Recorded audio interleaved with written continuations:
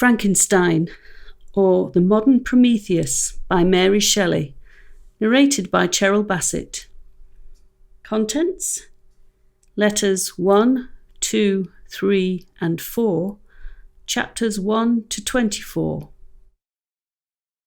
Letter 1. St. Petersburg, December the 11th, 17. To Mrs. Saville, England. You will rejoice to hear that no disaster has accompanied the commencement of an enterprise which you have regarded with such evil forebodings. I arrived here yesterday, and my first task is to assure my dear sister of my welfare and increasing confidence in the success of my undertaking. I am already far north of London, and as I walk in the streets of Petersburg, I feel a cold northern breeze play upon my cheeks, which braces my nerves and fills me with delight. Do you understand this feeling?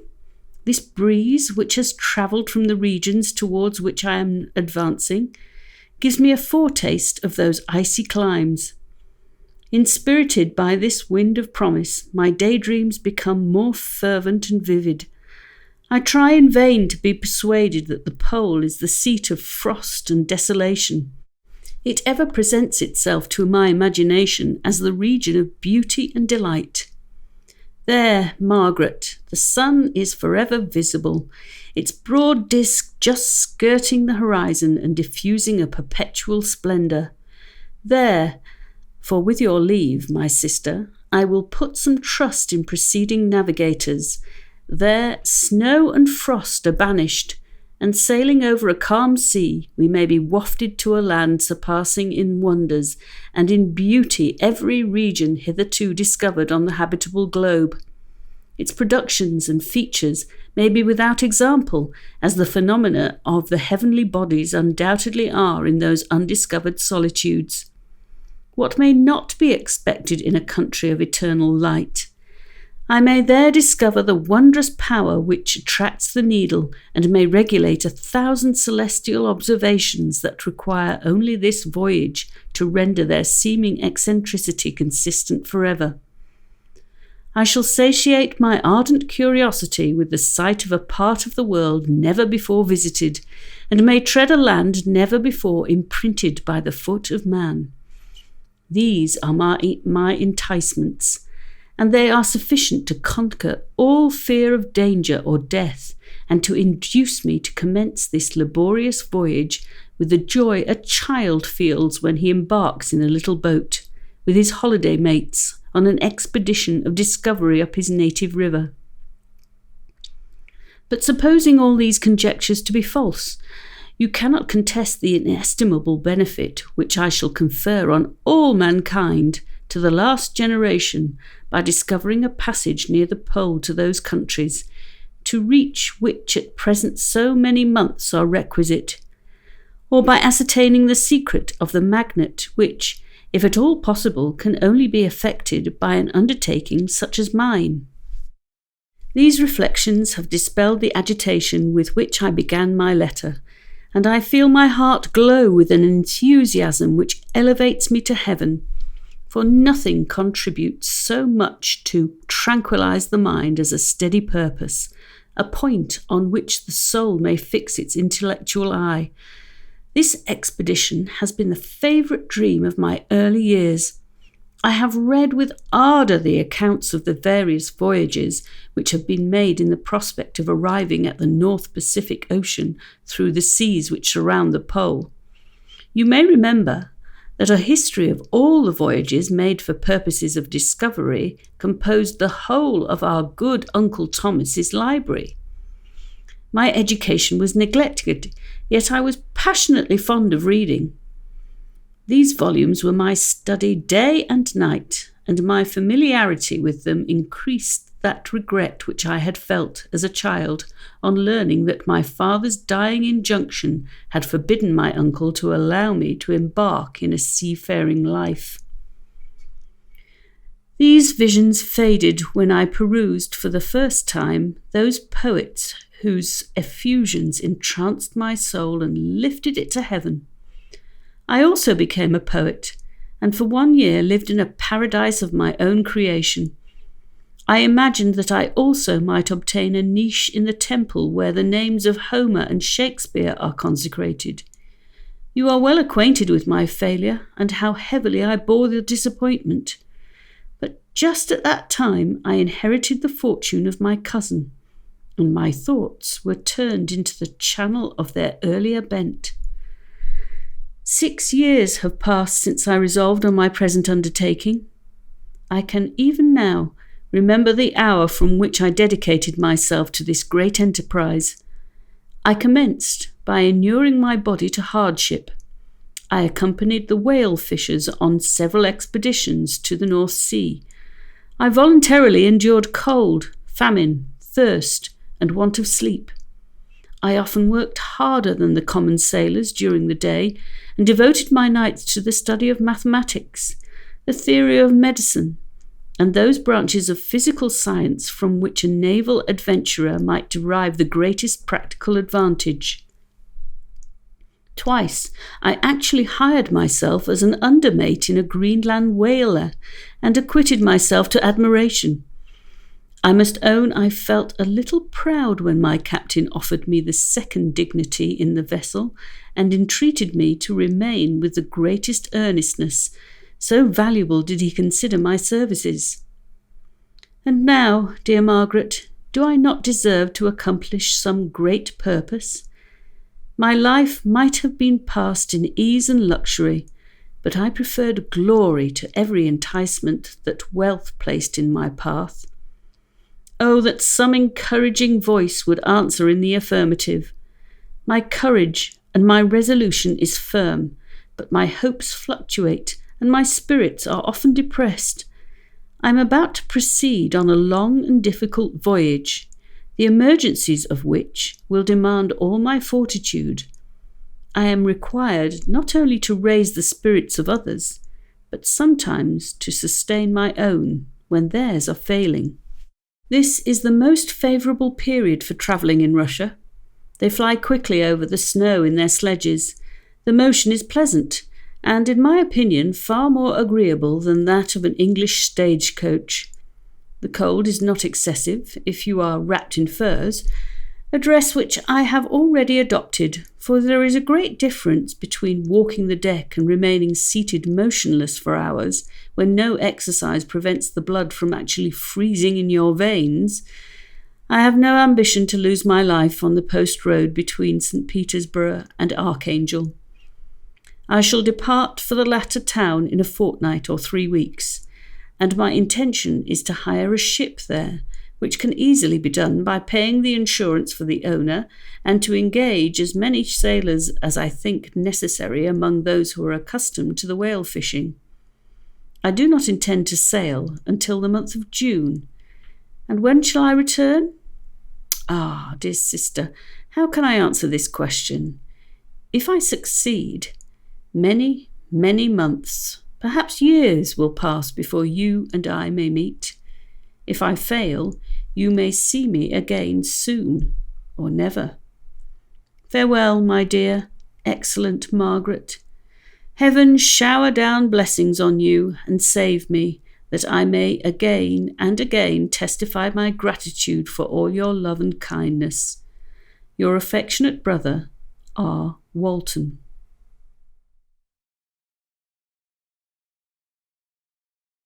Letter 2.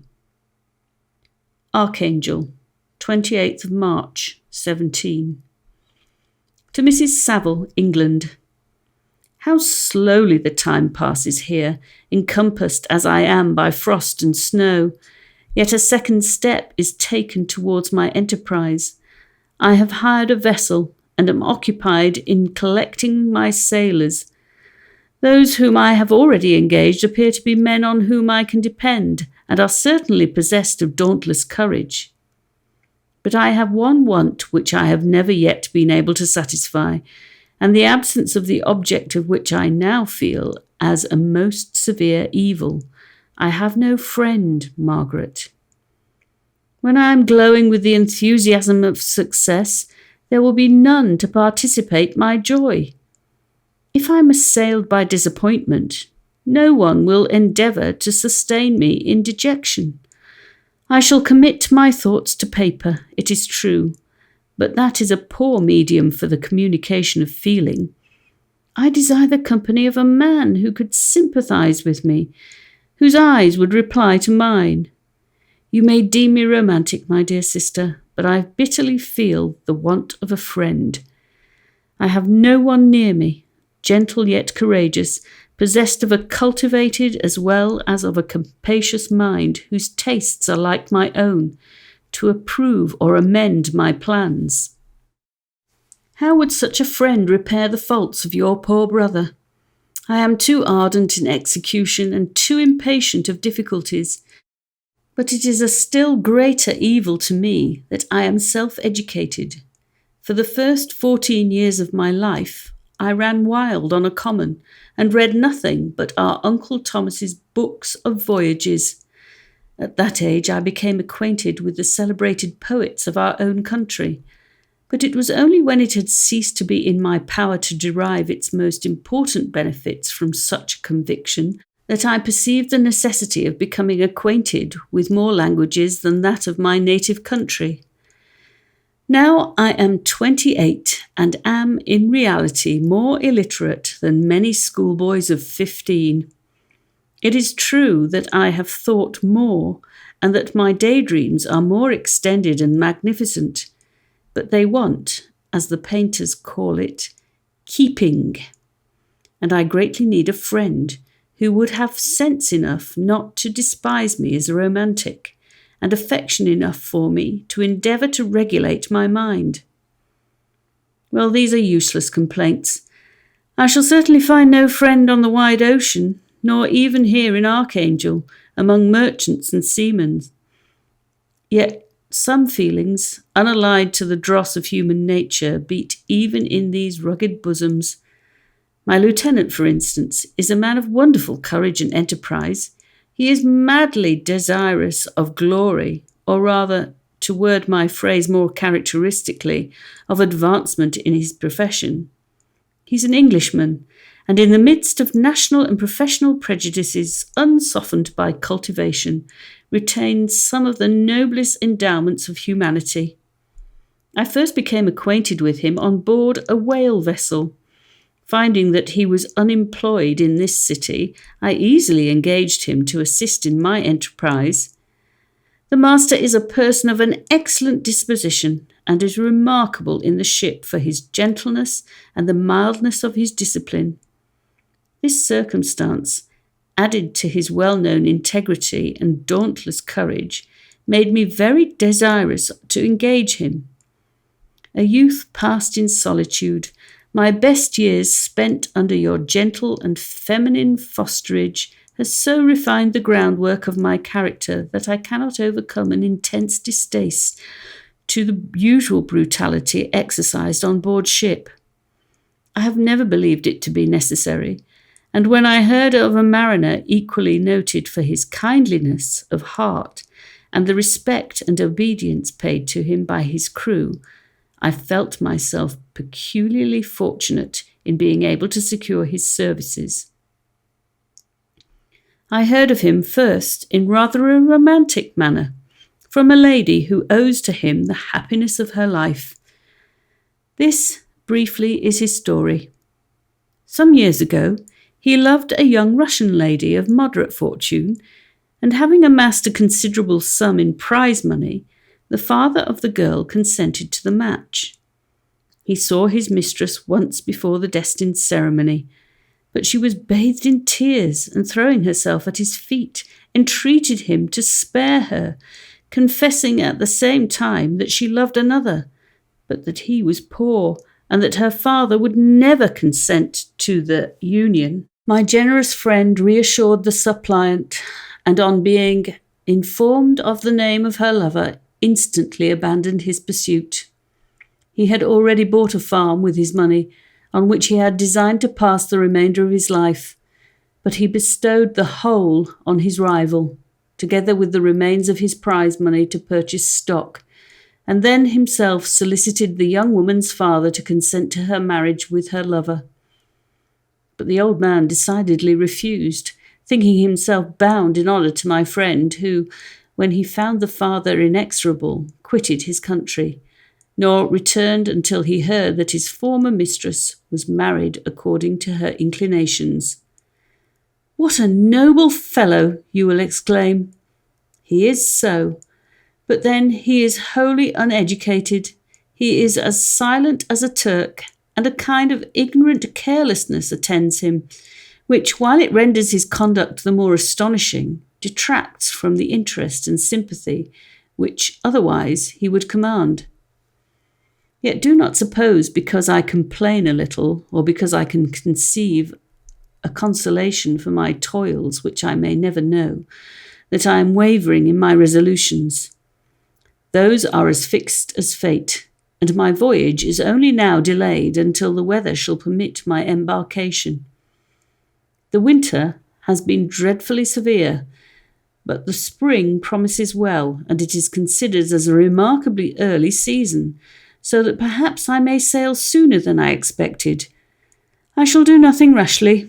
You know me sufficiently to confide in my prudence and considerateness whenever the safety of others is committed to my care.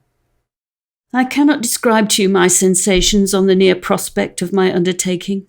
It is impossible to communicate to you a conception of the trembling sensation, half pleasurable and half fearful, with which I am preparing to depart.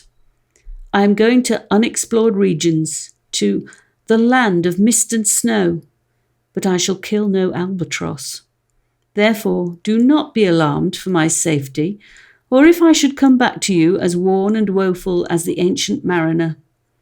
You will smile at my illusion, but I will disclose a secret. I have often attributed my attachment to my passionate enthusiasm for the dangerous mysteries of ocean to that production of the most imaginative of modern poets. There is something at work in my soul which I do not understand. I am practically industrious, painstaking, a workman to execute with perseverance and labour. But besides this, there is a love for the marvellous, a belief in the marvellous, intertwined in all my projects, which hurries me out of the common pathways of men, even to the wild sea and unvisited regions I am about to explore. But to return to dearer considerations, shall I meet you again, after having traversed immense seas and returned by the most southern cape of Africa or America? I dare not expect such success, yet I cannot bear to look on the reverse of the picture. Continue for the present to write to me by every opportunity. I may receive your letters on some occasions when I need them most to support my spirits. I love you tenderly. Remember me with affection, should you never hear from me again. Your affectionate brother, Robert Walton. Letter 3, July the 7th, 17. To Mrs. Saville, England. My dear sister, I write a few lines in haste to say that I am safe and well advanced on my voyage. This letter will reach England by a merchantman now on its homeward voyage from Archangel, more fortunate than I, who may not see my native land perhaps for many years. I am, however, in good spirits. My men are bold and apparently firm of purpose. Nor do the floating sheets of ice that continually pass us, indicating the dangers of the region towards which we are advancing, appear to dismay them. We have already reached a very high latitude, but it is the height of summer, and although not so warm as in England, the southern gales, which blow us speedily towards those shores which I so ardently desire to attain, breathe a degree of renovating warmth which I had not expected. No incidents have hitherto befallen us that would make a figure in a letter. 1 or 2 stiff gales and the springing of a leak are accidents which experienced navigators scarcely remember to record, and I shall be well content if nothing worse happen to us during our voyage. Adieu, my dear Margaret. Be assured that for my own sake, as well as yours, I will not rashly encounter danger. I will be cool, persevering, and prudent. But success shall crown my endeavours. Wherefore not? Thus far I have gone, tracing a secure way over the pathless seas, the very stars themselves being witnesses and testimonies of my triumph. Why not still proceed over the untamed yet obedient element? What can stop the determined heart and resolved will of man? My swelling heart involuntarily pours itself out thus. I must finish. Heaven bless my beloved sister. R.W. Letter 4. August the 5th, 17. To Mrs. Saville, England. So strange an accident has happened to us that I cannot forbear recording it, although it is very probable that you will see me before these papers can come into your possession. Last Monday, July the 31st, we were nearly surrounded by ice, which closed in the ship on all sides, scarcely leaving her the sea room in which she floated. Our situation was somewhat dangerous, especially as we were compassed round by a very thick fog. We accordingly lay to, hoping that some change would take place in the atmosphere and weather. About 2 o'clock, the mist cleared away, and we beheld, stretched out in every direction, vast and irregular plains of ice, which seemed to have no end. Some of my comrades groaned, and my own mind began to grow watchful with anxious thoughts, when a strange sight suddenly attracted our attention and diverted our solicitude from our own situation. We perceived a low carriage, fixed on a sledge, and drawn by dogs, pass on towards the north at the distance of 1/2 mile. A being which had the shape of a man, but apparently of gigantic stature, sat in the sledge and guided the dogs. We watched the rapid progress of the traveller with our telescopes until he was lost among the distant inequalities of the ice.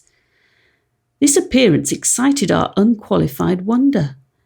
We were, as we believed, many hundreds of miles from any land, but this apparition seemed to denote that it was not, in reality, so distant as we had supposed. Shut in, however, by ice, it was impossible to follow his track, which we had observed with the greatest attention. After about 2 hours of this occurrence, we heard the ground sea, and before night the ice broke and freed our ship. We, however, lay to until the morning, fearing to encounter in the dark those large loose masses which float about after the breaking up of the ice. I profited of this time to rest for a few hours. In the morning, however, as soon as it was light, I went upon deck and found all the sailors busy on one side of the vessel, apparently talking to someone in the sea. It was, in fact, a sledge, like that we had seen before, which had drifted towards us in the night on a large fragment of ice. Only one dog remained alive, but there was a human being within it whom the sailors were persuading to enter the vessel. He was not, as the other travellers seemed to be, a savage inhabitant of some undiscovered island, but a European. When I appeared on deck, the master said, "Here is our captain, and he will not allow you to perish on the open sea." On perceiving me, the stranger addressed me in English, although with a foreign accent. "Before I come on board your vessel," said he, "will you have the kindness to inform me whither you are bound?" You may conceive my astonishment on hearing such a question addressed to me from a man on the brink of destruction, and to whom I should have supposed that my vessel would have been a resource which he would not have exchanged for the most precious wealth the earth can afford.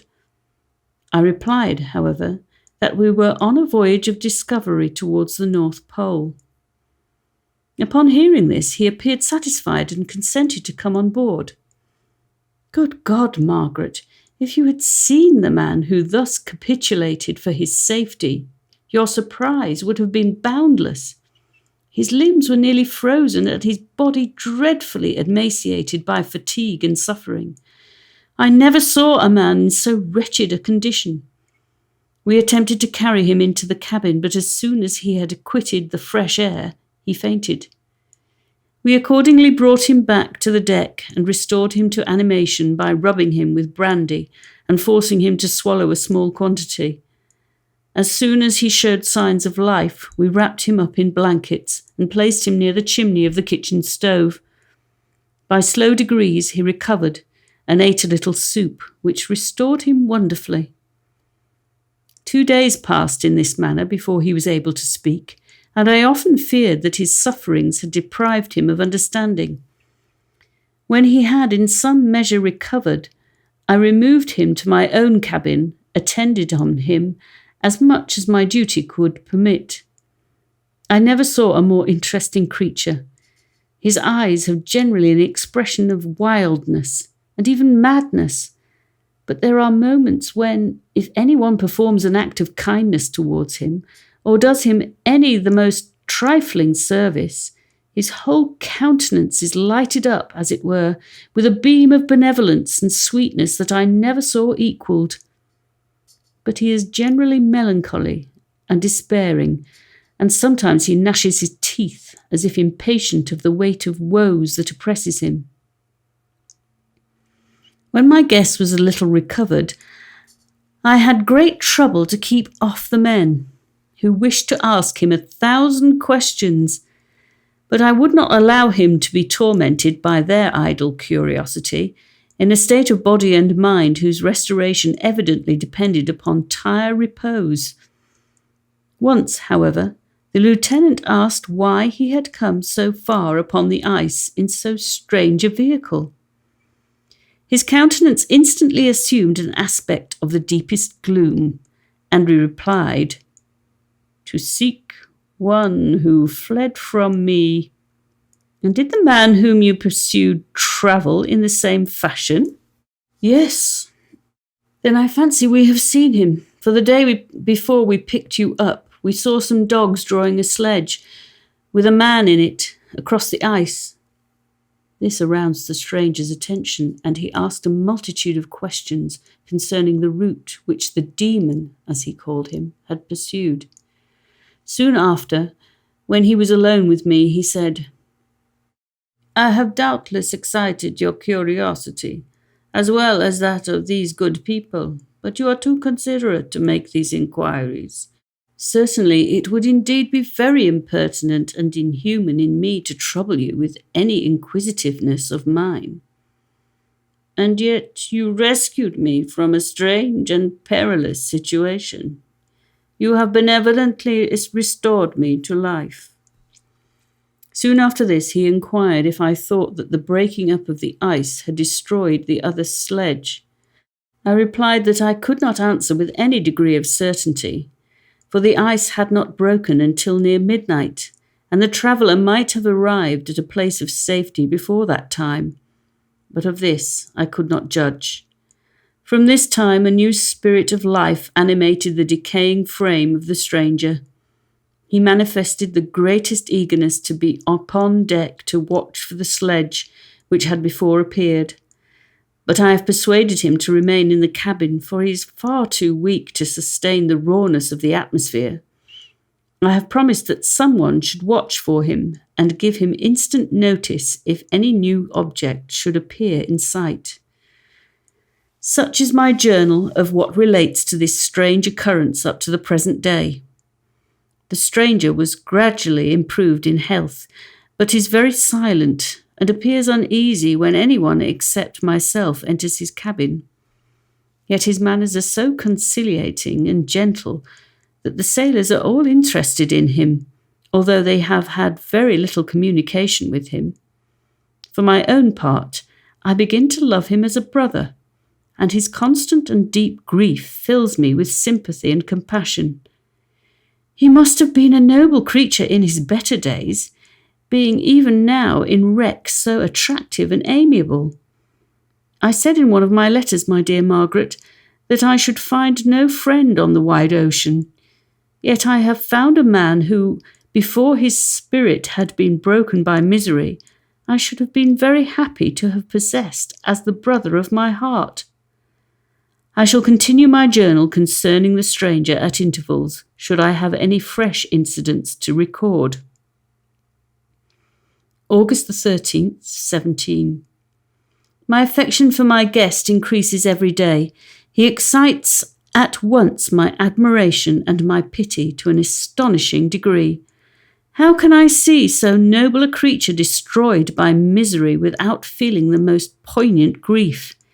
He is so gentle, yet so wise. His mind is so cultivated, and when he speaks, although his words are culled with the choicest art, yet they flow with rapidity and unparalleled eloquence.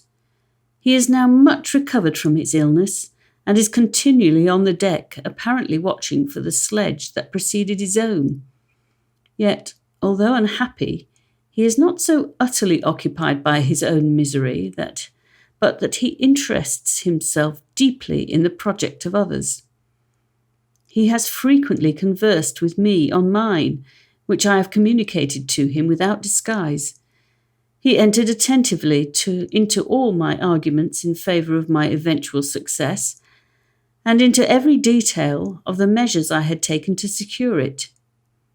I was easily led by the sympathy which he evinced to use the language of my heart, to give utterance to the burning ardour of my soul, and to say, with all the fervour that warmed me, how gladly I would sacrifice my fortune, my existence, my every hope to the furtherance of my enterprise. One man's life or death were but a small price to pay for the acquirement of the knowledge which I sought, for the dominion I should acquire and transmit over the elemental foes of our race. As I spoke, a dark gloom spread over my listener's countenance. At first, I perceived that he tried to suppress his emotion. He placed his hands before his eyes, and my voice quivered and failed me as I beheld tears trickle fast from between his fingers. A groan burst from his heaving breast. I paused. At length he spoke in broken accents. "Unhappy man, do you share my madness? Have you so drunk also of the intoxicating draught? Hear me, let me reveal my tale, and you will dash the cup from your lips." Such words, you may imagine, strongly excited my curiosity, but the paroxysm of grief that had seized the stranger overcame his weakened powers, and many hours of repose and tranquil conversation were necessary to restore his composure. Having conquered the violence of his feelings, he appeared to despise himself for being the slave of passion, and quelling the dark tyranny of despair, he led me again to converse concerning myself personally. He asked me the history of my earlier years. The tale was quickly told, but it awakened various trains of reflection. I spoke of my desire of finding a friend, of my thirst for a more intimate sympathy with a fellow mind than had ever fallen to my lot, and expressed my conviction that a man could boast of little happiness who did not enjoy his blessing. "I agree with you," replied the stranger. "We are unfashioned creatures, but half made up, if one wiser, better, dearer than ourselves. Such a friend ought to be. Do not lend his aid to perfectionate our weak and faulty natures. I once had a friend, the most noble of human creatures, and am entitled, therefore, to judge respecting friendship. You have hope, and the world before you, and have no cause for despair, but I have lost everything and cannot begin life anew." As he said this, his countenance became expressive of a calm, settled grief that touched me to the heart.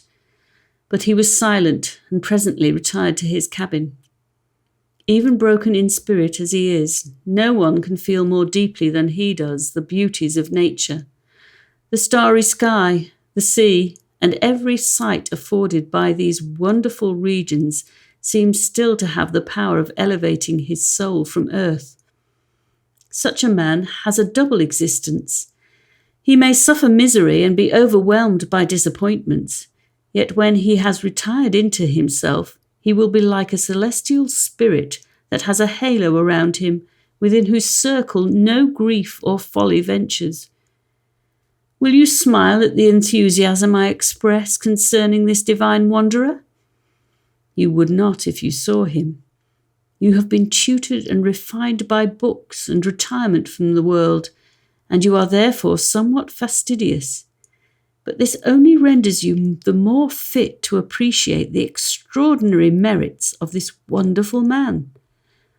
Sometimes I have endeavoured to discover what quality it is which he possesses that elevates him so immeasurably above any other person I ever knew. I believe it to be an intuitive discernment, a quick but never failing power of judgment, a penetration into the causes of things, unequalled for clearness and precision. Add to this a facility of expression and a voice whose varied intonations are soul-subduing music. August the 19th, 17.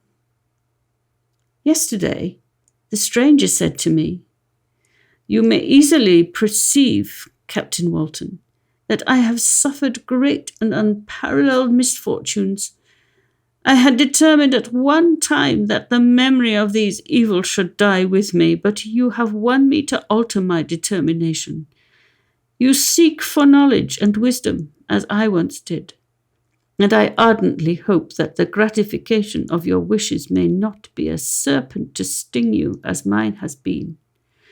I do not know that the relation of my disasters will be useful to you, yet when I reflect that you are pursuing the same course, exposing yourself to the same dangers which have rendered me what I am, I imagine that you may deduce an apt moral from my tale, one that may direct you if you succeed in your undertaking and console you in case of failure.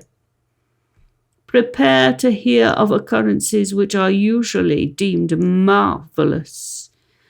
Were we among the tamer scenes of nature, I might fear to encounter your unbelief, perhaps your ridicule.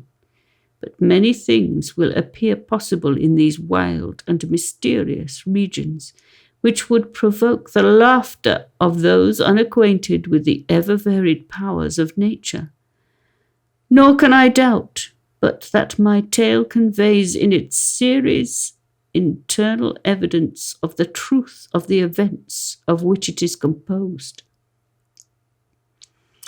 You may easily imagine that I was much gratified by the offered communication, yet I could not endure that he should renew his grief by a recital of his misfortunes. I felt the greatest eagerness to hear the promised narrative, partly from curiosity and partly from a strong desire to ameliorate his fate if it were in my power. I expressed these feelings in my answer. "I thank you," he replied, "for your sympathy, but it is useless. My fate is nearly fulfilled. I wait but for one event, and then I shall repose in peace. I understand your feeling," continued he, perceiving that I wished to interrupt him. "But you are mistaken, my friend, if thus you will allow me to name you. Nothing can alter my destiny. Listen to my history, and you will perceive how irrevocably it is determined." He then told me that he would commence his narrative the next day, when I should be at leisure.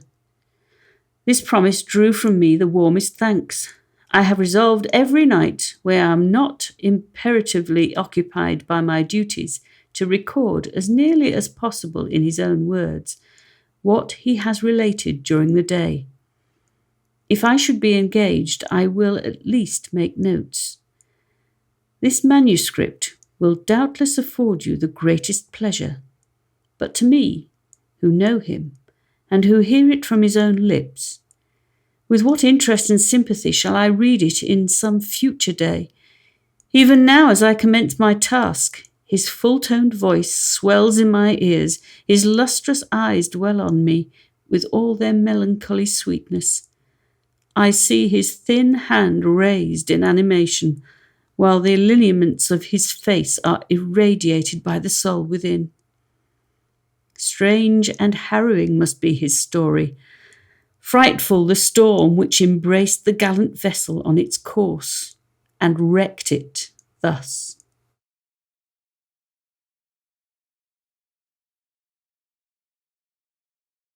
Chapter 1. I am by birth a Genovese, and my family is one of the most distinguished of that republic. My ancestors had been for many years councillors and syndics, and my father had filled several public situations with honour and reputation. He was respected by all who knew him for his integrity and indefatigable attention to public business. He passed his younger days perpetually occupied by the affairs of his country. A variety of circumstances had prevented his marrying early, nor was it until the decline of life that he became a husband and the father of a family. As the circumstances of his marriage illustrate his character, I cannot refrain from relating them. One of his most intimate friends was a merchant who from a flourishing state fell, through numerous mischances, into poverty.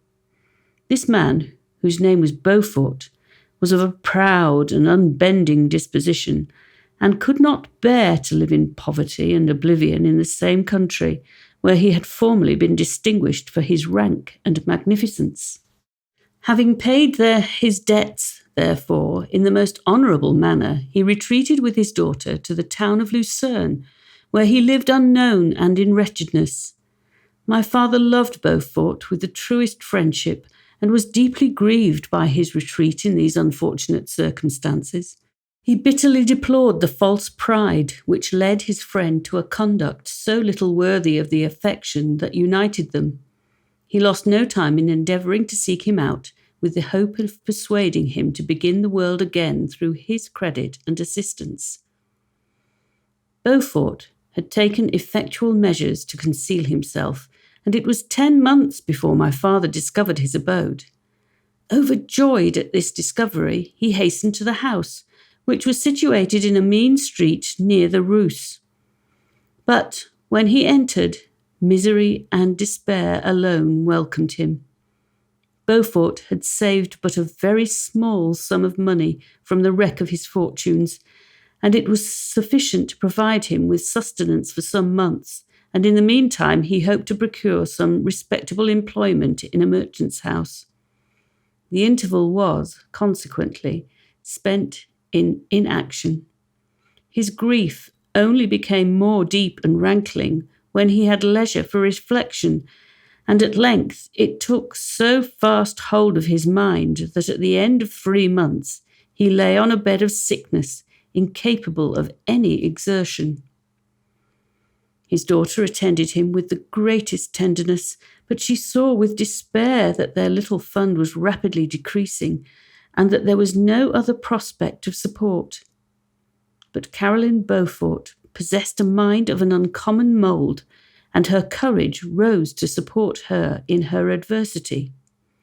She procured plain work. She plaited straw, and by various means contrived to earn a pittance scarcely sufficient to support life. Several months passed in this manner. Her father grew worse. Her time was more entirely occupied in attending him. Her means of subsistence decreased, and in the 10th month her father died in her arms, leaving her an orphan and a beggar. This last blow overcame her, and she knelt by Beaufort's coffin weeping bitterly when my father entered the chamber. He came like a protecting spirit to the poor girl, who committed herself to his care, and after the interment of his friend he conducted her to Geneva and placed her under the protection of a relation. 2 years after this event, Caroline became his wife. There was a considerable difference between the ages of my parents, but this circumstance seemed to unite them only closer in bonds of devoted affection. There was a sense of justice in my father's upright mind which rendered it necessary that he should approve highly to love strongly. Perhaps during former years he had suffered from the late discovered unworthiness of one beloved, and so was disposed to set a greater value on tried worth. There was a show of gratitude and worship in his attachment to my mother, differing wholly from the doting fondness of age, for it was inspired by reverence for her virtues and a desire to be the means of, in some degree, recompensing her for the sorrows she had endured, but which gave inexpressible grace to his behaviour to her. Everything was made to yield to her wishes and her convenience. He strove to shelter her as a fair exotic is sheltered by the gardener from every rougher wind, and to surround her with all that could tend to excite pleasurable emotion in her soft and benevolent mind. Her health, and even the tranquillity of her hitherto constant spirit, had been shaken by what she had gone through. During the 2 years that had elapsed previous to their marriage, my father had gradually relinquished all his public functions, and immediately after their union they sought the pleasant climate of Italy, and the change of scene and interest attendant on a tour through the land of wonders as a restorative for her weakened frame. From Italy they visited Germany and France. I, their eldest child, was born at Naples, and as an infant accompanied them in their rambles. I remained for several years their only child. Much as they were attached to each other, they seemed to draw inexhaustible stores of affection from a very mine of love to bestow them upon me. My mother's tender caresses and my father's smile of benevolent pleasure while regarding me are my first recollections. I was their plaything and their idol, and something better, their child, the innocent and helpless creature bestowed on them by heaven, whom to bring up to good, and whose future lot it was in their hands to direct to happiness or misery, according as they fulfilled their duties towards me. With this deep consciousness of what they owed towards the being to which they had given life, added to the active spirit of tenderness that animated both, it may be imagined that while during every hour of my infant life I received a lesson of patience, of charity, and of self-control, I was so guided by a silken cord that all seemed but one train of enjoyment to me. For a long time I was their only care. My mother had much desired to have a daughter, but I continued their single offspring. When I was about 5 years old, while making an excursion beyond the frontiers of Italy, they passed a week on the shores of the Lake of Como. Their benevolent disposition often made them enter the cottages of the poor. This to my mother was more than a duty. It was a necessity, a passion, remembering what she had suffered, and how she had been relieved, for her to act in her turn the guardian angel to the afflicted.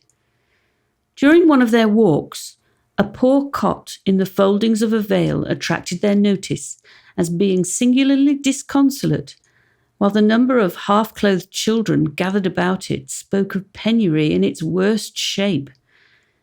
One day, when my father had gone by himself to Milan, my mother, accompanied by me, visited this abode. She found a peasant and his wife, hard-working, bent down by care and labour, distributing a scanty meal to 5 hungry babes. Among these, there was one which attracted my mother far above all the rest. She appeared of a different stock. The 4 others were dark-eyed, hardy little vagrants. This child was thin and very fair. Her hair was the brightest living gold, and despite the poverty of her clothing, seemed to set a crown of distinction on her head. Her brow was clear and ample, her blue eyes cloudless, and her lips and the moulding of her face so expressive of sensibility and sweetness that none could behold her without looking on her as of a distinct species, a being heaven sent and bearing a celestial stamp in all her features. The peasant woman, perceiving that my mother fixed eyes of wonder and admiration on this lovely child, eagerly communicated her history. She was not her child, but the daughter of a Milanese nobleman. Her mother was a German and had died on giving her birth. The infant had been placed with these good people to nurse. They were better off then. They had not long been married, and their eldest child was but just born. The father of their charge was one of those Italians nursed in the memory of the antique glory of Italy, one among the Schiavi Ognor Frementi, who exerted himself to obtain the liberty of his country. He became the victim of its weakness. Whether he had died or still lingered in the dungeons of Austria was not known. His property was confiscated. His child became an orphan and a beggar. She continued with her foster parents and bloomed in their rude abode, fairer than a garden rose among dark-leaved brambles. When my father returned from Milan, he found playing with me in the hall of our villa a child fairer than pictured cherub, a creature who seemed to shed radiance from her looks and whose form and motions were lighter than the chamois of the hills. The apparition was soon explained. With his permission, my mother prevailed on her rustic guardians to yield their charge to her. They were fond of the sweet orphan. Her presence had seemed a blessing to them, but it would be unfair to her to keep her in poverty and want when Providence afforded her such powerful protection. They consulted their village priest, and the result was that Elizabeth Lavenza became the inmate of my parents' house. My more than sister, the beautiful and adored companion of all my occupations and my pleasures. Everyone loved Elizabeth. The passionate and most reverential attachment with which all regarded her became, while I shared it, my pride and my delight. On the evening previous to her being brought to my home, my mother had said playfully, "I have a pretty present for my Victor. Tomorrow he shall have it." And when on the morrow she presented Elizabeth to me as her promised gift, I, with childish seriousness, interpreted her words literally and looked upon Elizabeth as mine to protect, love, and cherish. All praises bestowed on her I received as made to a possession of my own. We called each other familiarly by the name of cousin. No word, no expression could body forth the kind of relation in which she stood to me, my more than sister, since till death she was to be mine only.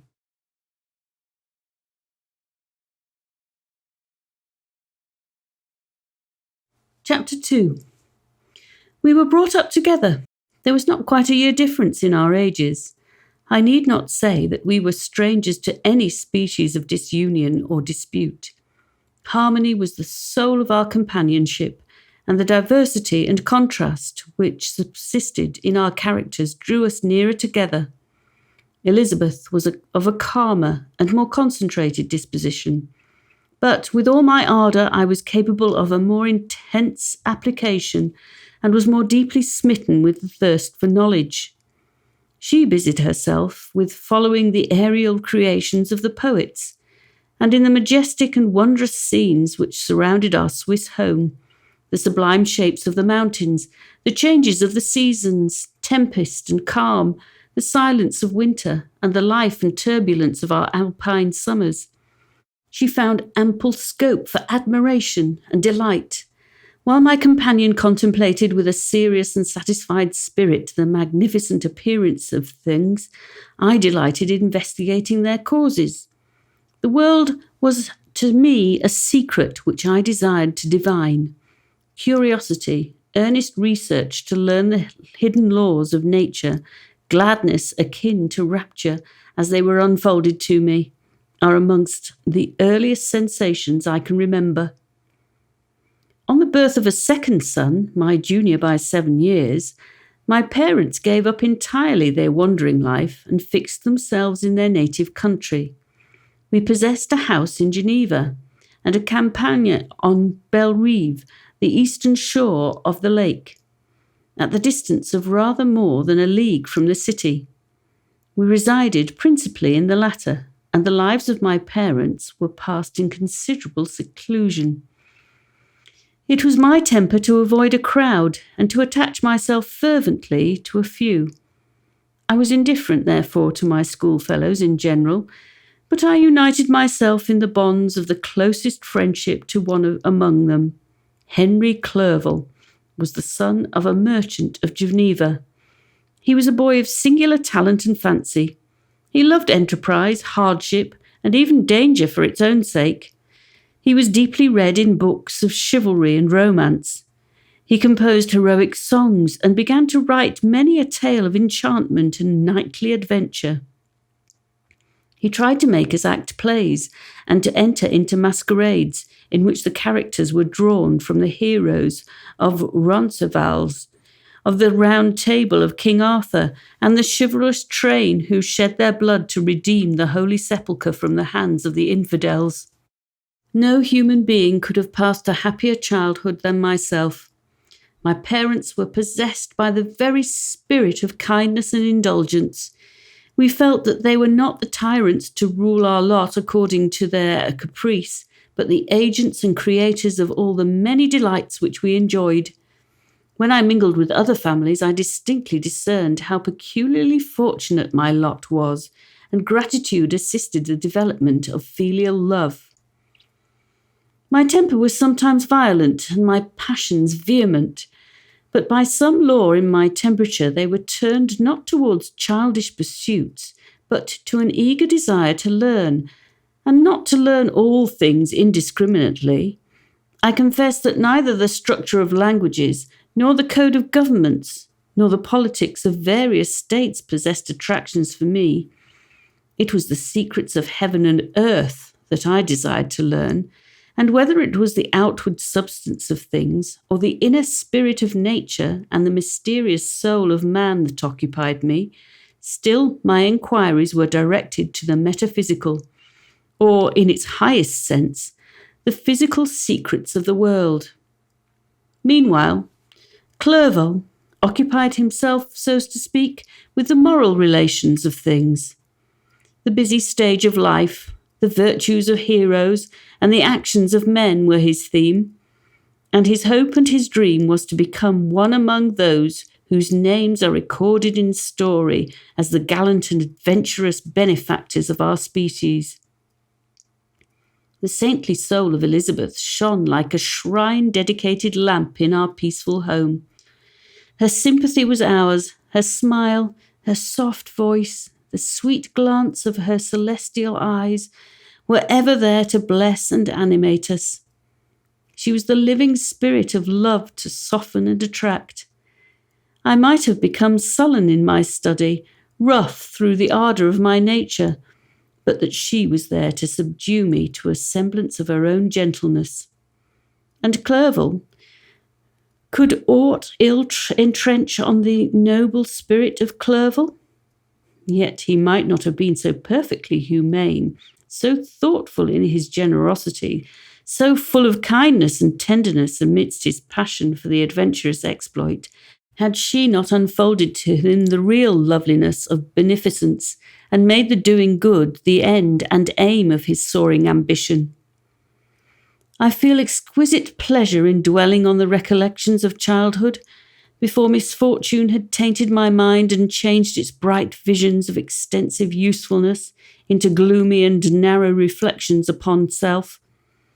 Besides, in drawing the picture of my early days, I also record those events which led, by insensible steps, to my after tale of misery.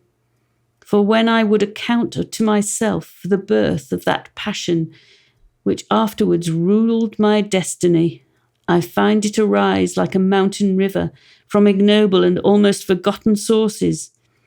But swelling as it proceeded, it became the torrent which in its course has swept away all my hopes and joys. Natural philosophy is the genius that has regulated my fate. I desire, therefore, in this narration, to state those facts which led to my predilection for that science. When I was 13 years of age, we all went on a party of pleasure to the baths near Thonon. The inclemency of the weather obliged us to remain a day confined to the inn. In this house, I chanced to find a volume of the works of Cornelius Agrippa. I opened it with apathy. The theory which he attempts to demonstrate and the wonderful facts which he relates soon changed this feeling into enthusiasm. A new light seemed to dawn upon my mind, and bounding with joy, I communicated my discovery to my father.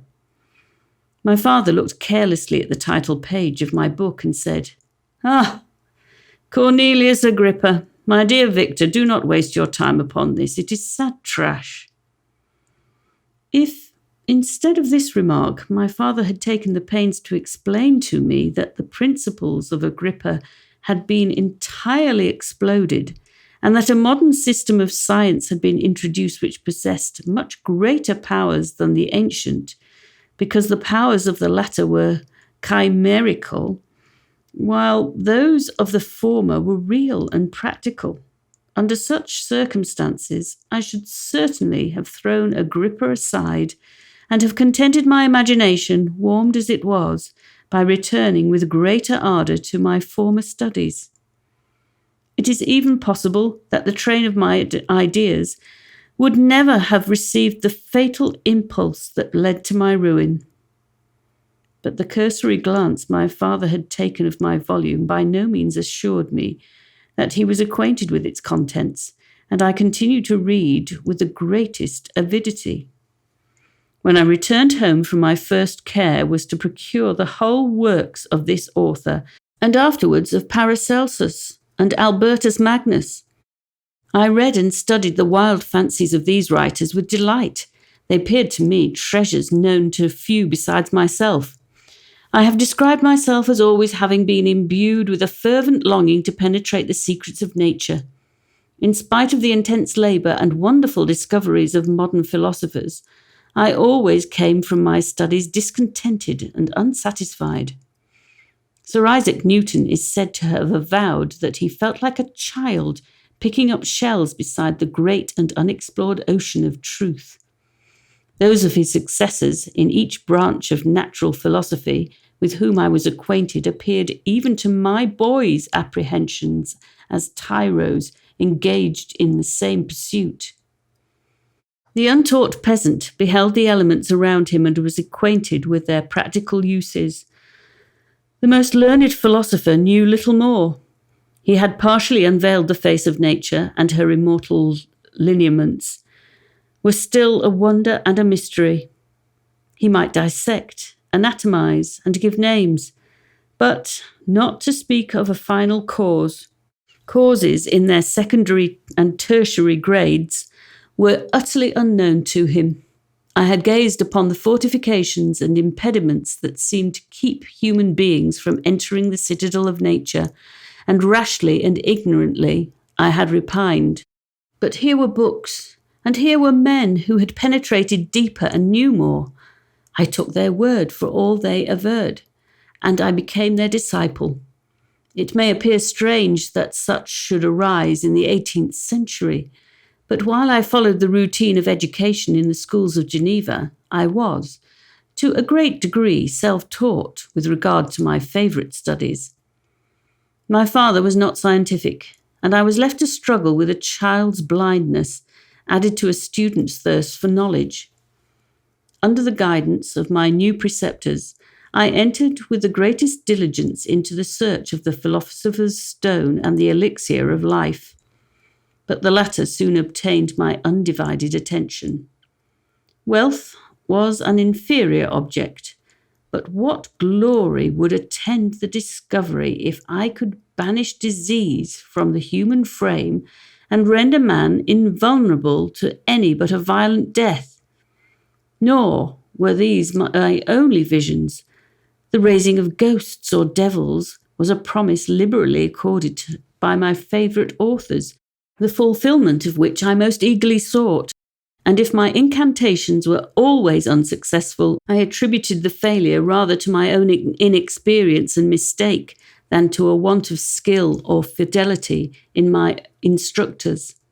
And thus, for a time, I was occupied by exploded systems, mingling like an unadept 1,000 contradictory theories and floundering desperately in a very slough of multifarious knowledge, guided by an ardent imagination and childish reasoning, till an accident again changed the current of my ideas. When I was about 15 years old, we had retired to our house near Bellerive, when we witnessed a most violent and terrible thunderstorm. It advanced from behind the mountains of Jura, and the thunder burst at once with frightful loudness from various quarters of the heavens. I remained, while the storm lasted, watching its progress with curiosity and delight. As I stood at the door, on a sudden I beheld a stream of fire issue from an old and beautiful oak, which stood about 20 yards from our house. And so soon as the dazzling light vanished, the oak had disappeared, and nothing remained but a blasted stump. When we visited it the next morning, we found the tree shattered in a singular manner. It was not splintered by the shock, but entirely reduced to thin ribbons of wood. I never beheld anything so utterly destroyed. Before this, I was not acquainted with the more obvious laws of electricity. On this occasion, a man of great research in natural philosophy was with us, and excited by this catastrophe, he entered on the explanation of a theory which he had formed on the subject of electricity and galvanism, which was at once new and astonishing to me. All that he said threw greatly into the shade Cornelius Agrippa, Albertus Magnus, and Paracelsus, the lords of my imagination. But by some fatality of the overthrow of these men disinclined me to pursue my accustomed studies. It seemed to me as if nothing would or could ever be known. All that had so long engaged my attention suddenly grew despicable. By one of these caprices of the mind, which we are perhaps most subject to in early youth, I at once gave up my former occupations, set down natural history and all its progeny as a deformed and abortive creation, and entertained the greatest disdain for a would-be science which could never even step within the threshold of real knowledge. In this mood of mind I betook myself to the mathematics and the branches of study appertaining to that science as being built upon the secure foundations and so worthy of my consideration. Thus, strangely are our souls constructed, and by such slight ligaments are we bound to prosperity or ruin. When I look back, it seems to me as if this almost miraculous change of inclination and will was the immediate suggestion of the guardian angel of my life, the last effort made by the spirit of preservation to avert the storm that was even then hanging in the stars and ready to envelop me. Her victory was announced by an unusual tranquillity and gladness of soul, which followed the relinquishing of my ancient and latterly tormenting studies. It was thus that I was to be taught to associate evil with their prosecution, happiness with their disregard. It was a strong effort of the spirit of good, but it was ineffectual. Destiny was too potent, and her immutable laws had decreed my utter and terrible destruction.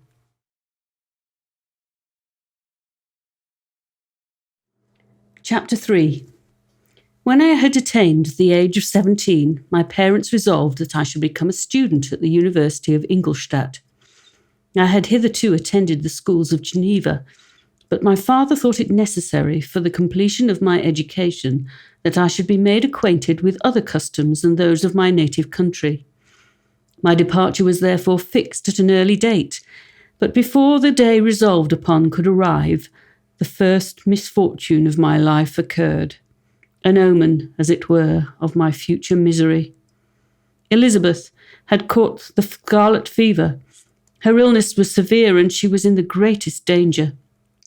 During her illness, many arguments had been urged to persuade my mother to refrain from attending upon her. She had at first yielded to our entreaties, but when she heard that the life of her favourite was menaced, she could no longer control her anxiety. She attended her sickbed.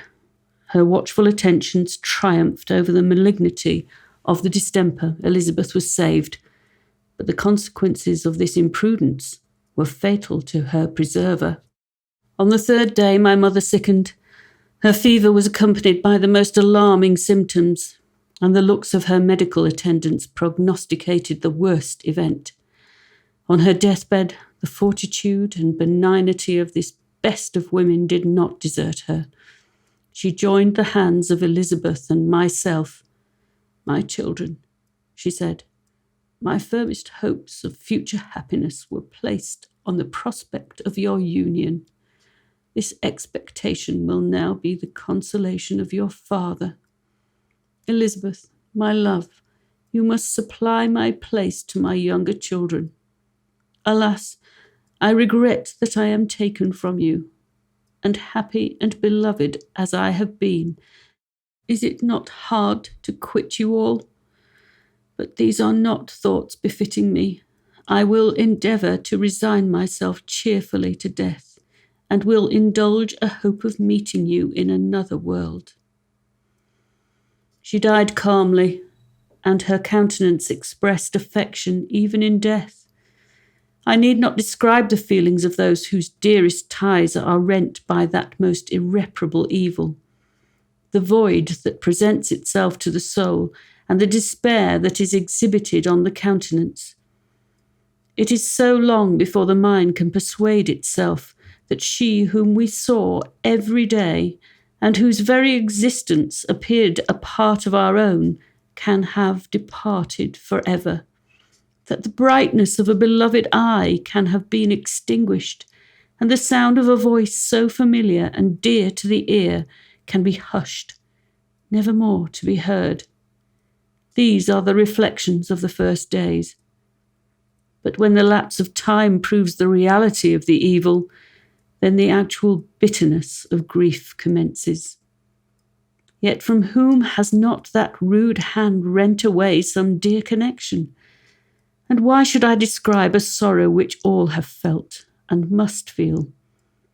The time at length arrives when grief is rather an indulgence than a necessity, and the smile that plays upon the lips, although it may be deemed a sacrilege, is not banished. My mother was dead, but we had still duties which we ought to perform. We must continue our course with the rest, and learn to think ourselves fortunate whilst one remains whom the spoiler has not seized. My departure for Ingolstadt, which had been deferred by these events, was now again determined upon. I obtained from my father a respite of some weeks. It appeared to me sacrilege so soon to leave the repose, akin to death, of the house of mourning, and to rush into the thick of life. I was new to sorrow, but it did not less alarm me. I was unwilling to quit the sight of those that remained to me, and above all, I desired to see my sweet Elizabeth in some degree consoled. She indeed veiled her grief and strove to act the comforter to us all. She looked steadily on life and assumed its duties with courage and zeal. She devoted herself to those whom she had been taught to call her uncle and cousins. Never was she so enchanting as at this time, when she recalled the sunshine of her smiles and spent them upon us. She forgot even her own regret in her endeavours to make us forget. The day of my departure at length arrived. Clerville spent the last evening with us. He had endeavoured to persuade his father to permit him to accompany me and to become my fellow student, but in vain. His father was a narrow-minded trader and saw idleness and ruin in the aspirations and ambition of his son. Henry deeply felt the misfortune of being debarred from a liberal education. He said little, but when he spoke, I read in his kindling eye and in his animated glance a restrained but firm resolve not to be chained to the miserable details of commerce. We sat late. We could not tear ourselves away from each other, nor persuade ourselves to say the word farewell. It was said, and we retired under the pretence of seeking repose, each fancying that the other was deceived. But when at morning's dawn I descended to the carriage which was to convey me away, they were all there, my father again to bless me, Clerville to press my hand once more, my Elizabeth to renew her entreaties that I would write often and to bestow the last feminine attentions on her playmate and friend. I threw myself into the chaise that was to convey me away and indulged in the most melancholy reflections. I, who had ever been surrounded by amiable companions, continually engaged in endeavouring to bestow mutual pleasure. I was now alone. In the university whither I was going, I must form my own friends and be my own protector. My life had hitherto been remarkably secluded and domestic, and this had given me invincible repugnance to new countenances. I loved my brothers, Elizabeth and Clerville. These were old familiar faces, but I believed myself totally unfitted for the company of strangers. Such were my reflections as I commenced my journey.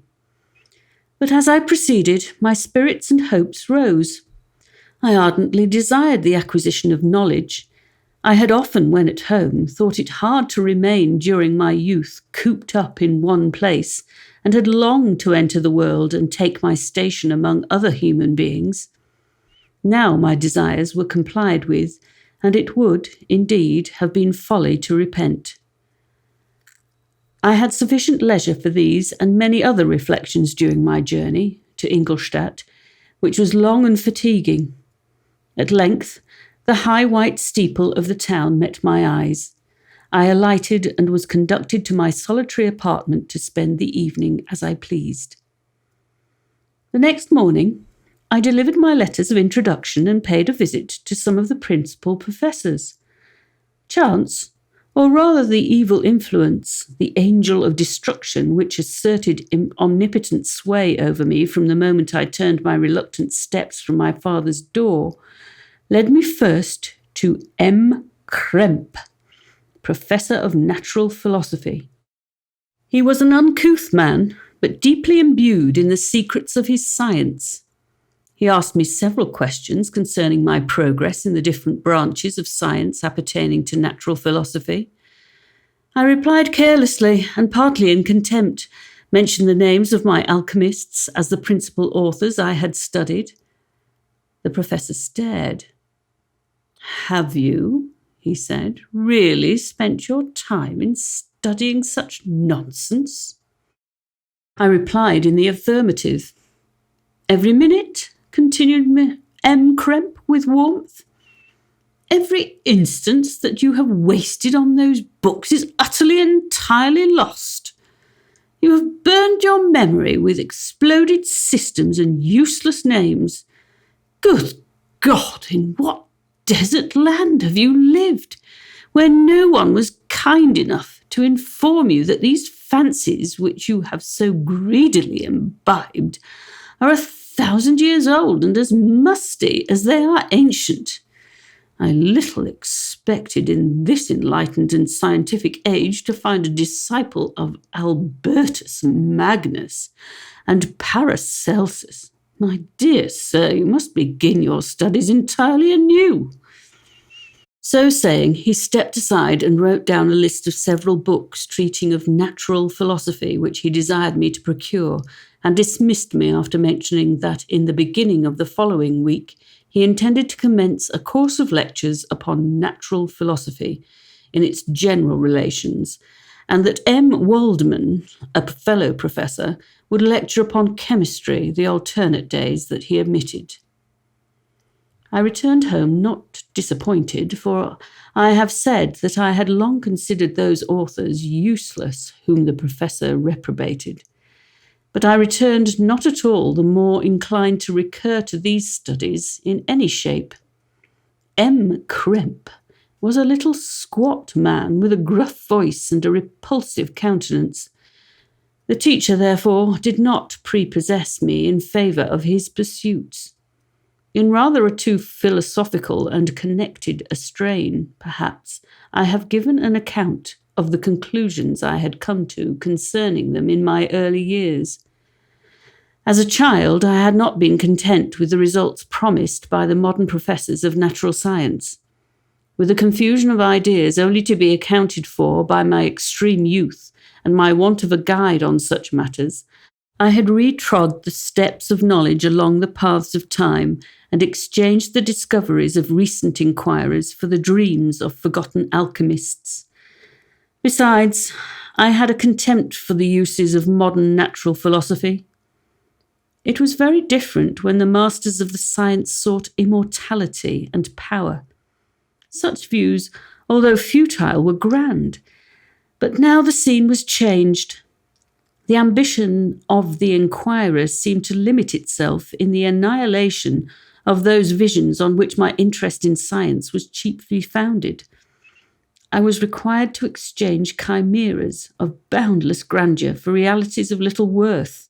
Such were my reflections during the first 2 or 3 days of my residence at Ingolstadt, which were chiefly spent in becoming acquainted with the localities and the principal residents in my new abode. But as the ensuing week commenced, I thought of the information which M. Kremp had given me concerning the lectures, and although I could not consent to go and hear that little conceited fellow deliver sentences out of a pulpit, I recollected what he had said of M. Waldman, whom I had never seen, as he had hitherto been out of town. Partly from curiosity and partly from idleness, I went into the lecturing room, which M. Waldman entered shortly after. The professor was very unlike his colleague. He appeared about 50 years of age, but with an aspect expressive of the greatest benevolence. A few grey hairs covered his temples, but those at the back of his head were nearly black. His person was short but remarkably erect, and his voice the sweetest I had ever heard. He began his lecture by a recapitulation of the history of chemistry and the various improvements made by different men of learning, pronouncing with fervour the names of the most distinguished discoverers. He then took a cursory view of the present state of the science and explained many of its elementary terms. After having made a few preparatory experiments, he concluded with a panegyric upon modern chemistry, the terms which I shall never forget. "The ancient teachers of this science," said he, "promised impossibilities and performed nothing. The modern masters promise very little. They know that metals cannot be transmuted and that the elixir of life is a chimera. But these philosophers, whose hands seem only made to dabble in dirt and their eyes to pore over the microscope or crucible, have indeed performed miracles. They penetrate into the recesses of nature and show how she works in her hiding places. They ascend into the heavens. They have discovered how the blood circulates and the nature of the air we breathe. They have acquired new and almost unlimited powers. They can command the thunders of heaven, mimic the earthquake, and even mock the invisible world with its own shadows." Such were the professor's words. Rather, let me say, such the words of fate, announced to destroy me. As he went on, I felt as if my soul were grappling with a palpable enemy. One by one, the various keys were touched which formed the mechanism of my being. Chord after chord was sounded, and soon my mind was filled with one thought, one conception, one purpose. "So much has been done," exclaimed the soul of Frankenstein. "More, Far more will I achieve. Treading in the steps already marked, I will pioneer a new way, explore unknown powers, and unfold to the world the deepest mysteries of creation. I closed not my eyes that night. My internal being was in a state of insurrection and turmoil. I felt that order would thence arise, and I had no power to produce it. By degrees, after the morning's dawn, sleep came. I awoke, and my yesternight's thoughts were as a dream. There only remained a resolution to return to my ancient studies and to devote myself to a science for which I believed myself to possess a natural talent. On the same day, I paid M. Waldman a visit. His manners in private were even more mild and attractive than in public, for there was a certain dignity in his mien during his lecture, which in his own house was replaced by the greatest affability and kindness. I gave him pretty nearly the same account of my former pursuits as I had given to his fellow professor.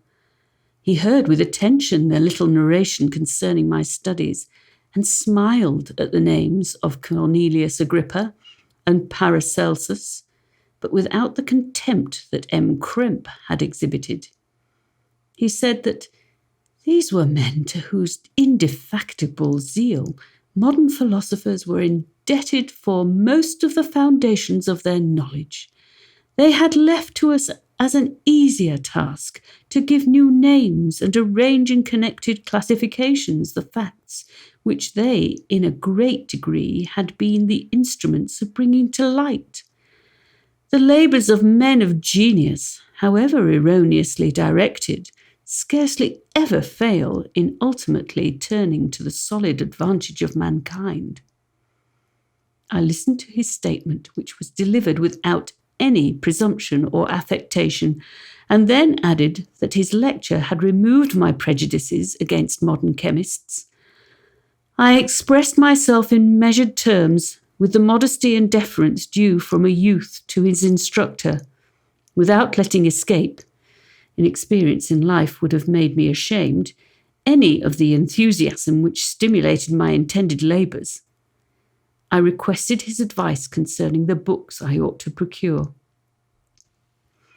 "I am happy," said M. Waldman, "to have gained a disciple, and if your application equals your ability, I have no doubt of your success.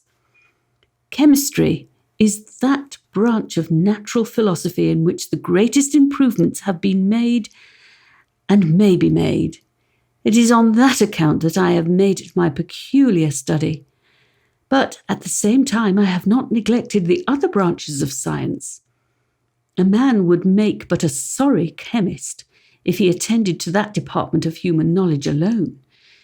If your wish is to become really a man of science and not merely a petty experimentalist, I should advise you to apply to every branch of natural philosophy, including mathematics."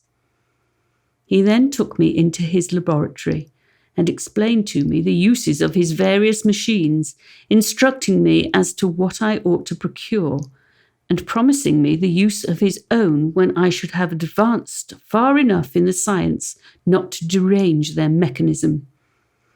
He also gave me the list of books which I had requested, and I took my leave. Thus ended a day memorable to me. It decided my future destiny.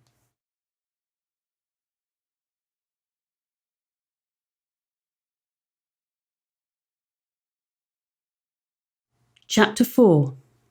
From this day, natural philosophy, and particularly chemistry, in the most comprehensive sense of the term, became nearly my sole occupation.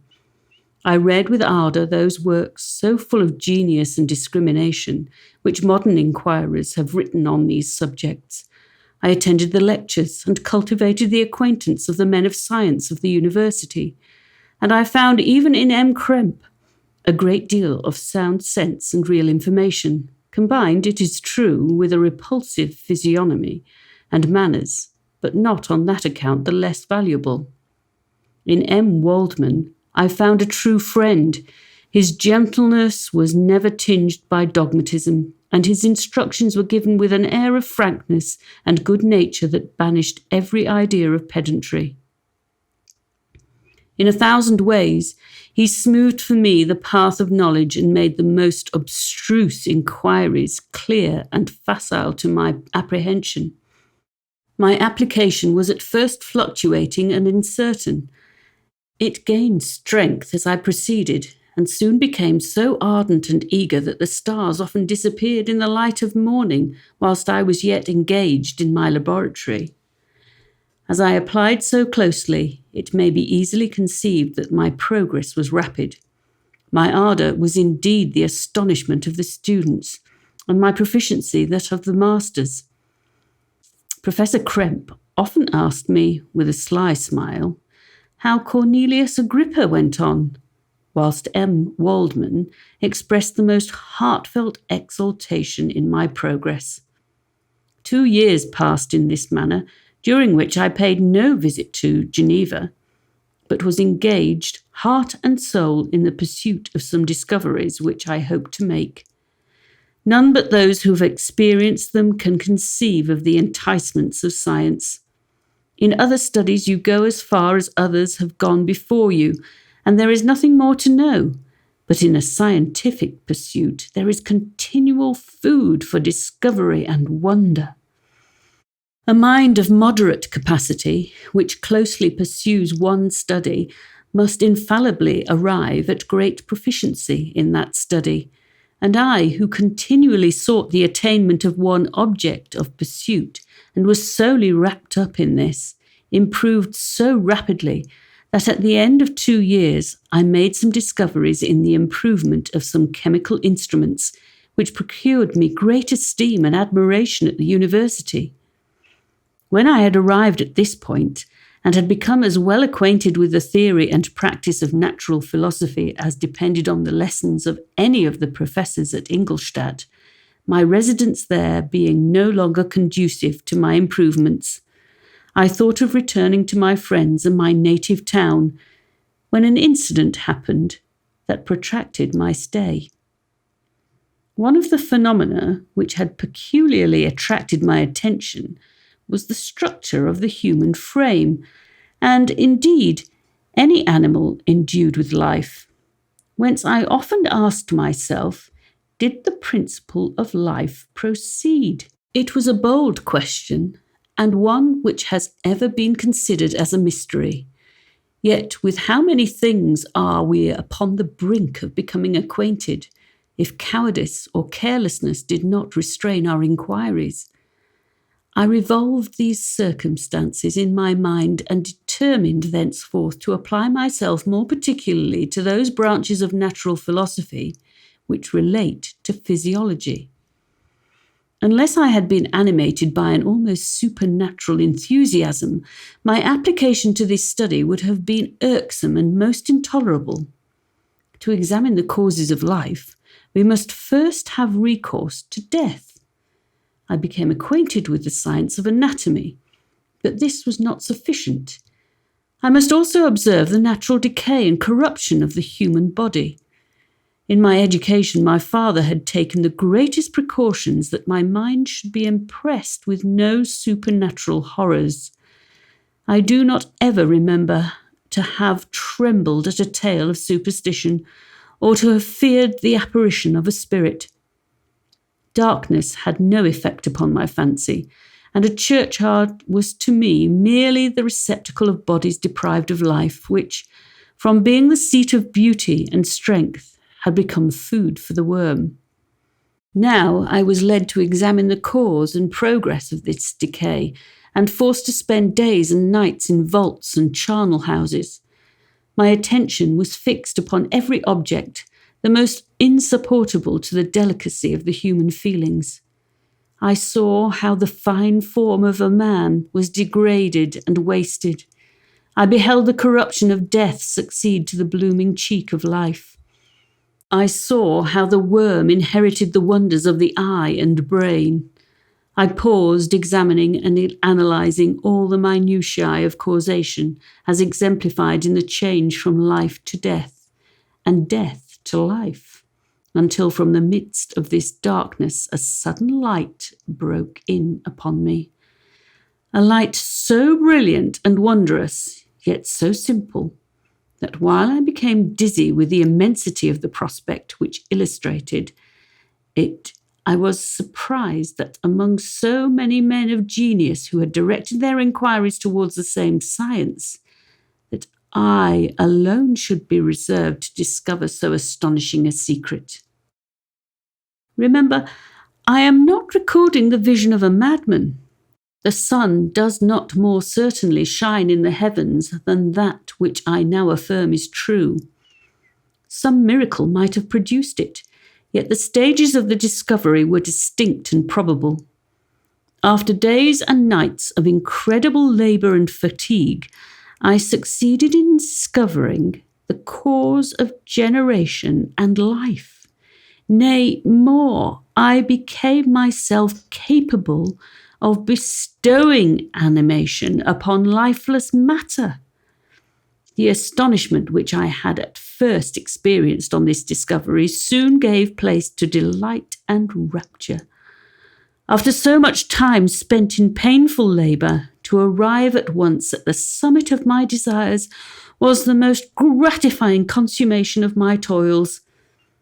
But this discovery was so great and overwhelming that all the steps by which I had been progressively led to it were obliterated, and I beheld only the result. What had been the study and desire of the wisest men since the creation of the world was now within my grasp. Not that, like a magic scene, it all opened upon me at once. The information I had obtained was of a nature rather to direct my endeavours so soon as I should point them towards the object of my search than to exhibit that object already accomplished. I was like the Arabian who had been buried with the dead and found a passage to life, aided only by one glimmering and seemingly ineffectual light. I see by your eagerness and the wonder and hope which your eyes express, my friend, that you expect to be informed of the secret with which I am acquainted. That cannot be. Listen patiently until the end of my story, and you will easily perceive why I am reserved upon that subject. I will not lead you on, unguarded and ardent as I was then, to your destruction and infallible misery. Learn from me, if not by my precepts, at least by my example, how dangerous is the acquirement of knowledge, and how much happier that man is who believes his native town to be the world, and that he who aspires to become greater than his nature will allow. When I found so astonishing a power placed within my hands, I hesitated a long time concerning the matter in which I should employ it. Although I possessed the capacity of bestowing animation, yet to prepare a frame for the reception of it, with all its intricacies of fibres, muscles, and veins, still remained a work of inconceivable difficulty and labour.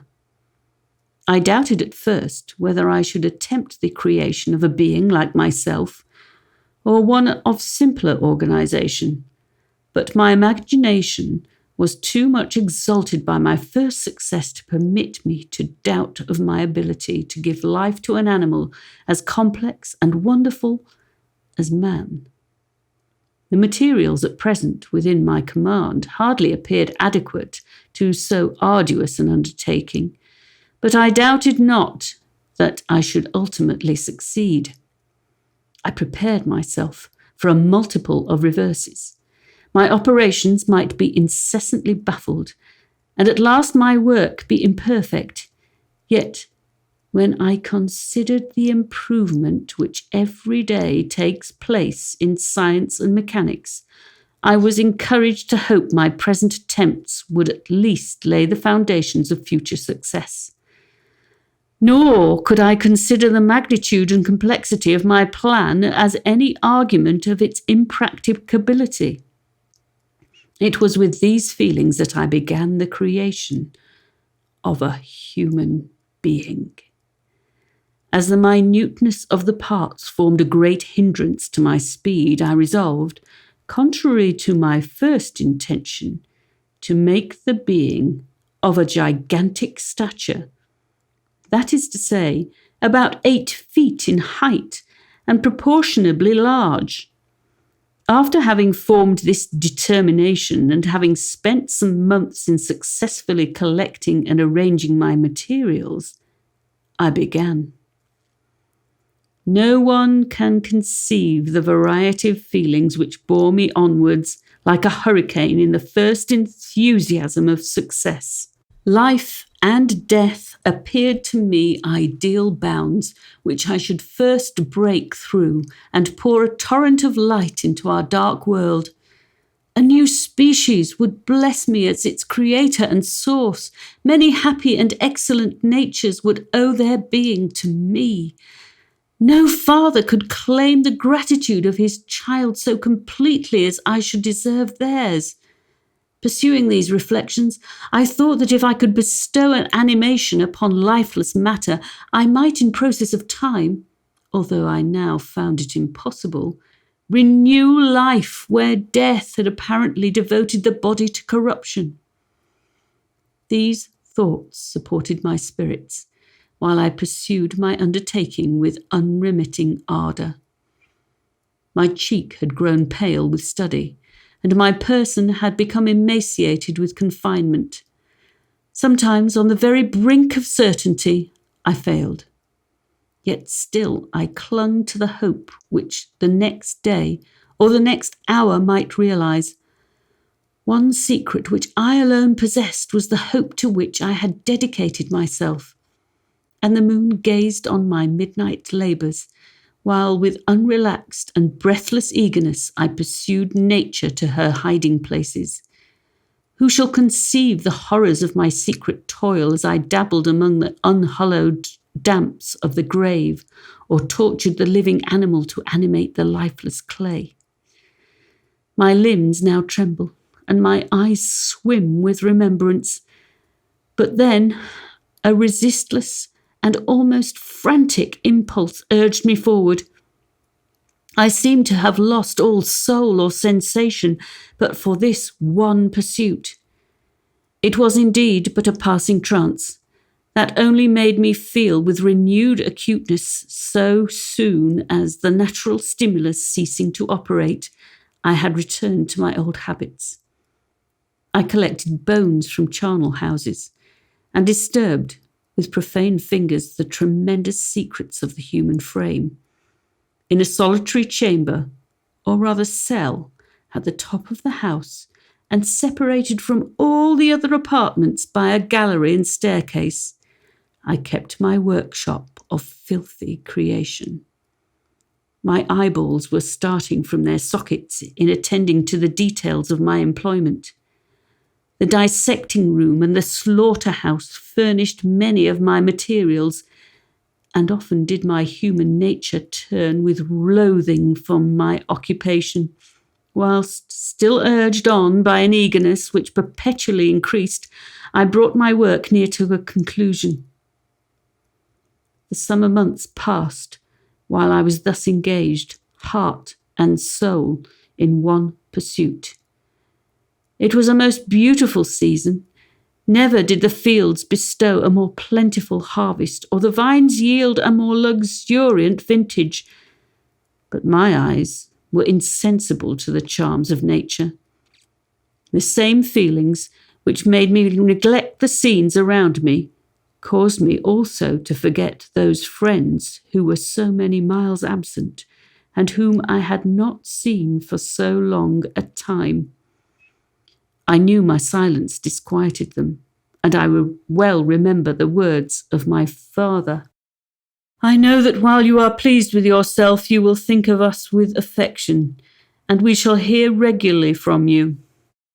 You must pardon me if I regard any interruption in your correspondence as a proof that your other duties are equally neglected.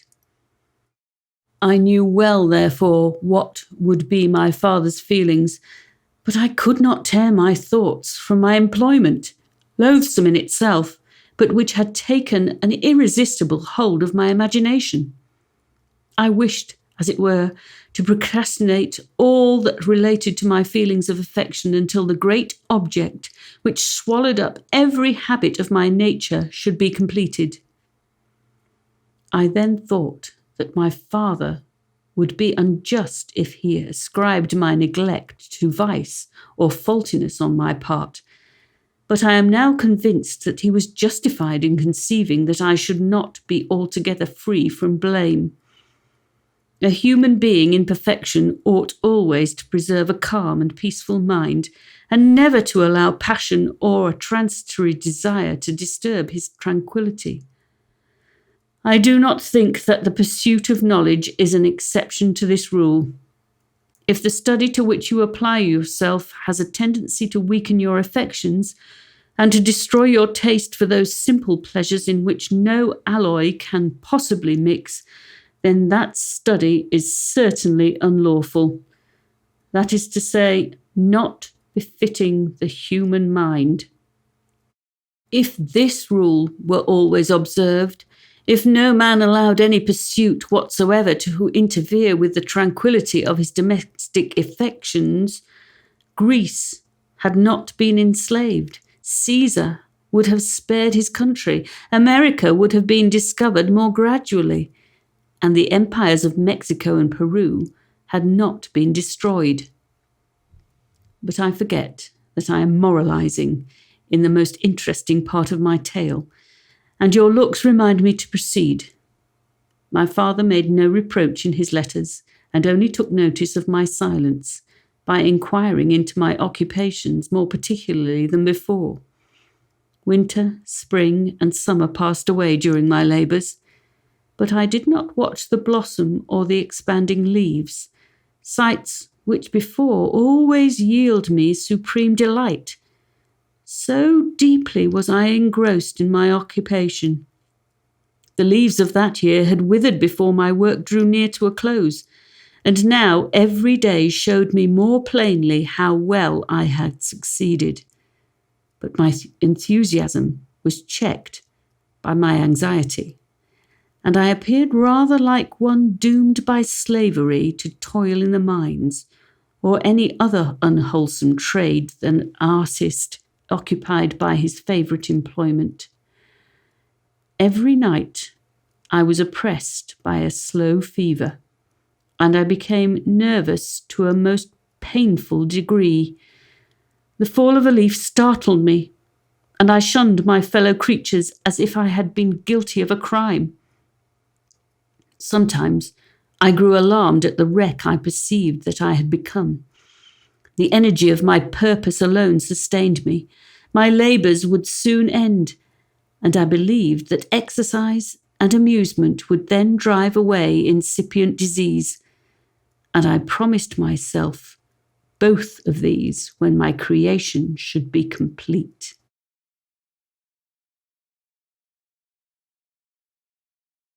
Chapter 5. It was on a dreary night of November that I beheld the accomplishment of my toils. With an anxiety that almost amounted to agony, I collected the instruments of life around me, that I might infuse a spark of being into the lifeless thing that lay at my feet. It was already 1 a.m. The rain pattered dismally against the panes, and my candle was nearly burnt out, when, by the glimmer of the half-extinguished light, I saw the dull yellow eye of the creature open. It breathed hard, and a convulsive motion agitated its limbs.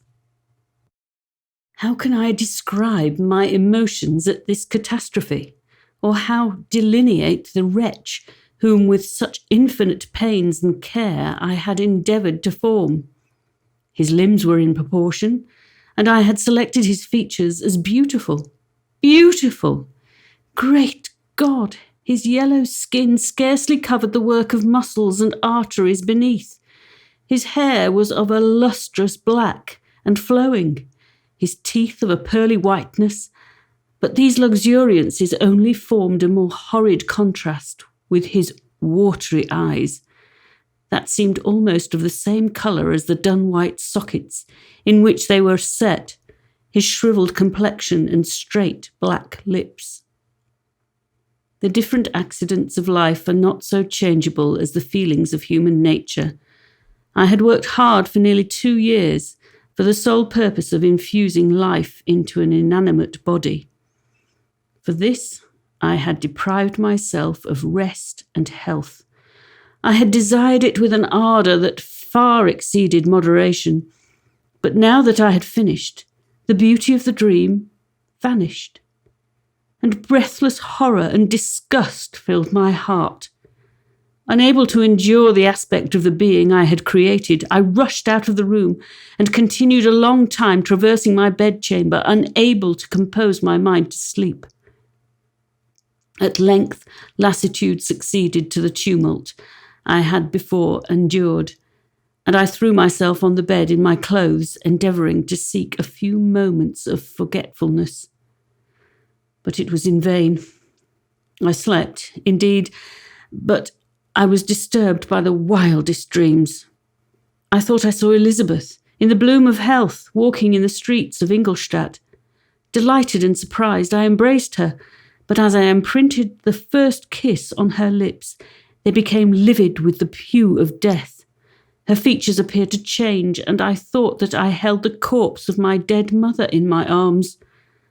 A shroud enveloped her form, and I saw the grave worms crawling in the folds of the flannel.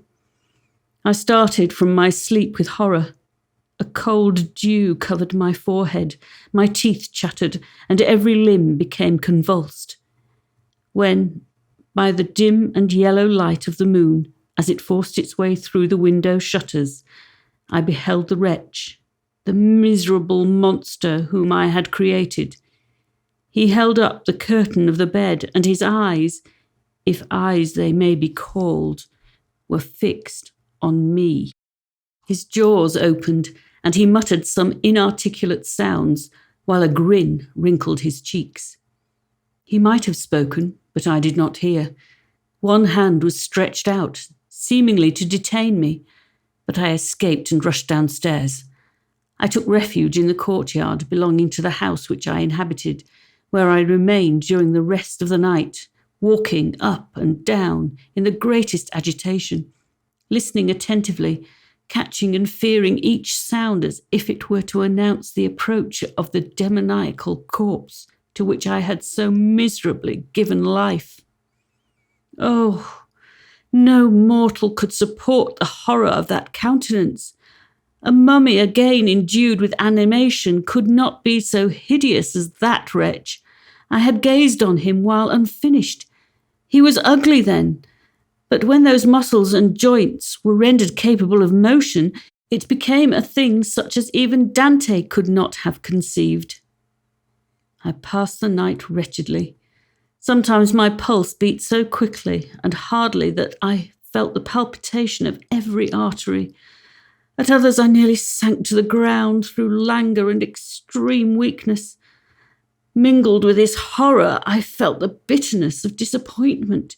Dreams that had been my food and pleasant rest for so long a space were now become a hell to me. The change was so rapid, the overthrow so complete. Morning, dismal and wet, at length dawned and discovered to my sleepless and aching eyes the church of Ingolstadt, its white steeple and clock, which indicated the 6th hour.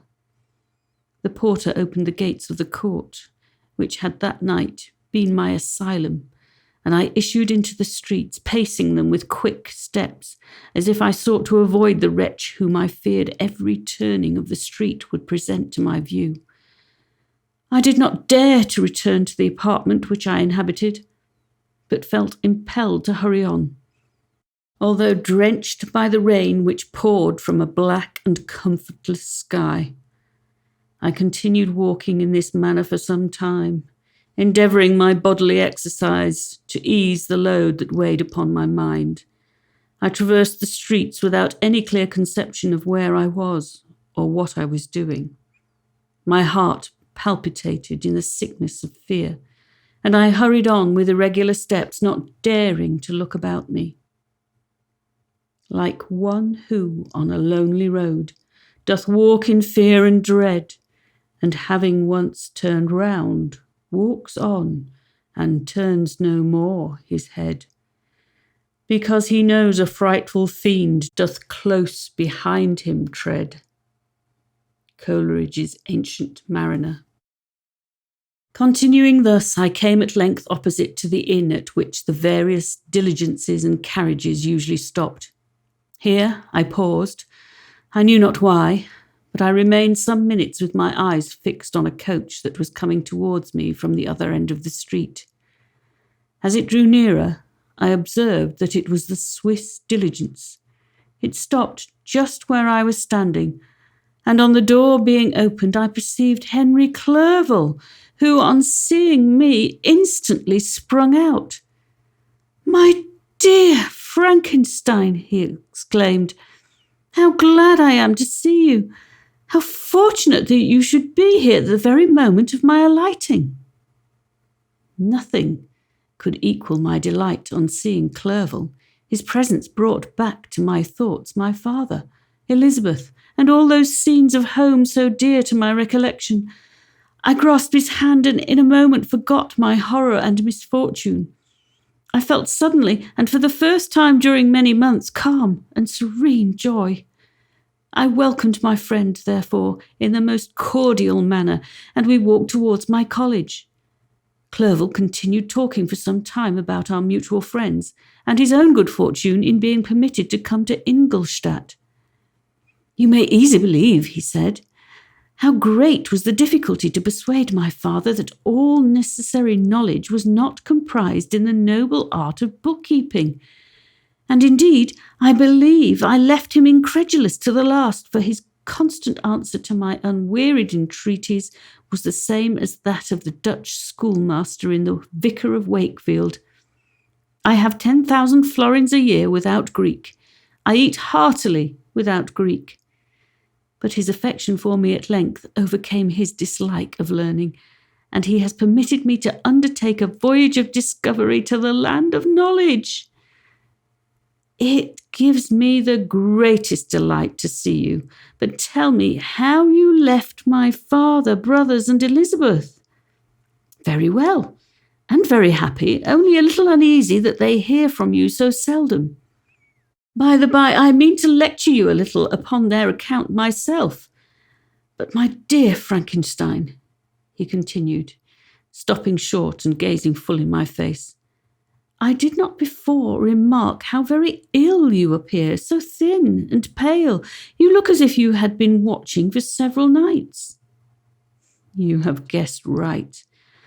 I have lately been so deeply engaged in one occupation that I have not allowed myself sufficient rest, as you see. But I sincerely hope that all these employments are now at an end, and that I am at length free." I trembled excessively. I could not endure to think of, and far less allude to, the occurrences of the preceding night. I walked with a quick pace, and we soon arrived at my college.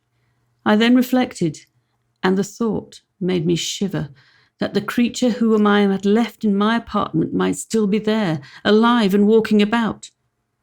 I dreaded to behold this monster, but I feared still more that Henry should see him. Entreating him, therefore, to remain a few minutes at the bottom of the stairs, I darted up towards my own room. My hand was already on the lock of the door before I recollected myself. I then paused, and a cold shivering came over me. I threw the door forcibly open, as children are accustomed to do when they expect a spectre to stand in waiting for them on the other side. But nothing appeared. I stepped fearfully in. The apartment was empty, and my bedroom was also freed from its hideous guest. I could hardly believe that so great a good fortune could have befallen me. But when I became assured that my enemy had indeed fled, I clapped my hands for joy and ran down to Clerville. We ascended into my room, and the servant presently brought breakfast. But I was unable to contain myself. It was not joy only that possessed me. I felt my flesh tingle with excess of sensitiveness, and my pulse beat rapidly. I was unable to remain for a single instant in the same place. I jumped over the chairs, clapped my hands, and laughed out loud. Clerville at first attributed my unusual spirits to joy on his arrival, but when he observed me more attentively, he saw a wildness in my eyes for which he could not account, and my loud, unrestrained, heartless laughter frightened and astonished him. "My dear Victor," cried he, "what, for God's sake, is the matter? Do not laugh in that manner. How ill you are! What is the cause of all this?" "Do not ask me," cried I, putting my hands before my eyes, for I thought I saw the dreaded spectre glide into the room. "He can tell you." "Oh, save me, save me!" I imagined that the monster seized me. I struggled furiously and fell down in a fit. Poor Clerville! What must have been his feelings? A meeting which he anticipated with such joy so strangely turned to bitterness. But I was not the witness of his grief, for I was lifeless and did not recover my senses for a long, long time. This was the commencement of a nervous fever which confined me for several months. During all that time, Henry was my only nurse. I afterwards learned that, knowing my father's advanced age and unfitness for so long a journey, and how wretched my sickness would make Elizabeth, he spared them this grief by concealing the extent of my disorder. He knew that I could not have a more kind and attentive nurse than himself, and firm in the hope he felt of my recovery, he did not doubt that, instead of doing harm, he performed the kindest action that he could towards them.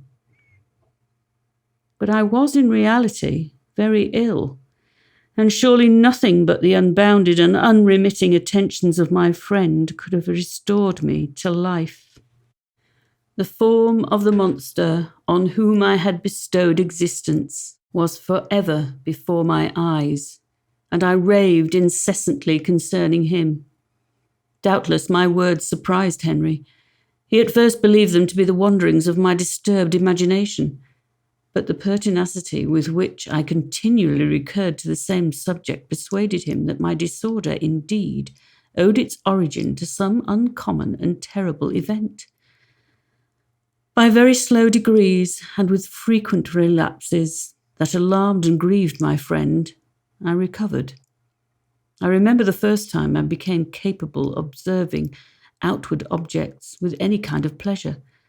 I perceived that the fallen leaves had disappeared, and that the young buds were shooting forth from the trees that shaded my window. It was a divine spring, and the season contributed greatly to my convalescence. I felt also sentiments of joy and affection revive in my bosom. My gloom disappeared, and in a short time I became as cheerful as before I was attacked by the fatal passion. "Dearest Clerville," exclaimed I, "how kind, how very good you are to me. This whole winter, instead of being spent in study, as you promised yourself, has been consumed in my sick room. How shall I ever repay you? I feel the greatest remorse for the disappointment of which I have been the occasion, but you will forgive me. You will repay me entirely if you do not discompose yourself, but get well as fast as you can. And since you appear in such good spirits, I may speak to you on one subject, may I not?" I trembled. One subject? What could it be? Could he allude to an object on whom I dared not even think? Compose yourself, said Clerville, who observed my change of colour. I will not mention it if it agitates you, but your father and cousin would be very happy if they received a letter from you in your own handwriting. They hardly know how ill you have been and are uneasy at your long silence. Is that all, my dear Henry? How could you suppose that my first thought would not fly towards those dear, dear friends whom I love and who are so deserving of my love? If this is your present temper, my friend, you will perhaps be glad to see a letter that has been lying here for some days for you. It is from your cousin, I believe. Chapter 6. Clerville then put the following letter into my hands. It was from my own Elizabeth. My dearest cousin, you have been ill, very ill, and even the constant letters of our dear, kind Henry are not sufficient to reassure me on your account. You are forbidden to write, to hold a pen.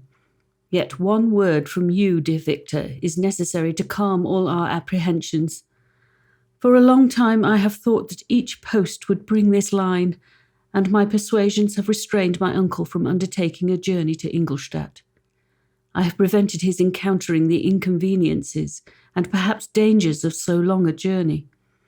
Yet how often have I regretted not being able to perform it myself?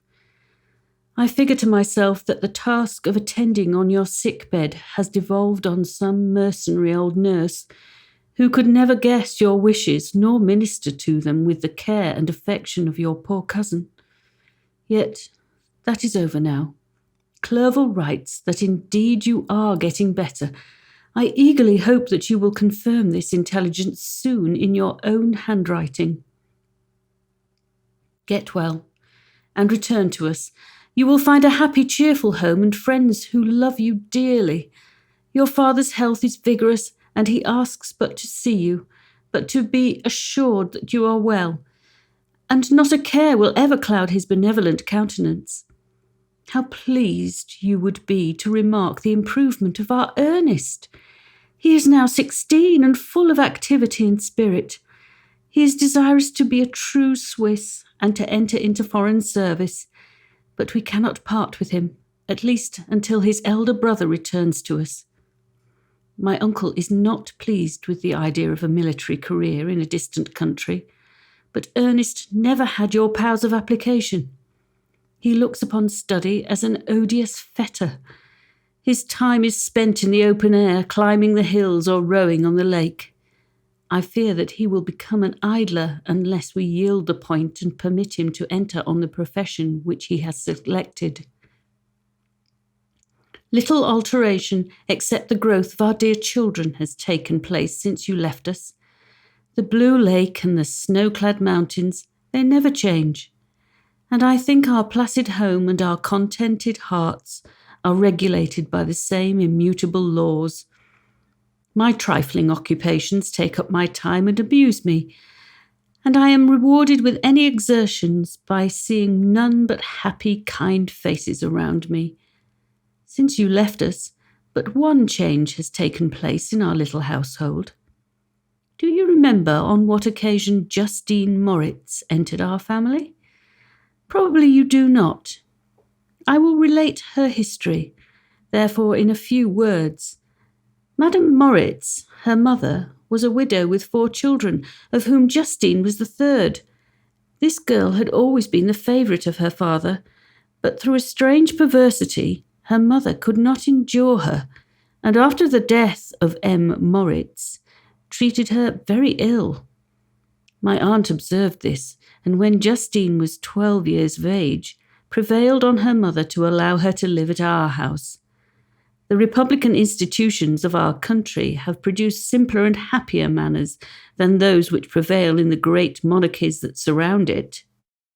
Hence, there is less distinction between the several classes of its inhabitants, and the lower orders being neither so poor nor so despised, their manners are more refined and moral.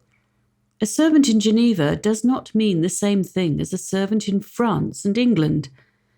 Justine, thus received in our family, learned the duties of a servant, a condition which, in our fortunate country, does not include the idea of ignorance and a sacrifice of the dignity of a human being.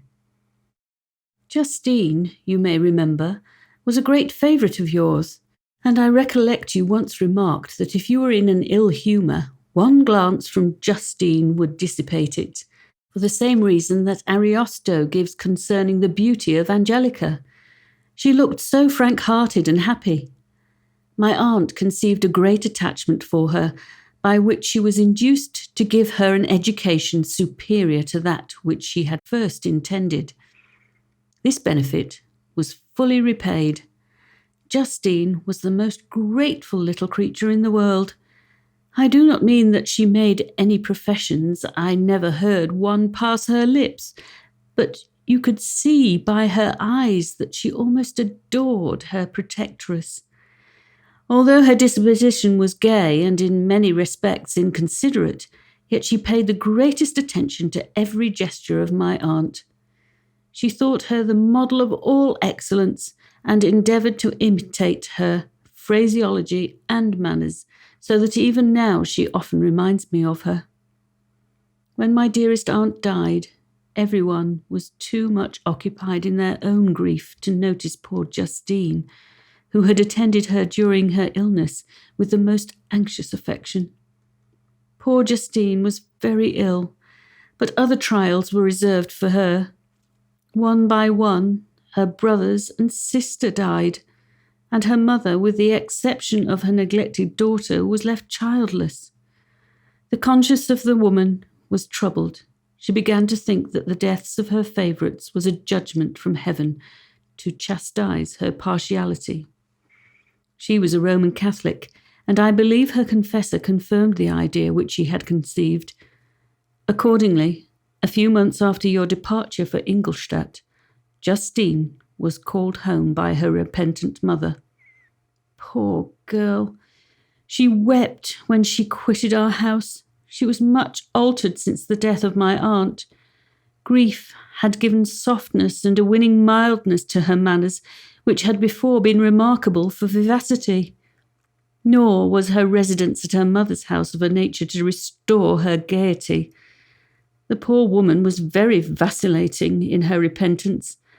She sometimes begged Justine to forgive her unkindness, but much oftener accused her of having caused the deaths of her brothers and sister. Perpetual fretting at length threw Madame Moritz into a decline, which at first increased her irritability. But she is now at peace forever. She died on the first approach of cold weather at the beginning of this last winter. Justine has just returned to us, and I assure you I love her tenderly.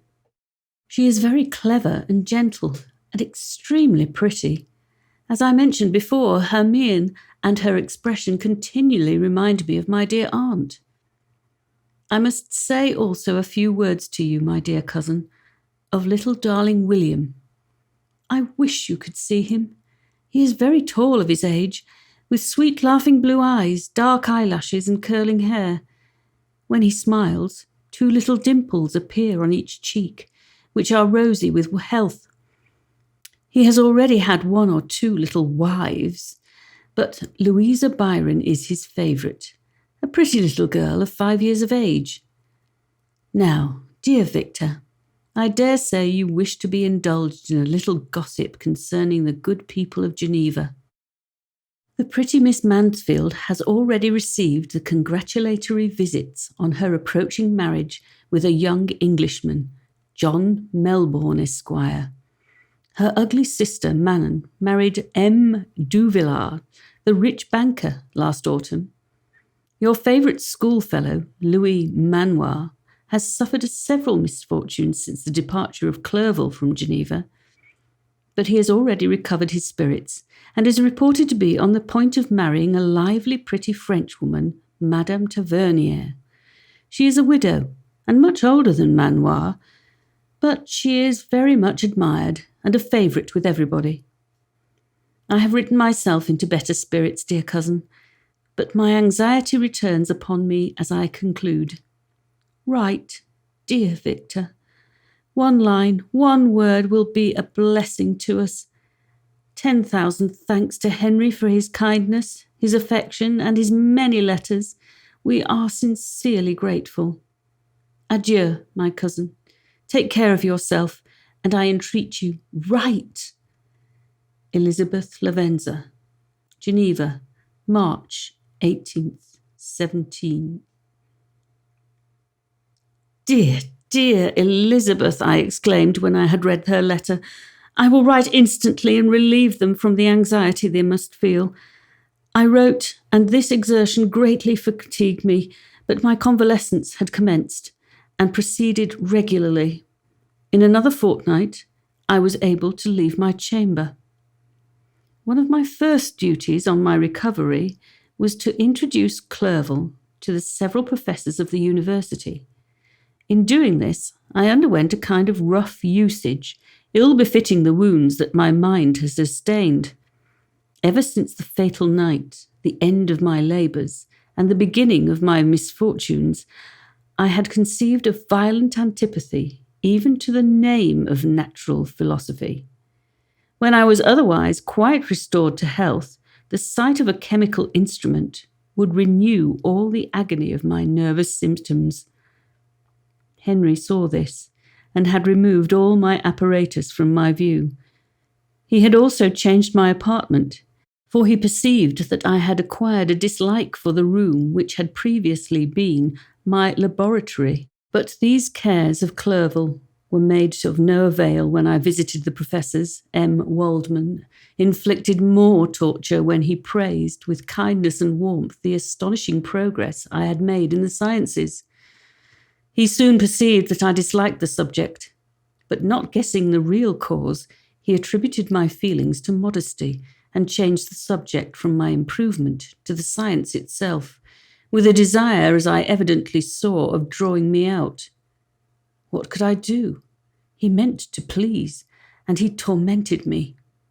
I felt as if he had placed carefully one by one in my view those instruments which were to be afterwards used in putting me to a slow and cruel death.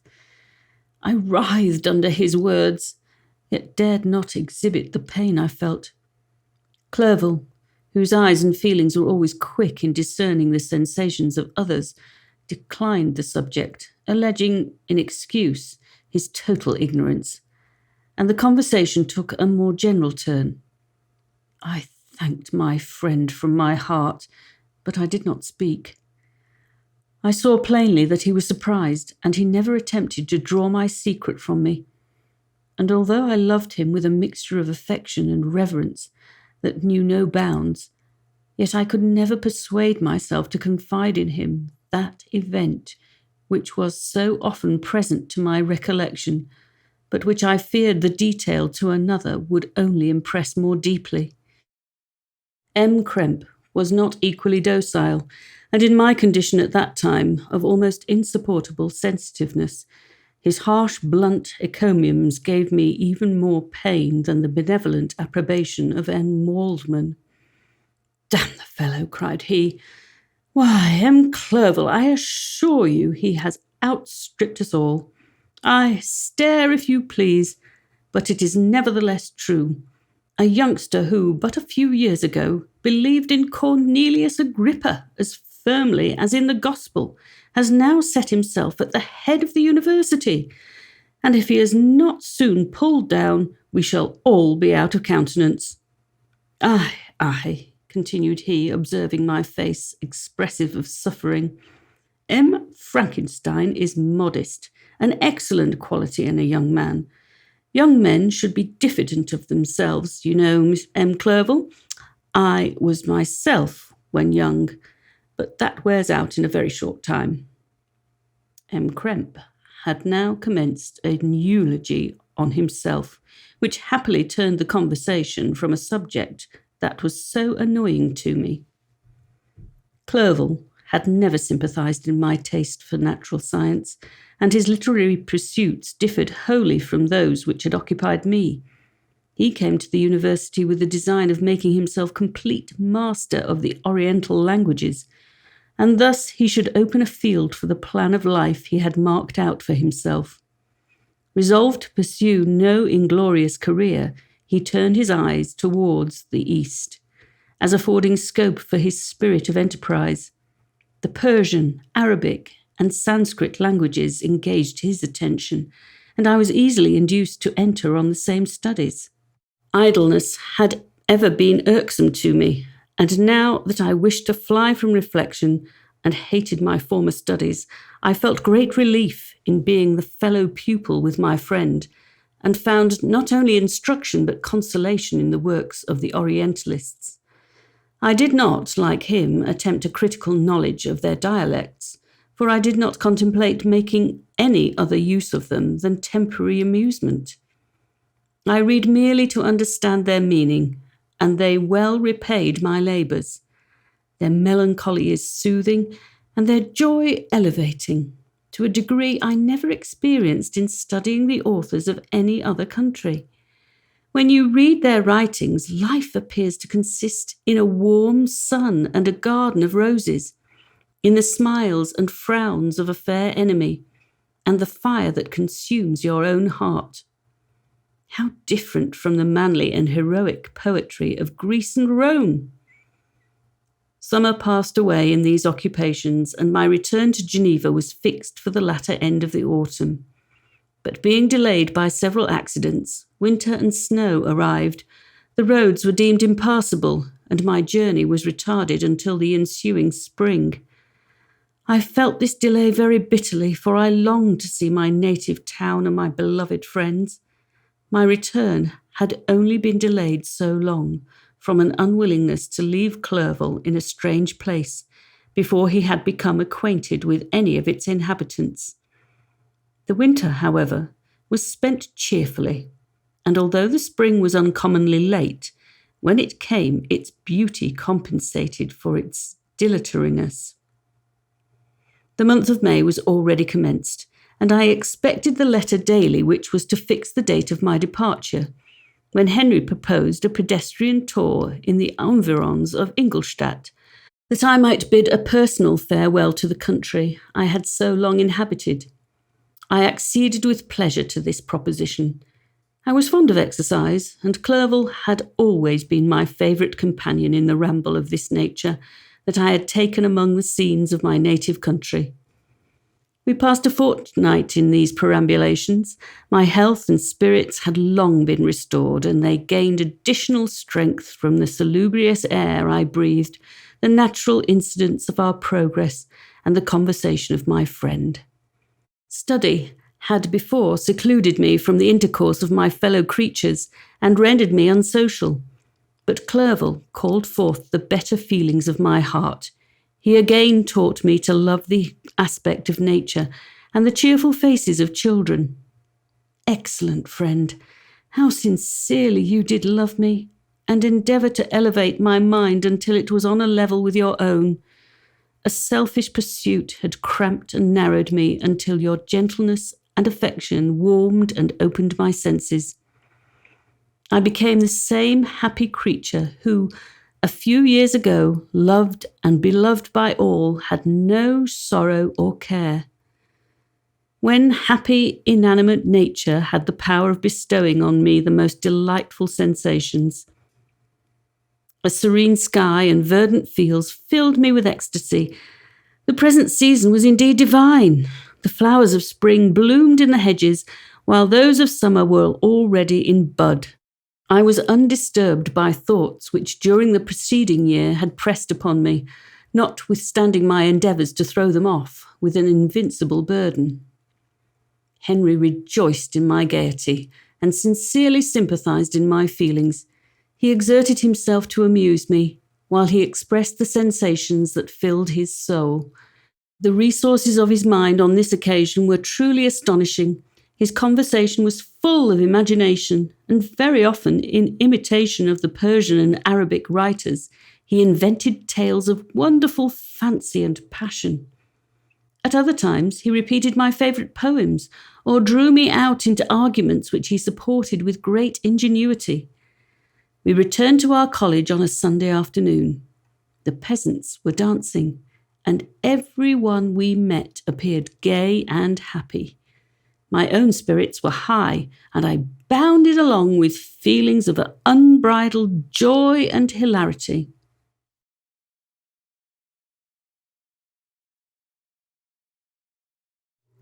Chapter 7. On my return, I found the following letter from my father. My dear Victor, you have probably waited impatiently for a letter to fix the date of your return to us, and I was at first tempted to write only a few lines merely mentioning the day on which I should expect you. But that would be a cruel kindness, and I dare not do it. What would be your surprise, my son, when you expected a happy and glad welcome to behold, on the contrary, tears and wretchedness? And how, Victor, can I relate our misfortune? Absence cannot have rendered you callous to our joys and griefs. And how shall I inflict pain on my long-absent son? I wish to prepare you for the woeful news, but I know it is impossible. Even now your eye skims over the page to seek the words which are to convey to you the horrible tidings. William is dead. That sweet child whose smiles delighted and warmed my heart, who was so gentle yet so gay. Victor, he is murdered. I will not attempt to console you, but will simply relate the circumstances of the transaction. Last Thursday, May 7th, I, my niece, and your 2 brothers went to walk in Plain Palais. The evening was warm and serene, and we prolonged our walk farther than usual. It was already dusk before we thought of returning, and then we discovered that William and Ernest, who had gone on before, were not to be found. We accordingly rested on a seat until they should return. Presently, Ernest came and inquired if we had seen his brother. He said that he had been playing with him, that William had run away to hide himself, and that he vainly sought for him and afterwards waited for a long time, but that he did not return. This account rather alarmed us, and we continued to search for him until night fell, when Elizabeth conjectured that he might have returned to the house. He was not there. We returned again with torches, for I could not rest when I thought that my sweet boy had lost himself and was exposed to all the damps and dews of night. Elizabeth also suffered extreme anguish. About 5 in the morning, I discovered my lovely boy, whom the night before I had seen blooming and active in health, stretched on the grass, livid and motionless. The print of the murderer's finger was on his neck. He was conveyed home, and the anguish that was visible in my countenance betrayed the secret to Elizabeth. She was very earnest to see the corpse. At first I attempted to prevent her, but she persisted, and entering the room where it lay, hastily examined the neck of the victim, and clasping her hands exclaimed, "Oh, God! I have murdered my darling child!" She fainted, and was restored with extreme difficulty. When she again lived, it was only to weep and sigh. She told me that that same evening William had teased her to let him wear a very valuable miniature that she had possessed of your mother. This picture is gone, and was doubtless a temptation which urged the murderer to do the deed. We have no trace of him at present, although our exertions to discover him are unremitted. But they will not restore my beloved William. Come, dearest Victor, you alone can console Elizabeth. She weeps continually and accuses herself unjustly as the cause of his death. Her words pierce my heart. We are all unhappy, but will not that be an additional motive for you, my son, to return and be our comforter? Your dear mother, alas, Victor, I now say thank God she did not live to witness the cruel, miserable death of her youngest darling. Come, Victor, not brooding thoughts of vengeance against the assassin, but with feelings of peace and gentleness that will heal instead of festering the wounds of our minds. Enter the house of mourning, my friend, but with kindness and affection for those who love you, and not with hatred for your enemies.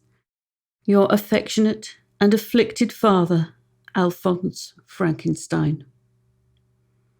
Geneva, May 12th, 17. Clerville, who had watched my countenance as I read this letter, was surprised to observe the despair that succeeded the joy I at first expressed on receiving news from my friends. I threw the letter on the table and covered my face with my hands. "My dear Frankenstein," exclaimed Henry, when he perceived me weep with bitterness, "are you always to be unhappy? My dear friend, what has happened?" I motioned him to take up the letter, while I walked up and down the room in extremest agitation. Tears also gushed from the eyes of Clerville as he read the account of my misfortune. "I can offer you no consolation, my friend," said he. "Your disaster is irreparable. What do you intend to do?" "To go instantly to Geneva. Come with me, Henry, to order the horses." During our walk, Clerville endeavoured to say a few words of consolation. He could only express his heartfelt sympathy. "Poor William," said he, "dear lovely child, he now sleeps with his angel mother. Who that had seen him bright and joyous in his young beauty, but must weep over his untimely loss. To die so miserably, to feel the murderer's grasp. How much more a murder that could destroy radiant innocence. Poor little fellow, one only consolation we, his friends, mourn and weep. But he is at rest. The pang is over, his sufferings are at an end for ever. A sod covers his gentle form, and he knows no pain. He can no longer be a subject for pity. We must reserve that for his miserable survivors." Clerville spoke thus as we hurried through the streets. The words impressed themselves on my mind, and I remembered them afterwards in solitude. But now, as soon as the horses arrived, I hurried into the cabriolet and bade farewell to my friend. My journey was very melancholy. At first I wished to hurry on, for I longed to console and sympathize with my loved and sorrowing friends. But when I drew near my native town, I slackened my progress. I could hardly sustain the multitude of feelings that crowded into my mind. I passed through scenes familiar to my youth, but which I had not seen for nearly 6 years. How altered everything might be during that time. One sudden and desolating change had taken place, but 1,000 little circumstances might have by degrees worked other alterations, which, although they were done more tranquilly, might not be the less decisive. Fear overcame me. I dared no advance, dreading 1,000 nameless evils that made me tremble, although I was unable to define them. I remained 2 days at Lausanne in this painful state of mind. I contemplated the lake. The waters were placid, all around was calm, and the snowy mountains, the places of nature, were not changed. By degrees, the calm and heavenly scene restored me, and I continued my journey towards Geneva. The road ran by the side of the lake, which became narrower as I approached my native town. I discovered more distinctly the black sides of Jura and the bright summit of Mont Blanc. I wept like a child. Dear mountains, my own beautiful lake, how do you welcome your wanderer? Your summits are clear, the sky and lake are blue and placid. Is this to prognosticate peace, or to mock at my unhappiness? I fear, my friend, that I shall render myself tedious by dwelling on these preliminary circumstances, but they were days of comparative happiness, and I think of them with pleasure. My country, my beloved country, who but a native can tell the delight I took in again beholding thy streams, thy mountains, and more than all thy lovely lake. Yet, as I drew nearer home, grief and fear again overcame me. Night also closed around, and when I could hardly see the dark mountains, I felt still more gloomily. The picture appeared a vast and dim scene of evil, and I foresaw obscurely that I was destined to become the most wretched of human beings. Alas, I prophesied truly, and failed only in one single circumstance, that in all the misery I imagined and dreaded, I did not conceive the 100th part of the anguish I was destined to endure. It was completely dark when I arrived in the environs of Geneva. The gates of the town were already shut, and I was obliged to pass the night at Secheron, a village at the distance of half a league from the city. The sky was serene, and as I was unable to rest, I resolved to visit the spot where my poor William had been murdered. As I could not pass through the town, I was obliged to cross the lake in a boat to arrive at Plain Palais. During this short voyage, I saw the lightning playing on the summit of Mont Blanc in the most beautiful figures. The storm appeared to approach rapidly, and on landing I ascended a low hill that I might observe its progress. It advanced. The heavens were clouded, and I soon felt the rain coming slowly in large drops. But its violence quickly increased. I quitted my seat and walked on, although the darkness and storm increased every minute, and the thunder burst with a terrific crash over my head. It was echoed from Salive, the Juras, and the Alps of Savoy. Vivid flashes of lightning dazzled my eyes, illuminating the lake, making it appear like a vast sheet of fire. Then, for an instant, everything seemed of a pitchy darkness, until the eye recovered itself from the preceding flash. The storm, as is often the case in Switzerland, appeared at once in various parts of the heavens. The most violent storm hung exactly north of the town, over the part of the lake which lies between the promontory of Belle-Rive and the village of Coppet. Another storm enlightened Jura with faint flashes, and another darkened and sometimes disclosed the Mole, a peaked mountain to the east of the lake. While I watched the tempest, so beautiful yet terrific, I wandered on with a hasty step. This noble war in the sky elevated my spirits. I clasped my hands and exclaimed aloud, "William, dear angel, this is thy funeral, this thy dirge." As I said these words, I perceived in the gloom a figure which stole from behind a clump of trees near me. I stood fixed, gazing intently. I could not be mistaken.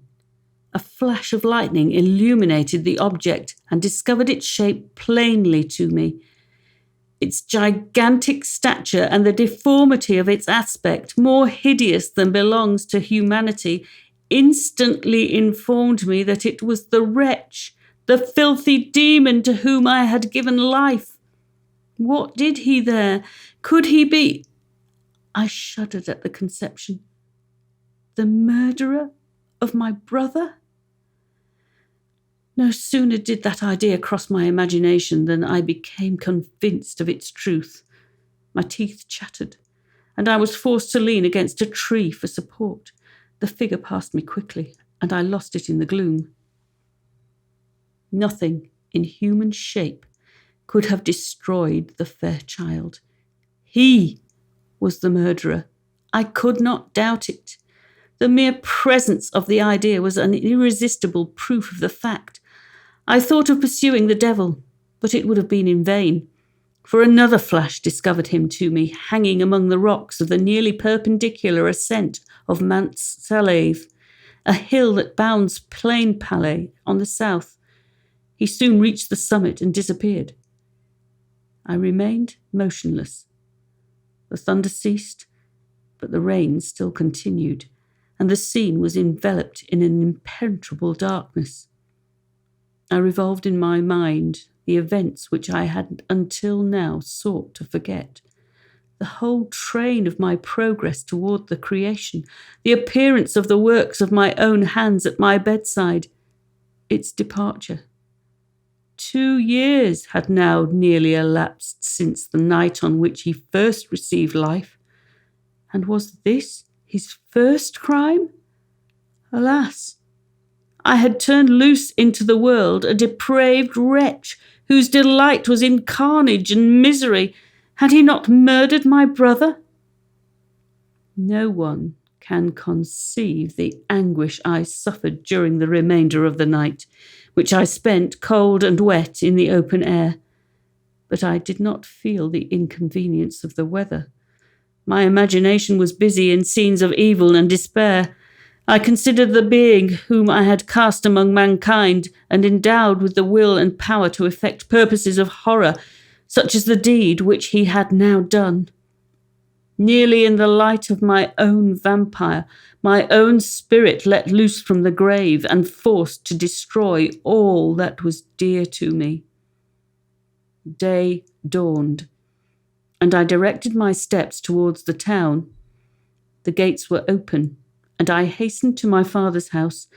My first thought was to discover what I knew of the murderer and cause instant pursuit to be made. But I paused when I reflected on the story that I had to tell. A being whom I myself had formed and endued with life had met me at midnight among the precipices of an inaccessible mountain. I remembered also the nervous fever with which I had been seized just at the time that I dated my creation, and which would give an air of delirium to the tale otherwise so utterly improbable.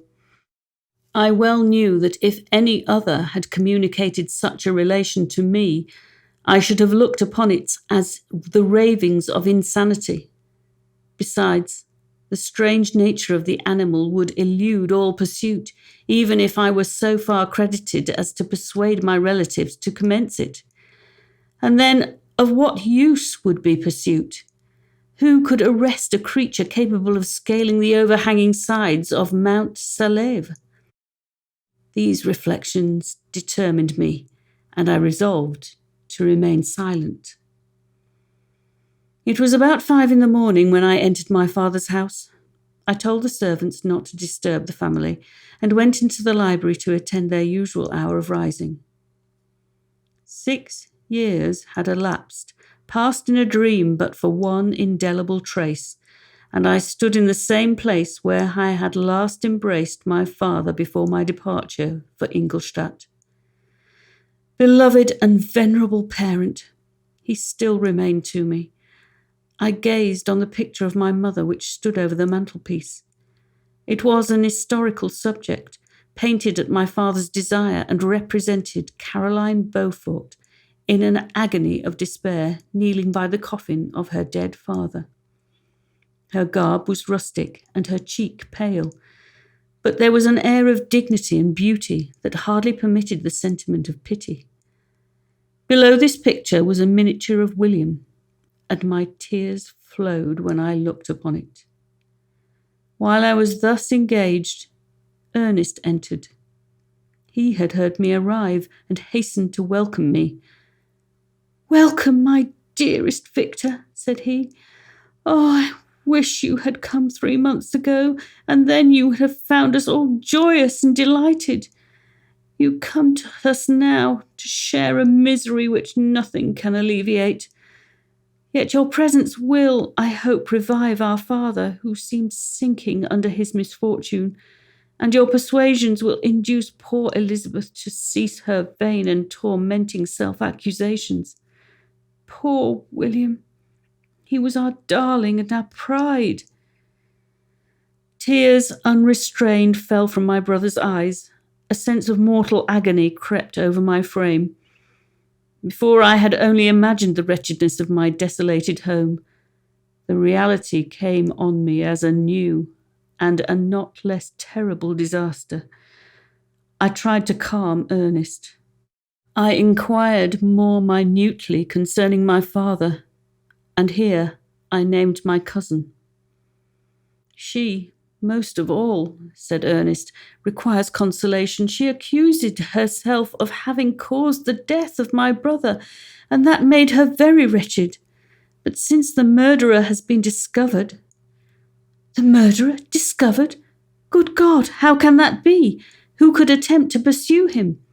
It is impossible. One might as well try to overtake the winds or confine a mountain stream with a straw. I saw him too. He was free last night. I do not know what you mean, replied my brother in accents of wonder. But to us the discovery we made completes our misery. No one would believe it at first, and even now Elizabeth will not be convinced, notwithstanding all the evidence. Indeed, who would credit that Justine Moritz, who was so amiable and fond of all the family, could suddenly become so capable of so frightful, so appalling a crime? Justine Moritz? Poor, poor girl, is she the accused? But it is wrongfully. Everyone knows that. No one believes it. Surely, Ernest. No one did at first, but several circumstances came out that have almost forced conviction upon us, and her own behaviour has been so confused as to add to the evidence of facts a weight that I fear leaves no hope for doubt. But she will be tried today, and you will then hear all. He then related that the morning on which the murder of poor William had been discovered, Justine had been taken ill and confined to her bed for several days.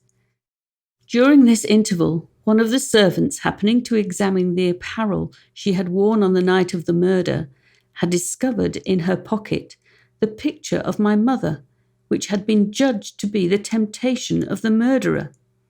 The servant instantly showed it to one of the others, who, without saying a word to any of the family, went to a magistrate, and upon their deposition Justine was apprehended. On being charged with the fact, the poor girl confirmed the suspicion in a great measure by her extreme confusion of manner. This was a strange tale, but it did not shake my faith, and I replied earnestly, "You are all mistaken. I know the murderer. Justine, poor, good Justine, is innocent." At that instant my father entered. I saw unhappiness deeply impressed on his countenance, but he endeavoured to welcome me cheerfully, and after we had exchanged our mournful greeting, would have introduced some other topic than that of our disaster, had not Ernest exclaimed, "Good God, Papa, Victor says that he knows who was the murderer of poor William." "We do also, unfortunately," replied my father, "for indeed I had rather have been for ever ignorant than have discovered so much depravity and ingratitude in one I valued so highly." "My dear father, you are mistaken. Justine is innocent." "If she is, God forbid that she should suffer as guilty. She is to be tried today, and I sincerely hope that she will be acquitted." This speech calmed me. I was firmly convinced in my own mind that Justine, and indeed every human being, was guiltless of this murder. I had no fear, therefore, that any circumstantial evidence could be brought forward strong enough to convict her. My tale was not one to announce publicly. Its astounding horror would be looked upon as madness by the vulgar. Did any one indeed exist except I, the Creator, who would believe, unless his senses convinced him, in the existence of the living monument of presumption and rash ignorance which I had let loose upon the world? We were soon joined by Elizabeth. Time had altered her since I last beheld her. It had endowed her with loveliness surpassing the beauty of her childish years. There was the same candour, the same vivacity, but it was allied to an expression more full of sensibility and intellect. She welcomed me with the greatest affection. "Your arrival, my dear cousin," said she, "fills me with hope. You perhaps will find some means to justify my poor guiltless Justine. Alas, who is safe if she be convicted of crime? I rely on her innocence as certainly as I do upon my own. Our misfortune is doubly hard to us. We have not only lost that lovely darling boy, but this poor girl, whom I sincerely love, is to be torn away by even a worse fate. If she is condemned, I never shall know joy more. But she will not, I am sure she will not, and then I shall be happy again, even after the sad death of my little William. She is innocent, my Elizabeth, said I, and that shall be proved, fear nothing, but let your spirits be cheered by the assurance of her acquittal. How kind and generous you are! Everyone else believes in her guilt, and that made me wretched, for I knew that it was impossible, and to see everyone else prejudiced in so deadly a manner rendered me hopeless and despairing. She wept. Dearest niece, said my father, dry your tears. If she is, as you believe, innocent, rely on the justice of our laws, and the activity with which I shall prevent the slightest shadow of partiality.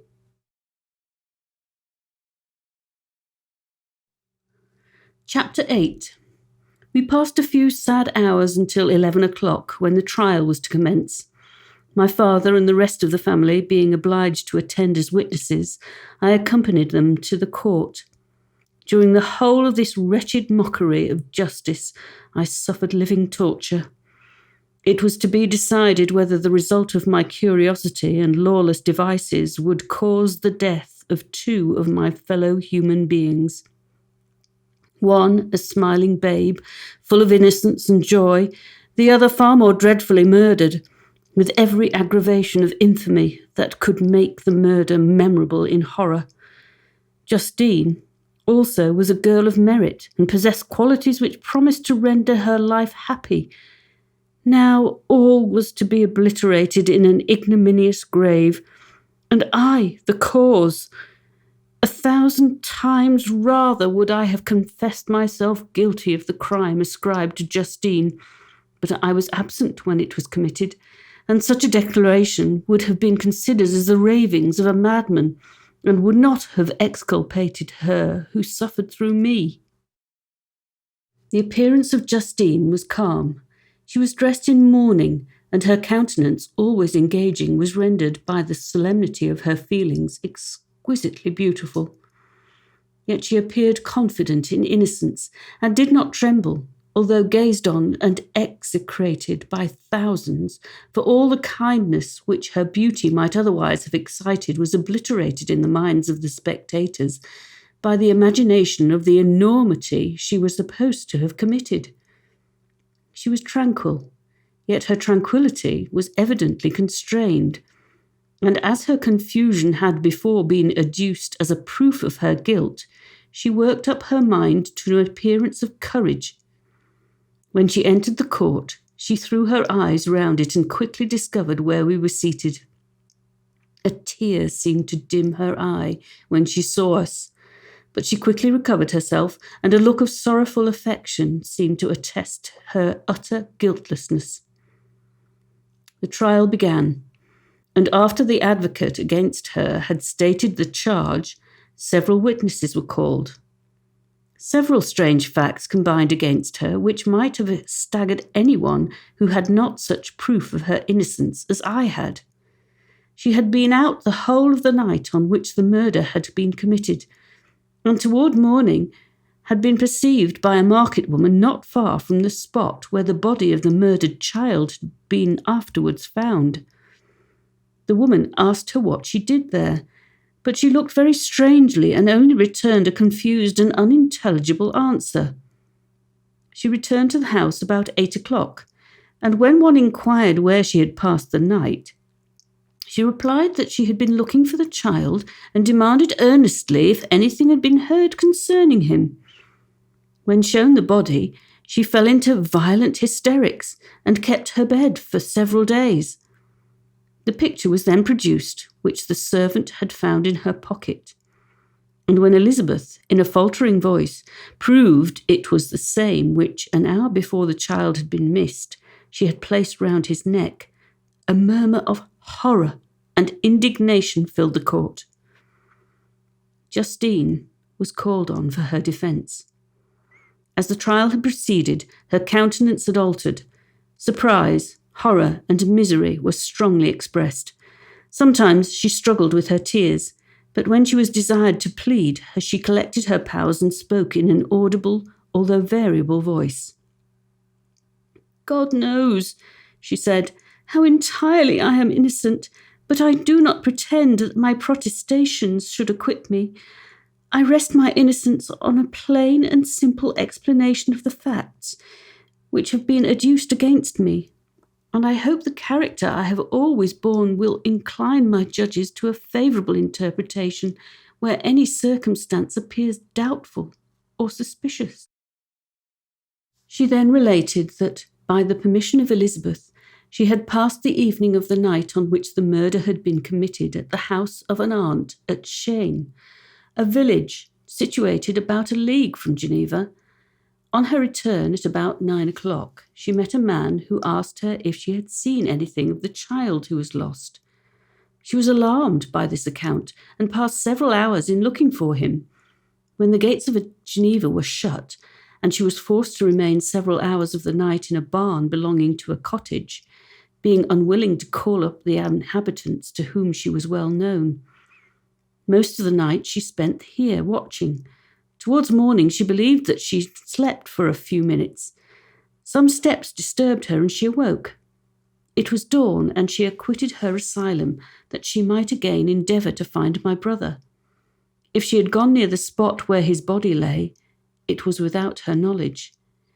That she had been bewildered when questioned by the market woman was not surprising, since she had passed a sleepless night and the fate of poor William was yet uncertain.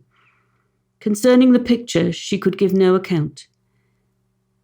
"I know," continued the unhappy victim, "how heavily and fatally this one circumstance weighs against me, but I have no power of explaining it, and when I have expressed my utter ignorance, I am only left to conjecture concerning the probabilities by which it might have been placed in my pocket.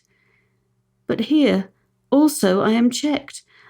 I believe that I have no enemy on earth, and none surely would have been so wicked as to destroy me wantonly. Did the murderer place it there? I know of no opportunity afforded him for doing so, or, if I had, why should he have stolen the jewel, to part with it again so soon? I commit my cause to the justice of my judges, yet I see no room for hope. I beg permission to have a few witnesses examined concerning my character, and if their testimony shall not overweigh my supposed guilt, I must be condemned, although I would pledge my salvation on my innocence." Several witnesses were called who had known her for many years, and they spoke well of her, but fear and hatred of the crime of which they supposed her guilty rendered them timorous and unwilling to come forward. Elizabeth saw even this last resort, her excellent dispositions and irreproachable conduct, about to fail the accused, when, although violently agitated, she desired permission to address the court.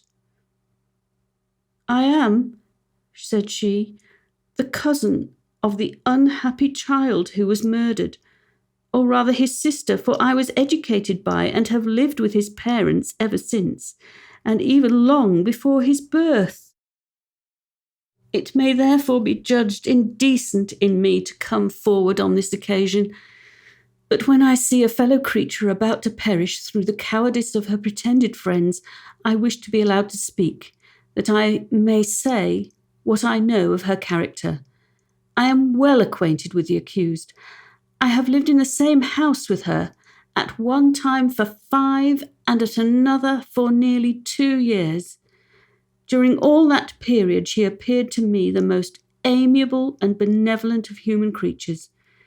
She nursed Madame Frankenstein, my aunt, in her last illness, with the greatest affection and care, and afterwards attended her own mother during a tedious illness in a manner that excited the admiration of all who knew her, after which she again lived in my uncle's house, where she was beloved by all the family.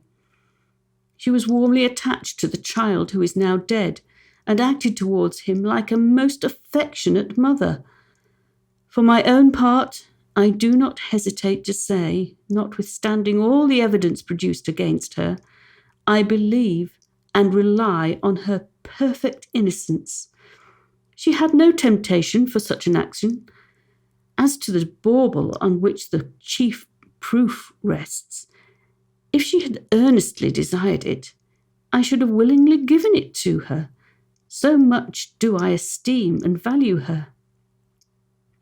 A murmur of approbation followed Elizabeth's simple and powerful appeal, but it was excited by her generous interference, and not in favour of poor Justine, on whom the public indignation was turned with renewed violence, charging her with the blackest ingratitude.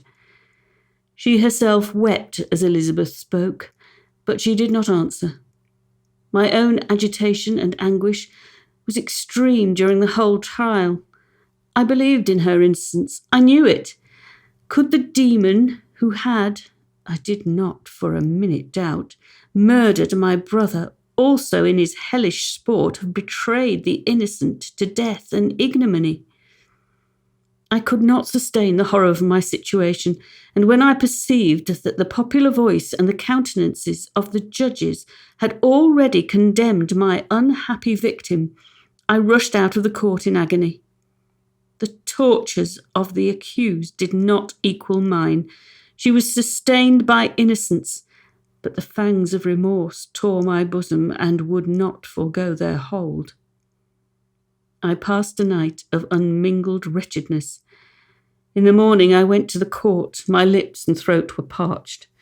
I dared not ask the fatal question, but I was known, and the officer guessed the cause of my visit. The ballots had been thrown. They were all black, and Justine was condemned. I cannot pretend to describe what I then felt. I had before experienced sensations of horror, and I have endeavoured to bestow upon them adequate expressions, but words cannot convey an idea of the heart-sickening despair that I then endured. The person to whom I addressed myself added that Justine had already confessed her guilt. That evidence, he observed, was hardly required in so glaring a case, but I am glad of it, and indeed none of our judges like to condemn a criminal upon circumstantial evidence, be it ever so decisive. This was strange and unexpected intelligence. What could it mean? Had my eyes deceived me? And was I really as mad as the whole world would believe me to be if I disclosed the object of my suspicions? I hastened to return home, and Elizabeth eagerly demanded the result. "My cousin," replied I, "it is decided, as you may have expected. All judges had rather that 10 innocent should suffer than that one guilty should escape. But she has confessed." This was a dire blow to poor Elizabeth, who had relied with firmness upon Justine's innocence. "Alas," said she, "how shall I ever again believe in human goodness?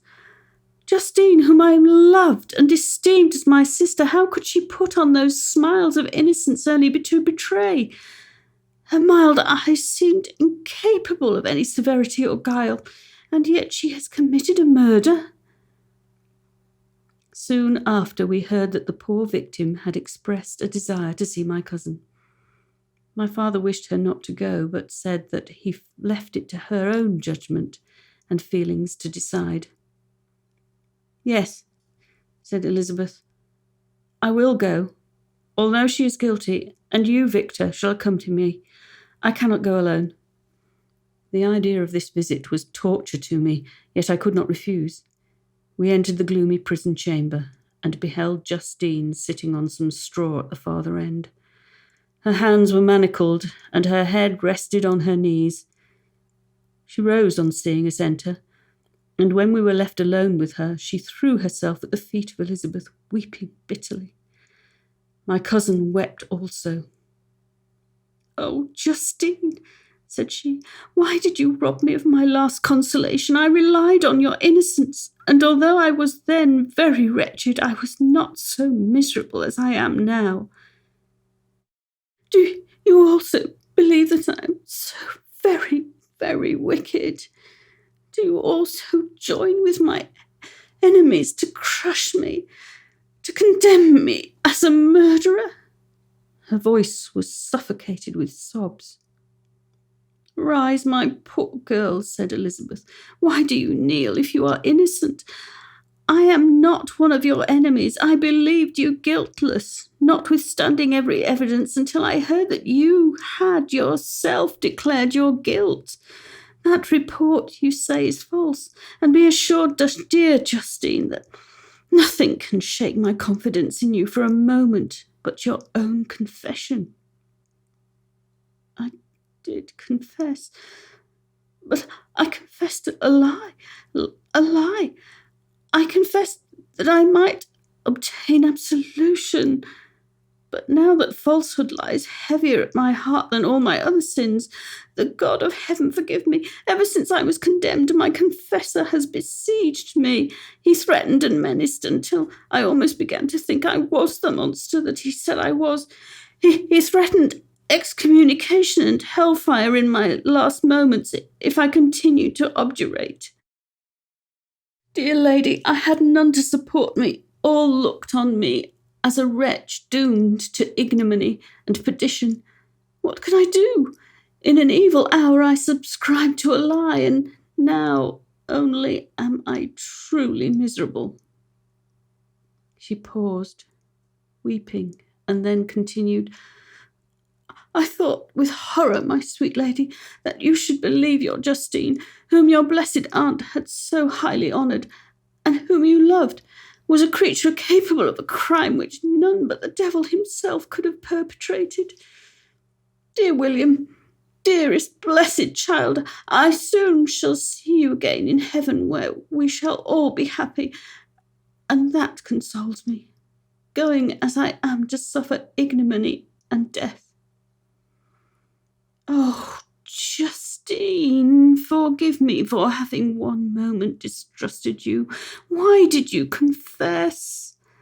But do not mourn, dear child, do not fear. I will proclaim, I will prove your innocence. I will melt the stony hearts of your enemies by my tears and prayers. You shall not die. You, my playfellow, my companion, my sister, perish on the scaffold? No, I never could survive so horrible a misfortune." Justine shook her head mournfully. "I do not fear to die," she said. "That pang is past. God raises my weakness and gives me courage to endure the worst. I leave a sad and bitter world. And if you remember me and think of me as of one unjustly condemned, I am resigned to the fate awaiting me. Learn from me, dear lady, to submit in patience to the will of heaven." During this conversation I had retired to a corner of the prison room where I could conceal the horrid anguish that possessed me. Despair. Who dared talk of that? The poor victim who on the morrow was to pass the awful boundary between life and death felt not, as I did, such deep and bitter agony. I gnashed my teeth and ground them together, uttering a groan that came from my inmost soul. Justine started.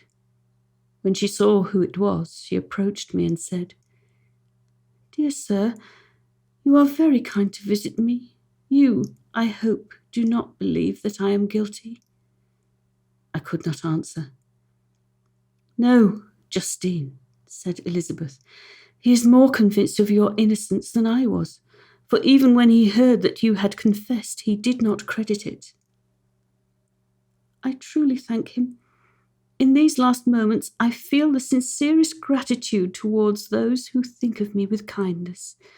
How sweet is the affection of others to such a wretch as I am.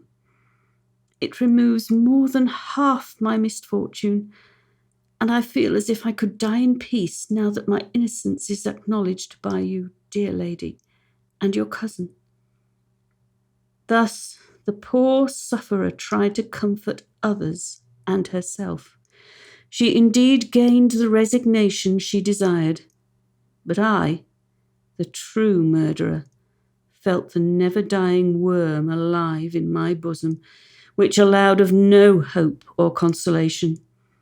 Elizabeth also wept and was unhappy, but hers also was the misery of innocence, which, like a cloud that passes over the fair moon, for a while hides what cannot tarnish its brightness. Anguish and despair had penetrated into the core of my heart. I bore a hell within me which nothing could extinguish. We stayed several hours with Justine, and it was with great difficulty that Elizabeth could tear herself away. "I wish," cried she, "that I were to die with you. I cannot live in this world of misery." Justine assumed an air of cheerfulness, while she, with difficulty, repressed her bitter tears. She embraced Elizabeth and said in a voice of half-suppressed emotion, "Farewell, sweet lady, dearest Elizabeth, my beloved and only friend. May heaven in its bounty bless and preserve you. May this be the last misfortune that you will ever suffer. Live and be happy and make others so." And on the morrow, Justine died. Elizabeth's heart-rending eloquence failed to move the judges from their settled conviction in the criminality of the saintly sufferer. My passionate and indignant appeals were lost upon them, and when I received their cold answers and heard the harsh, unfeeling reasoning of these men, my purposed avowal died away on my lips. Thus I might proclaim myself a madman, but not revoke the sentence passed upon my wretched victim. She perished on the scaffold as a murderess. From the tortures of my own heart I turned to contemplate the deep and voiceless grief of my Elizabeth.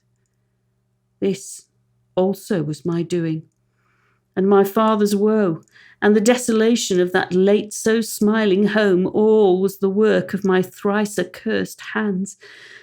Ye weep, unhappy ones, but these are not your last tears. Again shall you raise the funeral wail, and the sound of your lamentations shall again and again be heard. Frankenstein, your son, your kinsman, your early, much-loved friend, he who would spend each vital drop of blood for your sakes, who has no thought nor sense of joy except as it is mirrored also in your dear countenances, who would fill the air with blessings and spend his life in serving you. He bids you weep, to shed countless tears, happy beyond his hopes, if thus inexorable fate be satisfied, and if the destruction pause before the peace of the grave have succeeded to your sad torments. Thus spoke my prophetic soul, as, torn by remorse, horror, and despair, I beheld those I loved spend vain sorrow upon the graves of William and Justine, the first hapless victims of my unhallowed arts.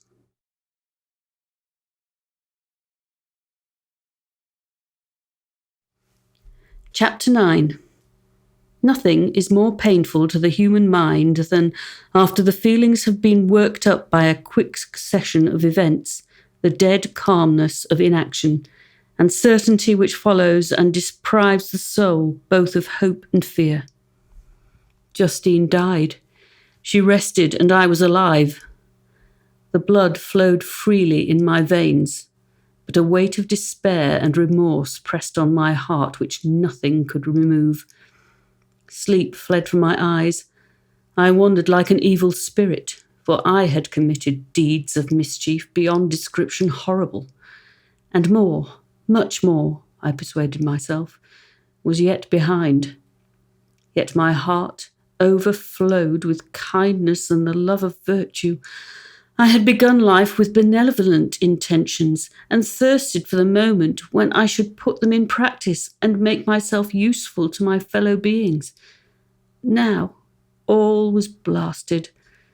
Instead of that serenity of conscience, which allowed me to look back upon the past with self-satisfaction, and from thence to gather promise of new hopes, I was seized by remorse and the sense of guilt, which hurried me away to a hell of intense tortures such as no language can describe.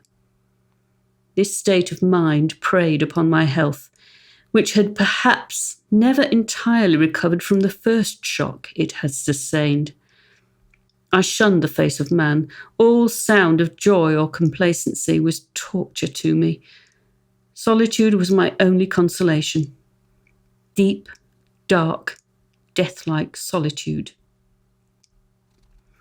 My father observed with pain the alteration perceptible in my disposition and habits, and endeavoured by arguments deduced from the feelings of his serene conscience and guiltless life to inspire me with fortitude and awaken in me the courage to dispel the dark cloud which brooded over me.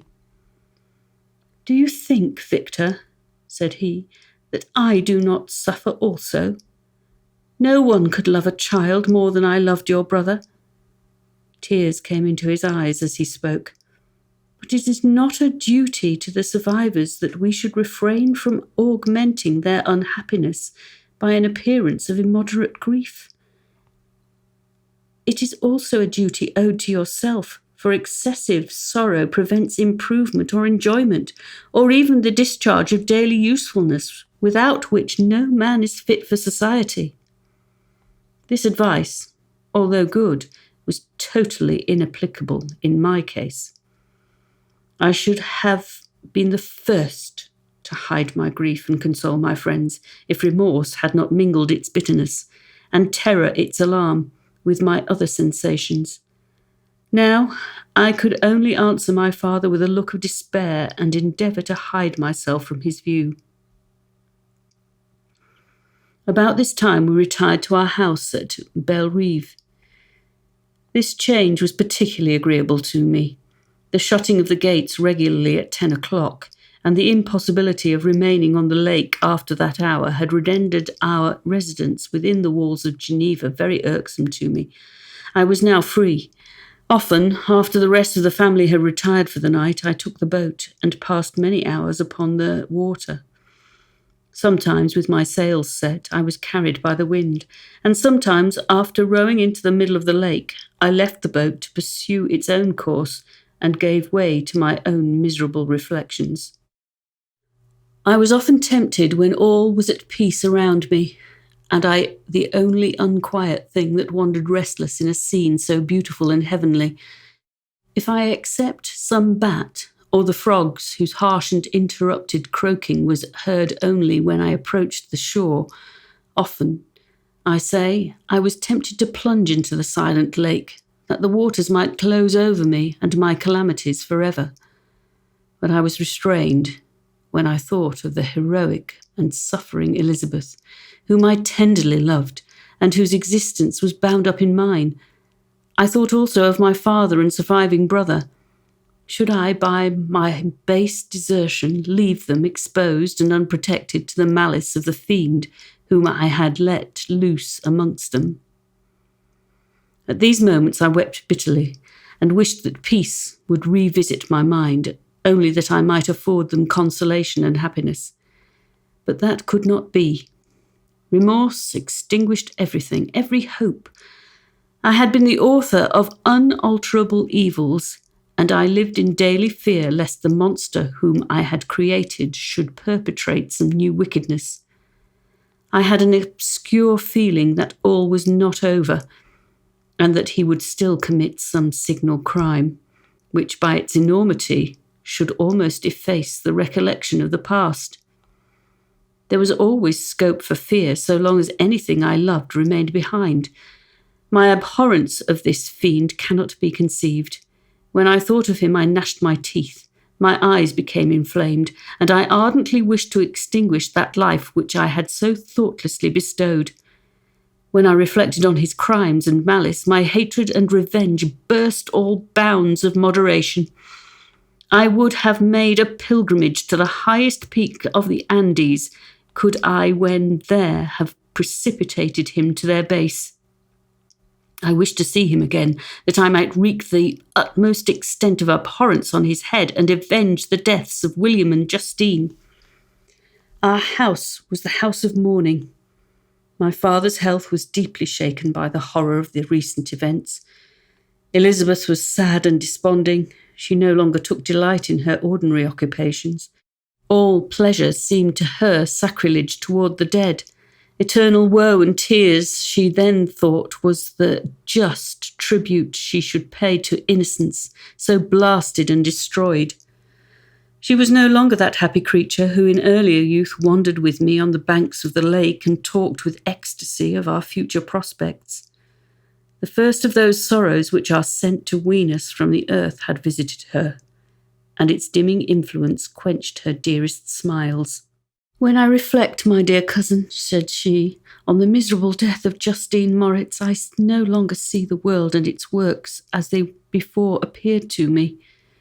Before, I looked upon the accounts of vice and injustice that I read in books or heard from others as tales of ancient days or imaginary evils. At least they were remote and more familiar to reason than to imagination. But now misery has come home, and men appear to me as monsters thirsting for each other's blood. Yet I am certainly unjust.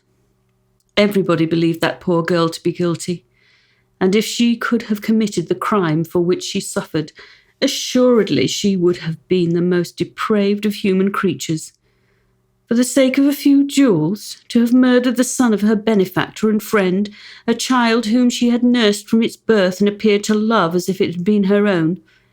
I could not consent to the death of any human being, but certainly I should not have thought such a creature unfit to remain in the society of men. But she was innocent. I know, I feel she was innocent. You are of the same opinion, and that confirms me. Alas, Victor, when falsehood can look so like the truth, who can assure themselves of certain happiness?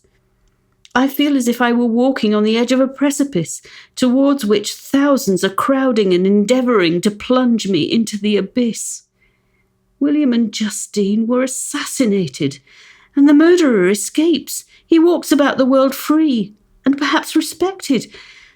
But even if I were condemned to suffer on the scaffold for the same crimes, I would not change places with such a wretch." I listened to this discourse with the extremest agony. I, not in deed, but in effect, was the true murderer. Elizabeth read my anguish in my countenance, and kindly taking my hand, said, "My dearest friend, you must calm yourself. These events have affected me, God knows how deeply, but I am not so wretched as you are. There is an expression of despair and sometimes of revenge in your countenance that makes me tremble.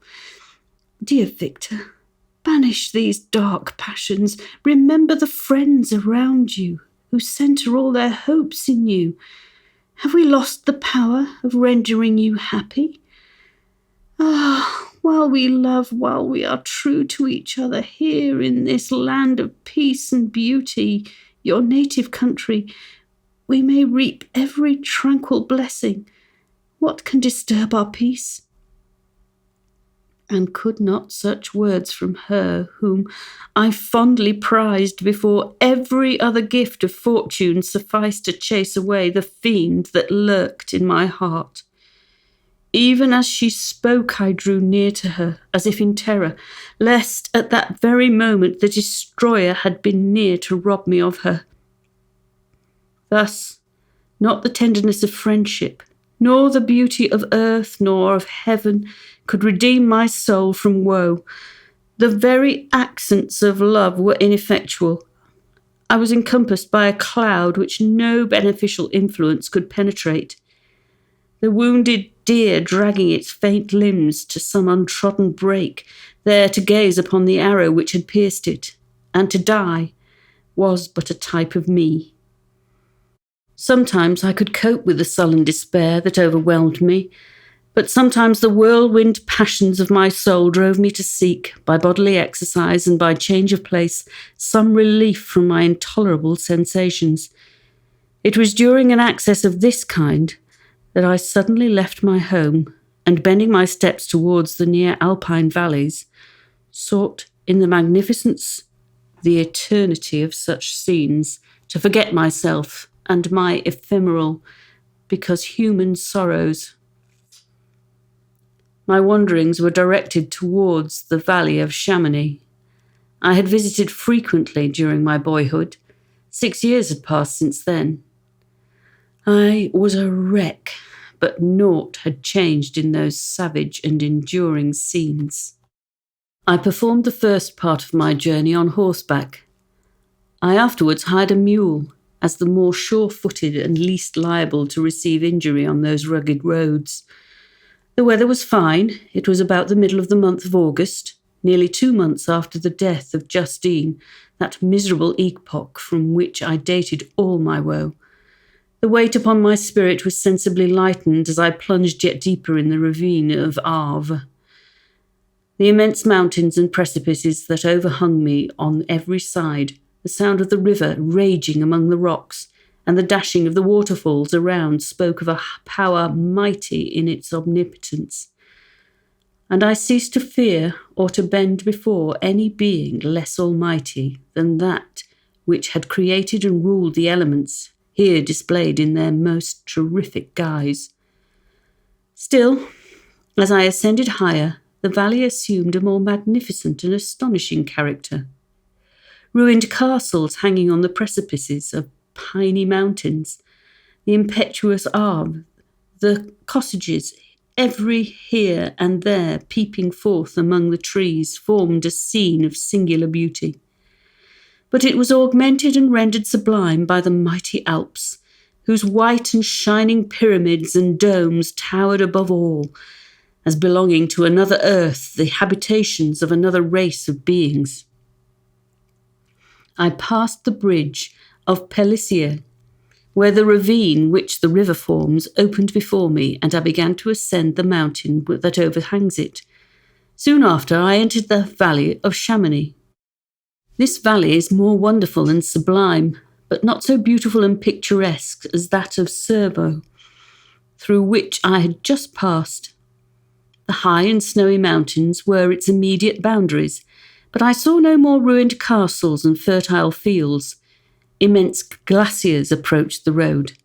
I heard the rumbling thunder of the falling avalanche and marked the smoke of its passage. Mont Blanc, the supreme and magnificent Mont Blanc, raised itself from the surrounding aiguilles, and its tremendous dome overlooked the valley. A tingling, long-lost sense of pleasure often came across me during this journey.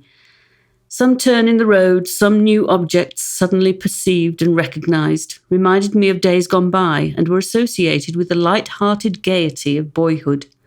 The very winds whispered in soothing accents, and maternal nature bade me weep no more. Then, again, the kindly influence ceased to act. I found myself fettered again to grief and indulging in all the misery of reflection.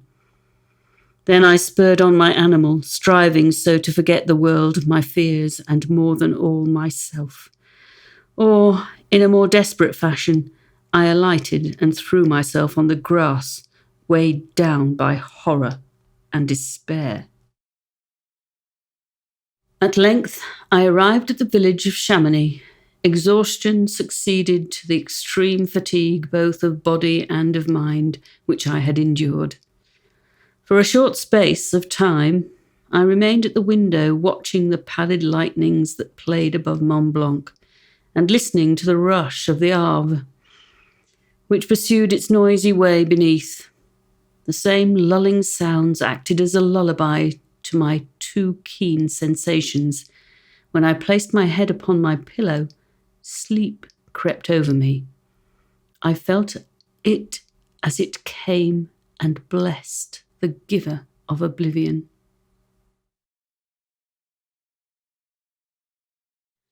Chapter 10. I spent the following day roaming through the valley. I stood beside the sources of the Aveyron, which take their rise in a glacier that with slow pace is advancing down from the summit of the hills to barricade the valley. The abrupt sides of vast mountains were before me. The icy wall of the glacier overhung me. A few shattered pines were scattered around, and the solemn silence of this glorious presence chamber of imperial nature was broken only by the brawling waves or the fall of some vast fragment. The thunder sound of the avalanche or the cracking reverberated along the mountains of the accumulated ice, which, through the silent working of immutable laws, was ever and anon rent and torn, as if it had been but a plaything in their hands. These sublime and magnificent scenes afforded me the greatest consolation that I was capable of receiving.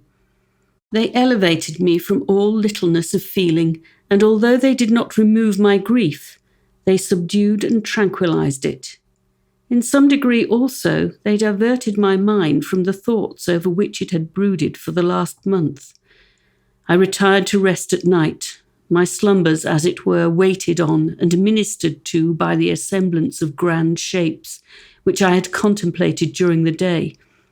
They congregated round me, the unstained snowy mountain top, the glittering pinnacle, the pine woods and ragged bare ravine, the eagle soaring amidst the clouds.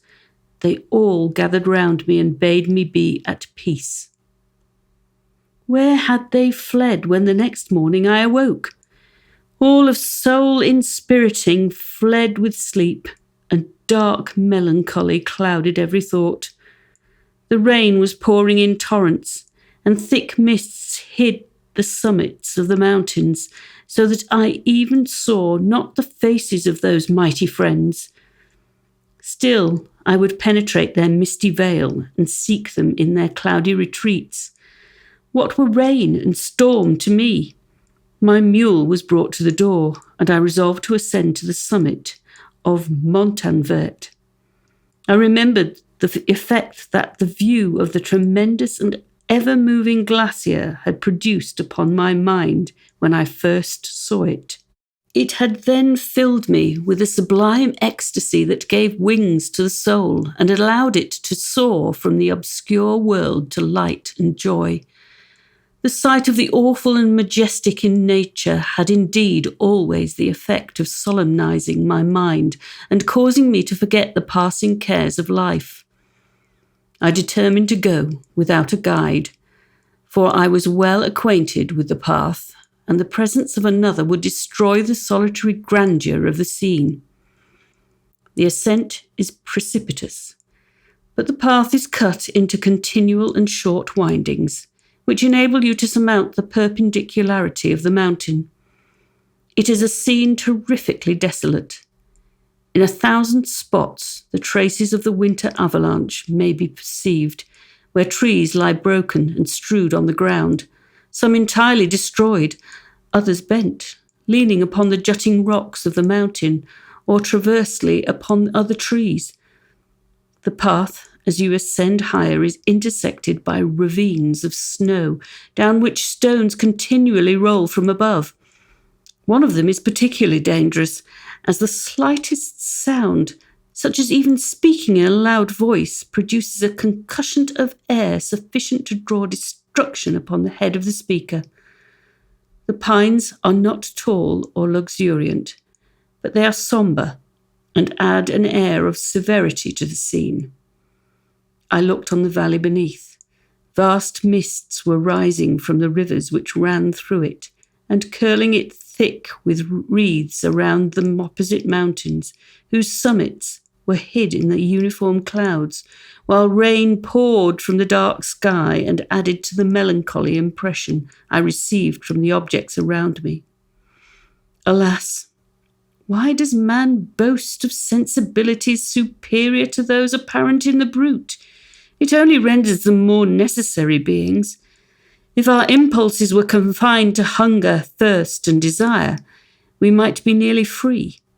But now we are moved by every wind that blows, and a chance word or scene that word may convey to us. We rest. A dream has power to poison sleep. We rise. One wandering thought pollutes the day. We feel, conceive, or reason, laugh or weep, embrace fond woe or cast our cares away. It is the same, for be it joy or sorrow, the path of its departure still is free. Man's yesterday may ne'er be like his morrow. Naught may endure but mutability. It was nearly noon when I arrived at the top of the ascent. For some time I sat upon the rock that overlooks the sea of ice. A mist covered both that and the surrounding mountains. Presently a breeze dissipated the cloud, and I descended upon the glacier. The surface is very uneven, rising like the waves of a troubled sea, descending low and interspersed by rifts that sink deep. The field of ice is almost a league in width, but I spent nearly 2 hours crossing it. The opposite mountain is a bare perpendicular rock. From the side where I now stood, Montanvert was exactly opposite, at the distance of a league, and above it rose Mont Blanc in awful majesty. I remained in a recess of the rock, gazing on this wonderful and stupendous scene. The sea, or rather the vast river of ice, wound among its dependent mountains, whose aerial summits hung over its recesses. Their icy and glittering peaks shone in the sunlight over the clouds. My heart, which was before sorrowful, now swelled with something like joy. I exclaimed, "Wandering spirits, if indeed ye wander and do not rest in your narrow beds, allow me this faint happiness, or take me as your companion away from the joys of life." As I said this, I suddenly beheld the figure of a man at some distance, advancing towards me with superhuman speed. He bounded over the crevices in the ice, among which I had walked with caution. His stature, also, as he approached, seemed to exceed that of man. I was troubled. A mist came over my eyes, and I felt a faintness seize me, but I was quickly restored by the cold gale of the mountains. I perceived, as the shape came nearer, sight tremendous and abhorred, that it was the wretch whom I had created. I trembled with rage and horror, resolving to wait his approach and then close with him in mortal combat. He approached. His countenance bespoke bitter anguish, combined with disdain and malignity, while its unearthly ugliness rendered it almost too horrible for human eyes. But I scarcely observed this. Rage and hatred had at first deprived me of utterance, and I recovered only to overwhelm him with words expressive of furious detestation and contempt. "Devil!" I exclaimed. "Do you dare approach me? And do you not fear the fierce vengeance of my arm wreaked on your miserable head? Begone, vile insect! Or rather, stay, that I may trample you to dust. And oh, that I could, with the extinction of your miserable existence, restore those victims whom you have so diabolically murdered." "I expected this reception," said the demon. "All men hate the wretched. How then must I be hated, who am miserable beyond all living things?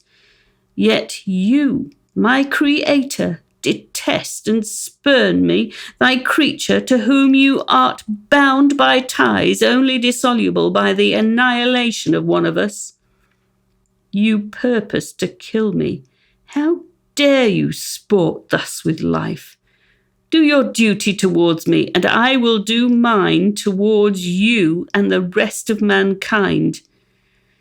If you will comply with my conditions, I will leave them and you at peace. But if you refuse, I will glut the maw of death until it be satiated with the blood of your remaining friends. Abhorred monster, fiend that thou art, the tortures of hell are too mild a vengeance for thy crimes. Wretched devil, you reproach me with your creation? Come on, then, that I may extinguish the spark which I so negligently bestowed. My rage was without bounds. I sprang on him, impelled by all the feelings which can arm one being against the existence of another. He easily eluded me and said, "Be calm. I entreat you to hear me before you give vent to your hatred on my devoted head. Have I not suffered enough that you seek to increase my misery? Life, although it may only be an accumulation of anguish, is dear to me, and I will defend it. Remember that thou hast made me more powerful than thyself. My height is superior to thine, my joints more supple.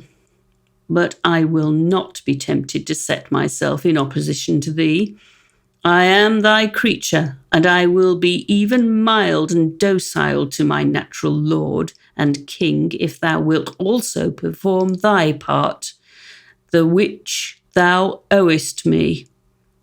O Frankenstein, be not equitable to every other, and trample upon me alone, to whom thy justice and even thy clemency and affection is most due. Remember that I am thy creature. I ought to be thy Adam, but I am rather the fallen angel whom thou drivest from joy for no misdeed. Everywhere I see bliss, from which I alone am irrevocably excluded. I was benevolent and good. Misery made me a fiend.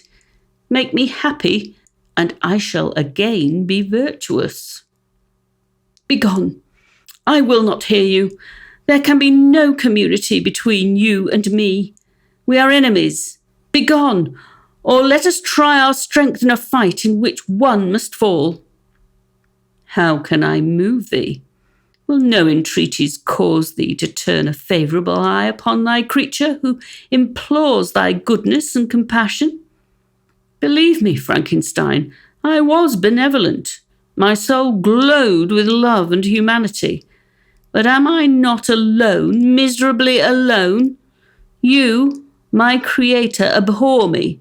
What hope can I gather from your fellow creatures who owe me nothing? They spurn and hate me. The desert mountains and dreary glaciers are my refuge. I have wandered here many days. The caves of ice, which I only do not fear, are a dwelling to me, and the only one which man does not grudge. These bleak skies I hail, for they are kinder to me than your fellow beings. If the multitude of mankind knew of my existence, they would do as you do, and arm themselves for my destruction. Shall I not then hate them who abhor me? I will keep no terms with my enemies. I am miserable, and they shall share my wretchedness. Yet it is in your power to recompense me and deliver them from an evil which it only remains for you to make so great that not only you and your family, but thousands of others shall be swallowed up in the whirlwinds of its rage. Let your compassion be moved, and do not disdain me. Listen to my tale. When you have heard that, abandon or commiserate me, as you shall judge that I deserved. But hear me. The guilty are allowed by human laws, bloody as they are, to speak in their own defence before they are condemned. Listen to me, Frankenstein. You accuse me of murder, and yet you would, with a satisfied conscience, destroy your own creature. Oh, praise the eternal justice of man. Yet I ask you not to spare me. Listen to me, and then, if you can, and if you will, destroy the work of your hands. Why do you call to my remembrance, I rejoined, circumstances of which I shudder to reflect, that I have been the miserable origin and author? Cursed be the day, abhorred devil, in which you first saw light. Cursed, although I curse myself, be the hands that formed you. You have made me wretched beyond expression. You have left me no power to consider whether I am just to you or not. Begone! Relieve me from the sight of your detested form. Thus I relieve thee, my Creator, he said, and placed his hated hands before my eyes, which I flung from me with violence. Thus I take from thee a sight which you abhor. Still thou canst listen to me, and grant me thy compassion. By the virtues that I once possessed, I demand this from you. Hear my tale. It is long and strange, and the temperature of this place is not fitting to your fine sensations. Come to the hut upon the mountain. The sun is yet high in the heavens before it descends to hide itself behind your snowy precipices and illuminate another world. You will have heard my story and can decide. On you it rests, whether I quit forever the neighbourhood of man and lead a harmless life, or become the scourge of your fellow creatures and the author of your own speedy ruin. As he said this, he led the way across the ice. I followed. My heart was full, and I did not answer him. But as I proceeded, I weighed the various arguments that he had used and determined at least to listen to his tale. I was partly urged by curiosity, and compassion confirmed my resolution. I had hitherto supposed him to be the murderer of my brother, and I eagerly sought a confirmation or denial of this opinion. For the first time, also, I felt what the duties of a creator towards his creatures were, and that I ought to render him happy before I complained of his wickedness. These motives urged me to comply with his demand. We crossed the ice, therefore, and ascended the opposite rock. The air was cold, and the rain again began to descend. We entered the hut, the fiend with an air of exultation, I with a heavy heart and depressed spirits. But I consented to listen, and seating myself by the fire which my odious companion had lighted, he thus began his tale.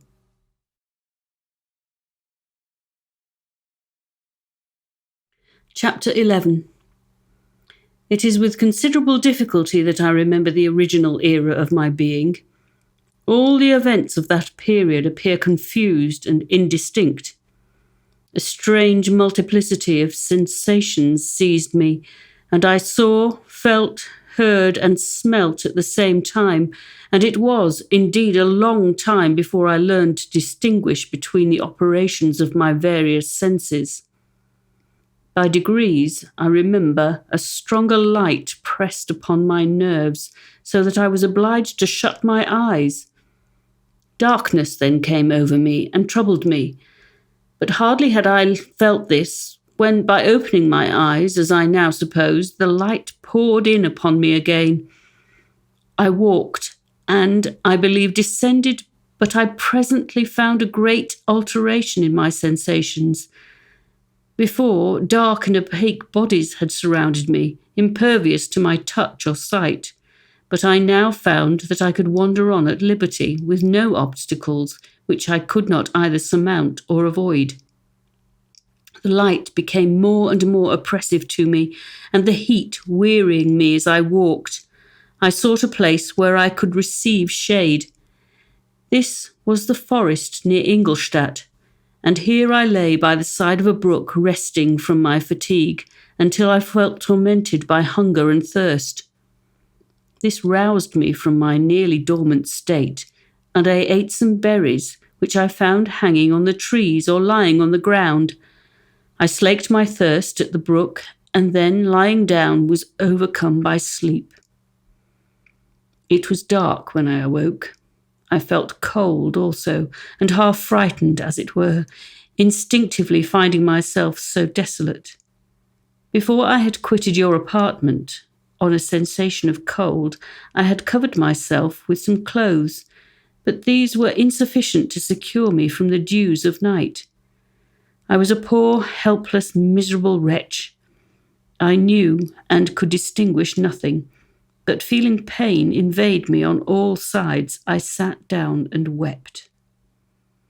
Soon a gentle light stole over the heavens and gave me a sensation of pleasure. I started up and beheld a radiant form rise from among the trees. The moon. I gazed with a kind of wonder. It moved slowly, but it enlightened my path, and I again went out in search of berries. I was still cold when under one of the trees I found a huge cloak, with which I covered myself and sat down upon the ground. No distinct ideas occupied my mind. All was confused. I felt light and hunger and thirst and darkness. Innumerable sounds rang in my ears, and on all sides various scents saluted me. The only object that I could distinguish was the bright moon, and I fixed my eyes on that with pleasure. Several changes of day and night passed, and the orb of night had greatly lessened when I began to distinguish my sensations from each other.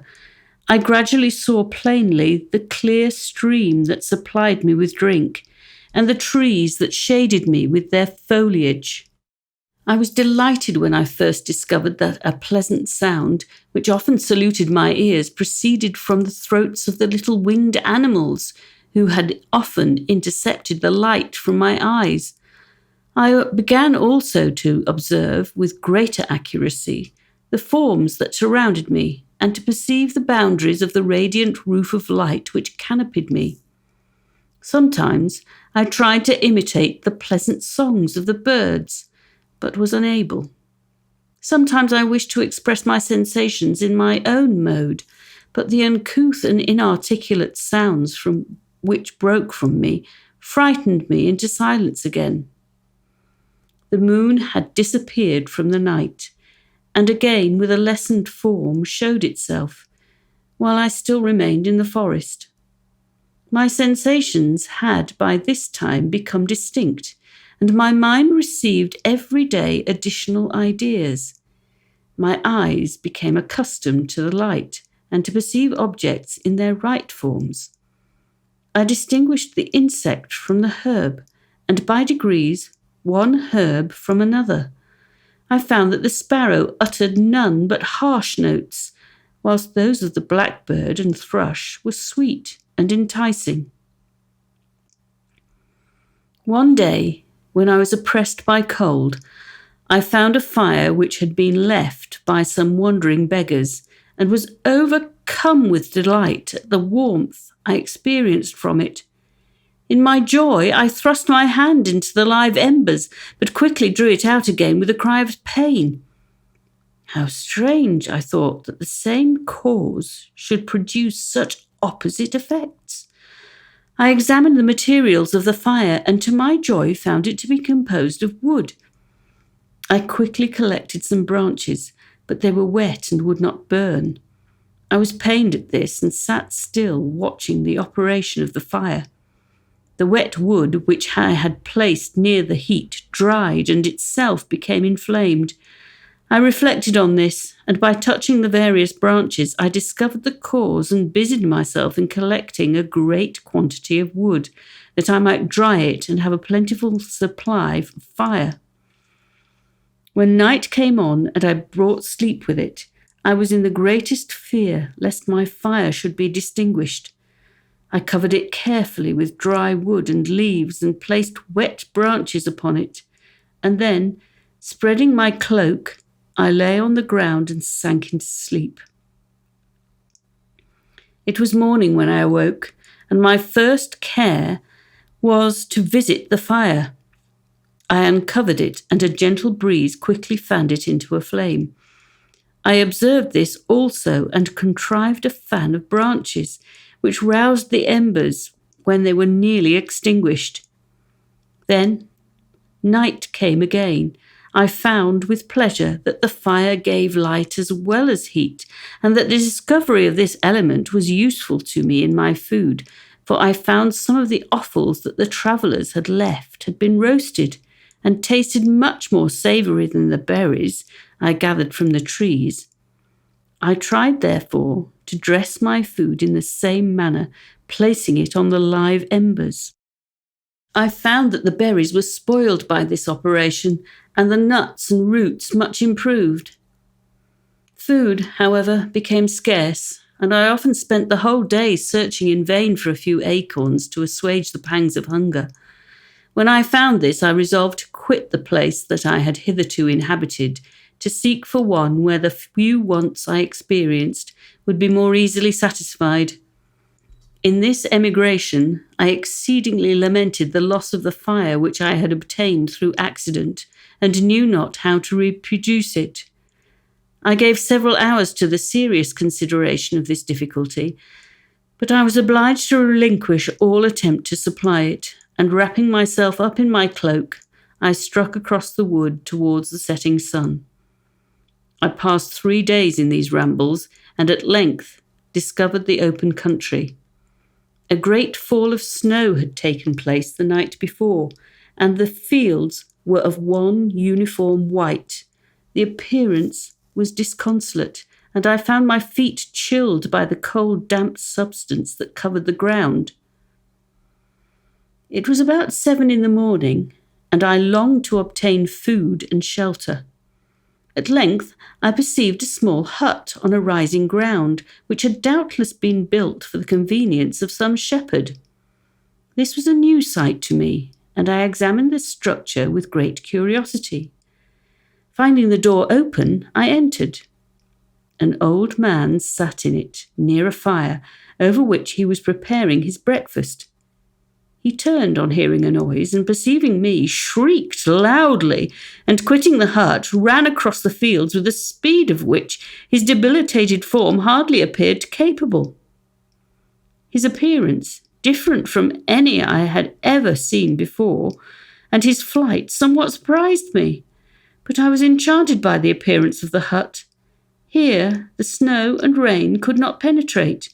The ground was dry, and it presented to me then as exquisite and divine a retreat as pandemonium appeared to the demons of hell after their sufferings in the lake of fire.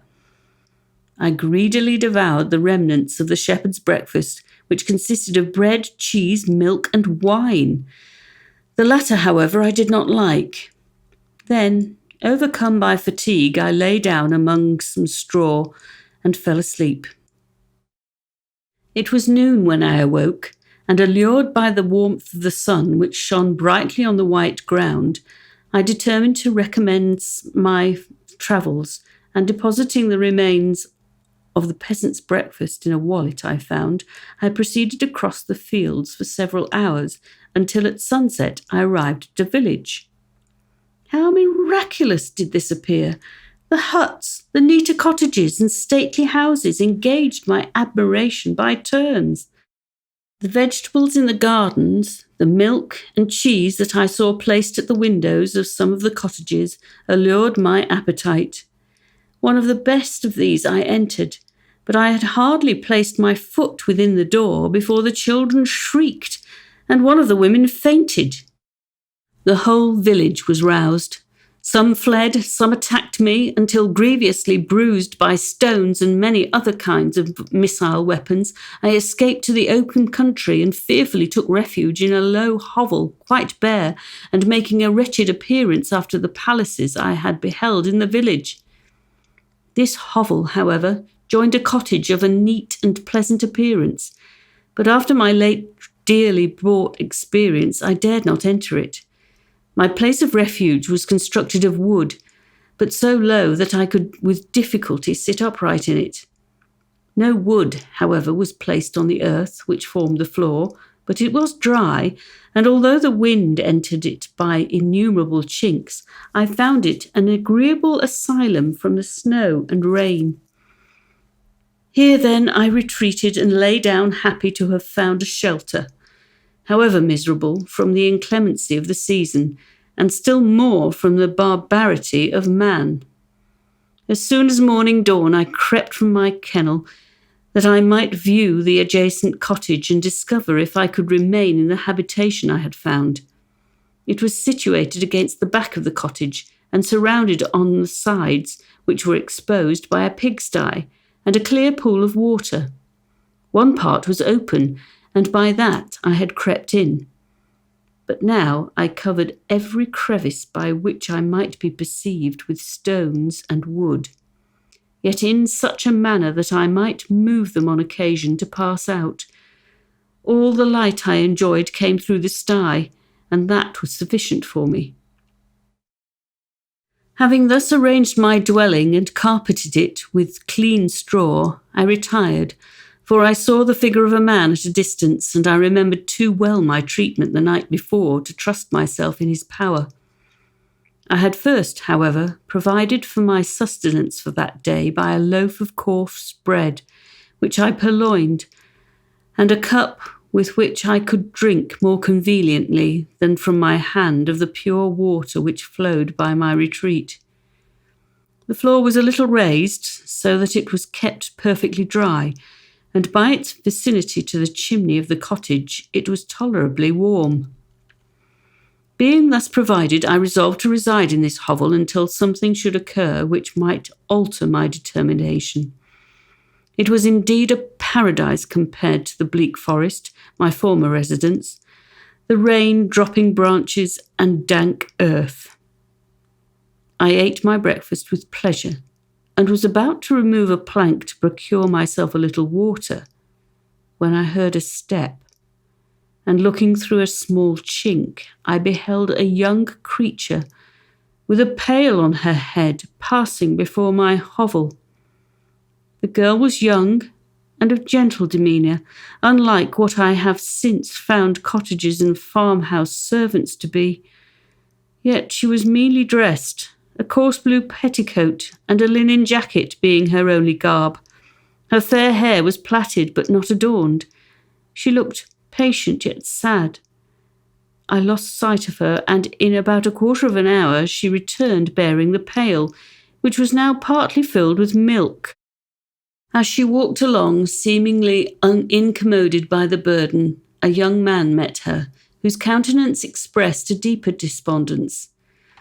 Uttering a few sounds with an air of melancholy, he took the pail from her head and bore it to the cottage himself. She followed, and they disappeared. Presently I saw the young man again, with some tools in his hand, cross the field behind the cottage, and the girl was also busied, sometimes in the house and sometimes in the yard. On examining my dwelling, I found that one of the windows of the cottage had formerly occupied a part of it, but the panes had been filled up with wood. In one of these was a small and almost imperceptible chink through which the eye could just penetrate. Through this crevice, a small room was visible, whitewashed and clean, but very bare of furniture. In one corner, near a small fire, sat an old man, leaning his head on his hands in a disconsolate attitude.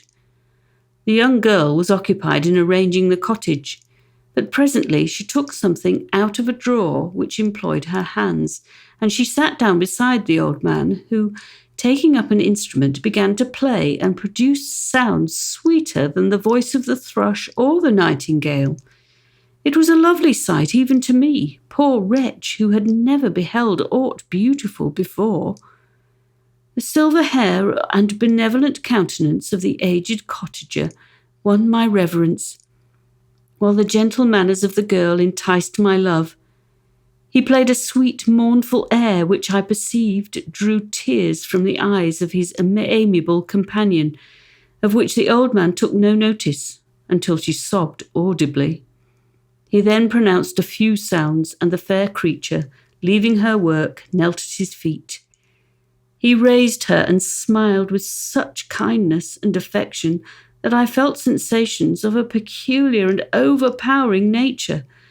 They were a mixture of pain and pleasure, such as I had never before experienced, either from hunger or cold, warmth or food, and I withdrew from the window, unable to bear these emotions. Soon after this, the young man returned, bearing on his shoulders a load of wood. The girl met him at the door, helped to relieve him of his burden, and taking some of the fuel into the cottage, placed it on the fire. Then she and the youth went apart into a nook of the cottage, and he showed her a large loaf and a piece of cheese. She seemed pleased and went into the garden for some roots and plants, which she placed in water and then upon the fire. She afterwards continued her work, whilst the young man went into the garden, appeared busily employed in digging and pulling up roots. After he had been employed thus about an hour, the young woman joined him, and they entered the cottage together. The old man had, in the meantime, been pensive, but on the appearance of his companions he assumed a more cheerful air, and they sat down to eat. The meal was quickly dispatched. The young woman was again occupied in arranging the cottage. The old man walked before the cottage in the sun for a few minutes, leaning on the arm of the youth. Nothing could exceed in beauty the contrast between these two excellent creatures. One was old, with silver hairs and a countenance beaming with benevolence and love. The younger was slight and graceful in his figure, and his features were moulded with the finest symmetry. Yet his eyes and attitude expressed the utmost sadness and despondency. The old man returned to the cottage, and the youth, with tools different from those he had used in the morning, directed his steps across the fields. Night quickly shut in, but to my extreme wonder, I found that the cottagers had a means of prolonging light by the use of tapers, and was delighted to find that the setting of the sun did not put an end to the pleasure I experienced in watching my human neighbours. In the evening, the young girl and her companion were employed in various occupations which I did not understand, and the old man again took up the instrument which produced the divine sounds that had enchanted me in the morning. So soon as he had finished, the youth began not to play, but to utter sounds that were monotonous, and neither resembling the harmony of the old man's instrument nor the songs of the birds. I since found that he read aloud, but at that time I knew nothing of the science of words or letters.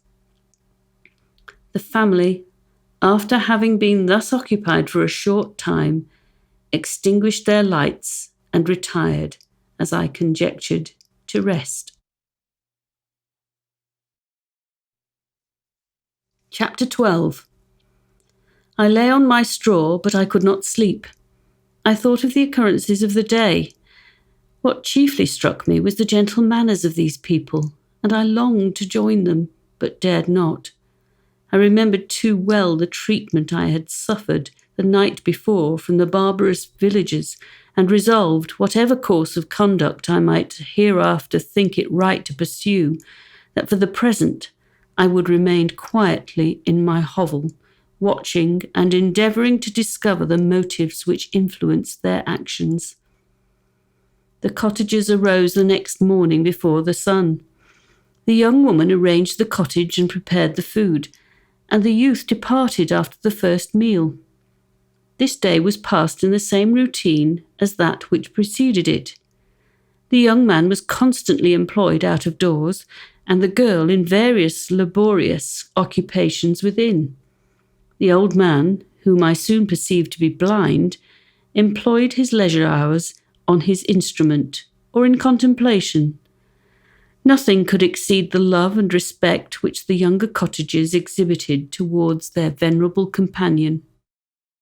They performed towards him every little office of affection and duty with gentleness, and he rewarded them by his benevolent smiles. They were not entirely happy. The young man and his companion often went apart and appeared to weep.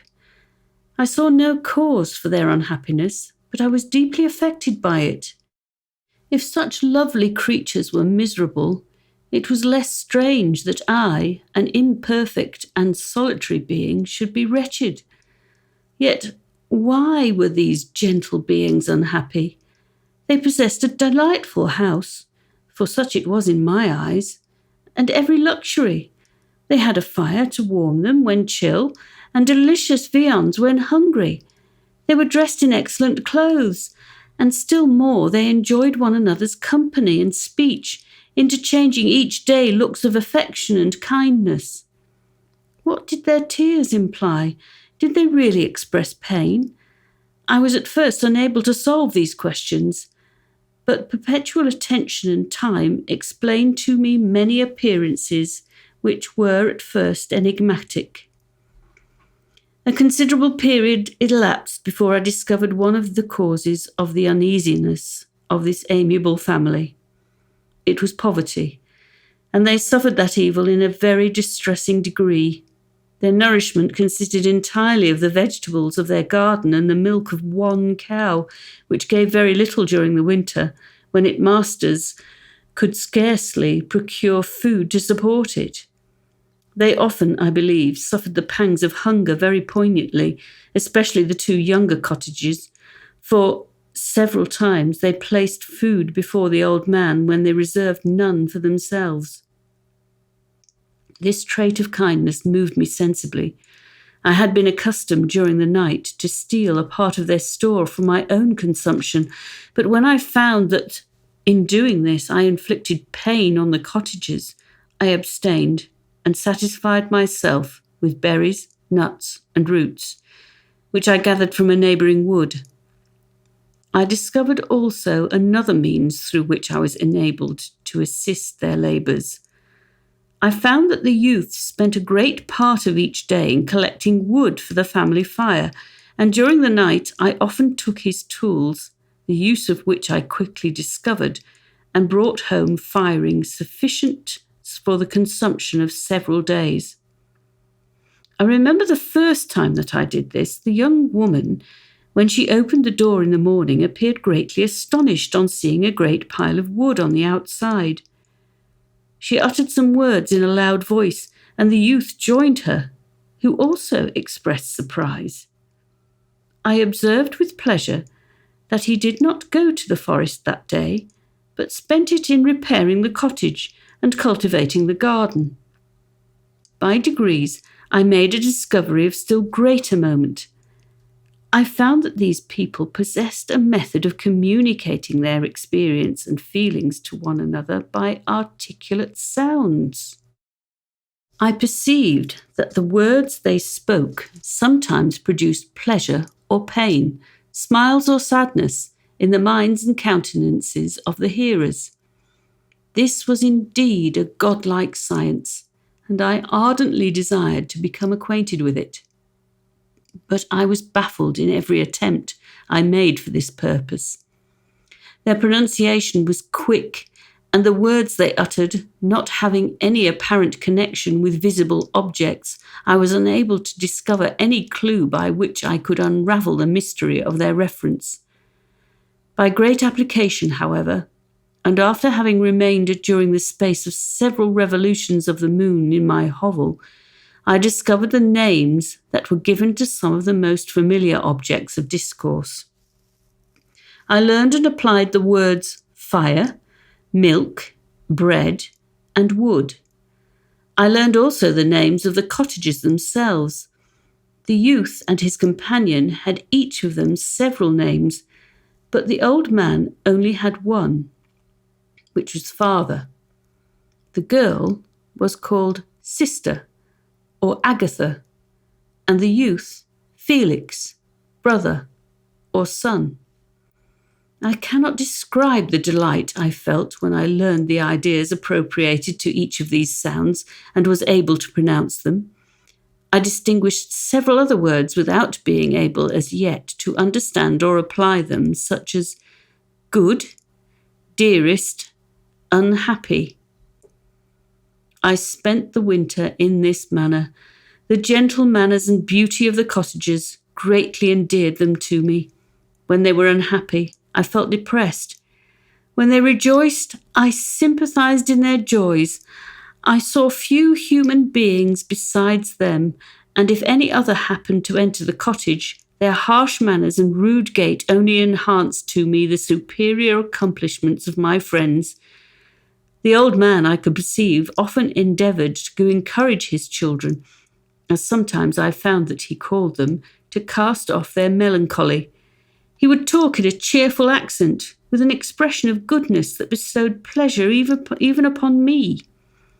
Agatha listened with respect, her eyes sometimes filled with tears, which she endeavoured to wipe away unperceived. But I generally found that her countenance and tone were more cheerful after having listened to the exhortations of her father.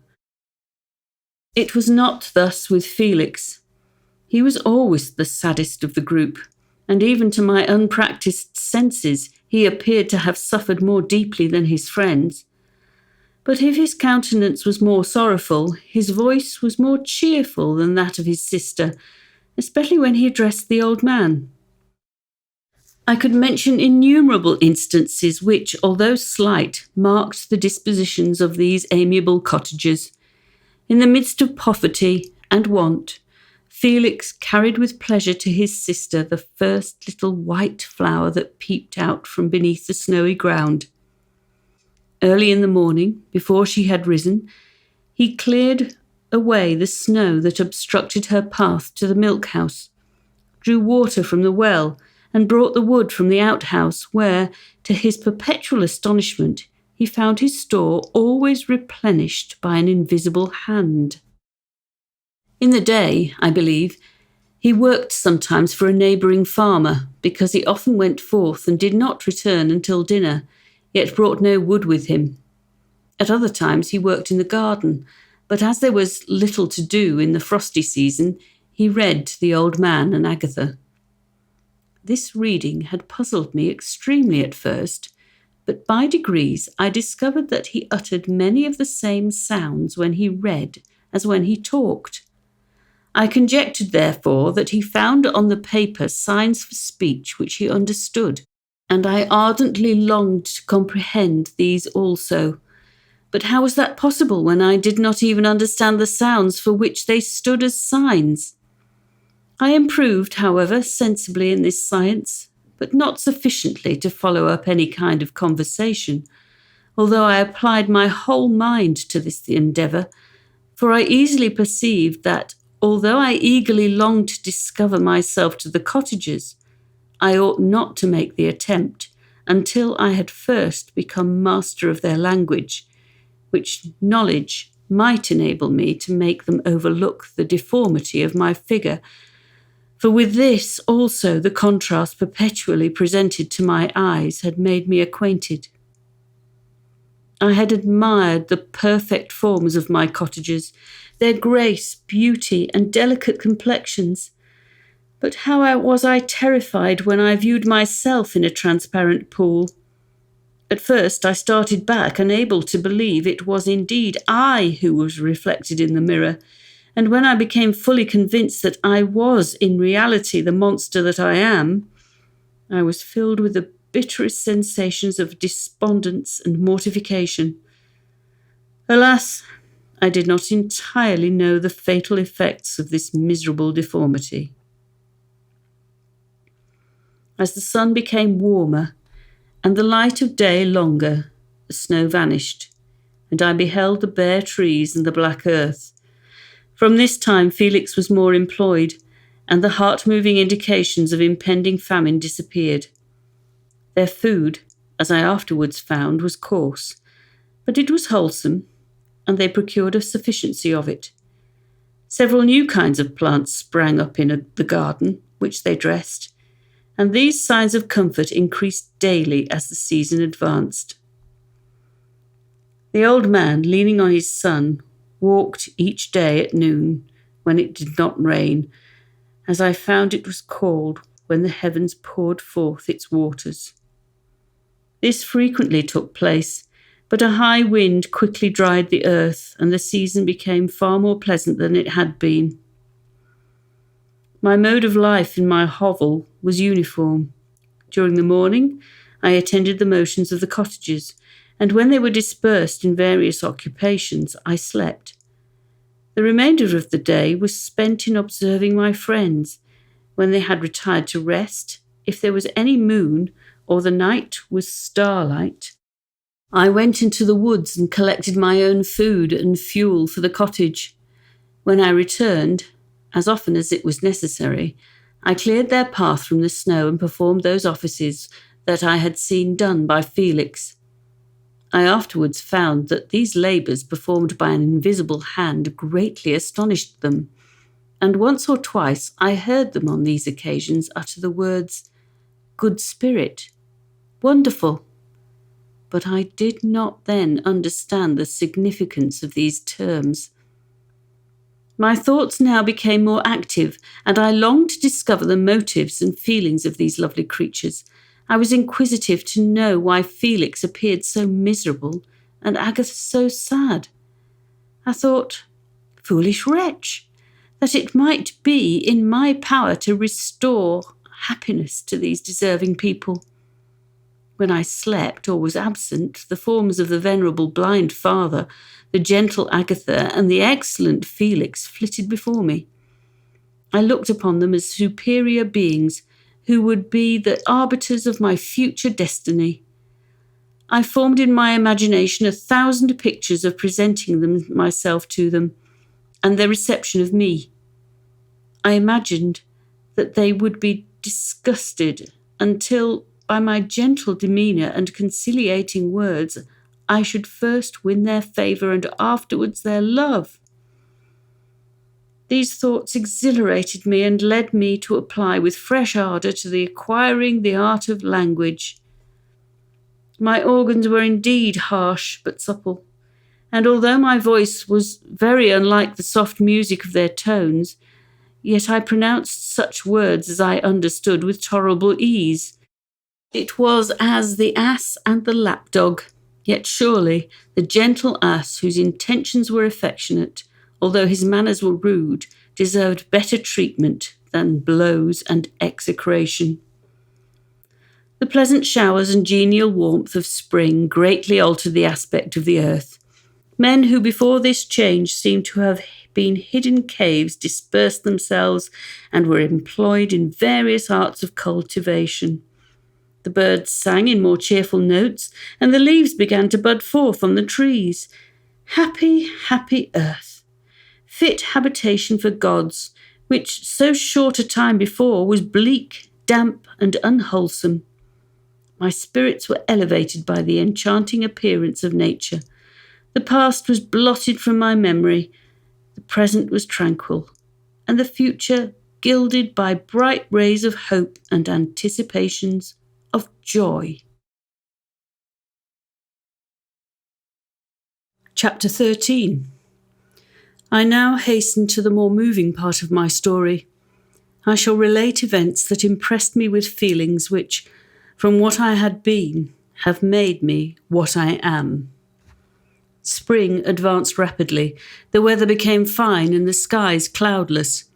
It surprised me that what before was desert and gloomy should now bloom with the most beautiful flowers and verdure. My senses were gratified and refreshed by 1,000 scents of delight and 1,000 sights of beauty. It was on one of these days, when my cottagers periodically rested from labour, the old man played on his guitar, and the children listened to him, that I observed the countenance of Felix was melancholy beyond expression. He sighed frequently, and once his father paused in his music, and I conjectured by his manner that he inquired the cause of his son's sorrow. Felix replied in a cheerful accent, and the old man, was recommencing his music when someone tapped at the door.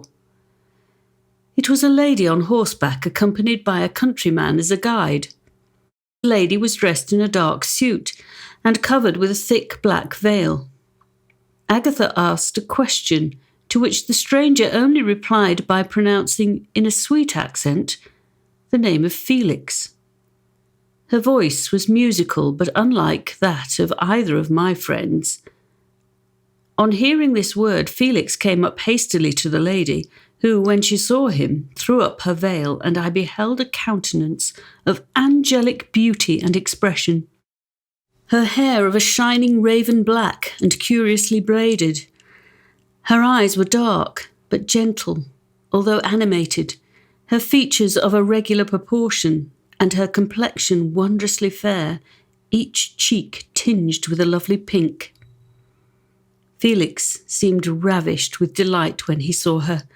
Every trait of sorrow vanished from his face, and it instantly expressed a degree of ecstatic joy, of which I could hardly have believed it capable. His eyes sparkled as his cheek flushed with pleasure, and at that moment I thought him as beautiful as the stranger. She appeared affected by different feelings.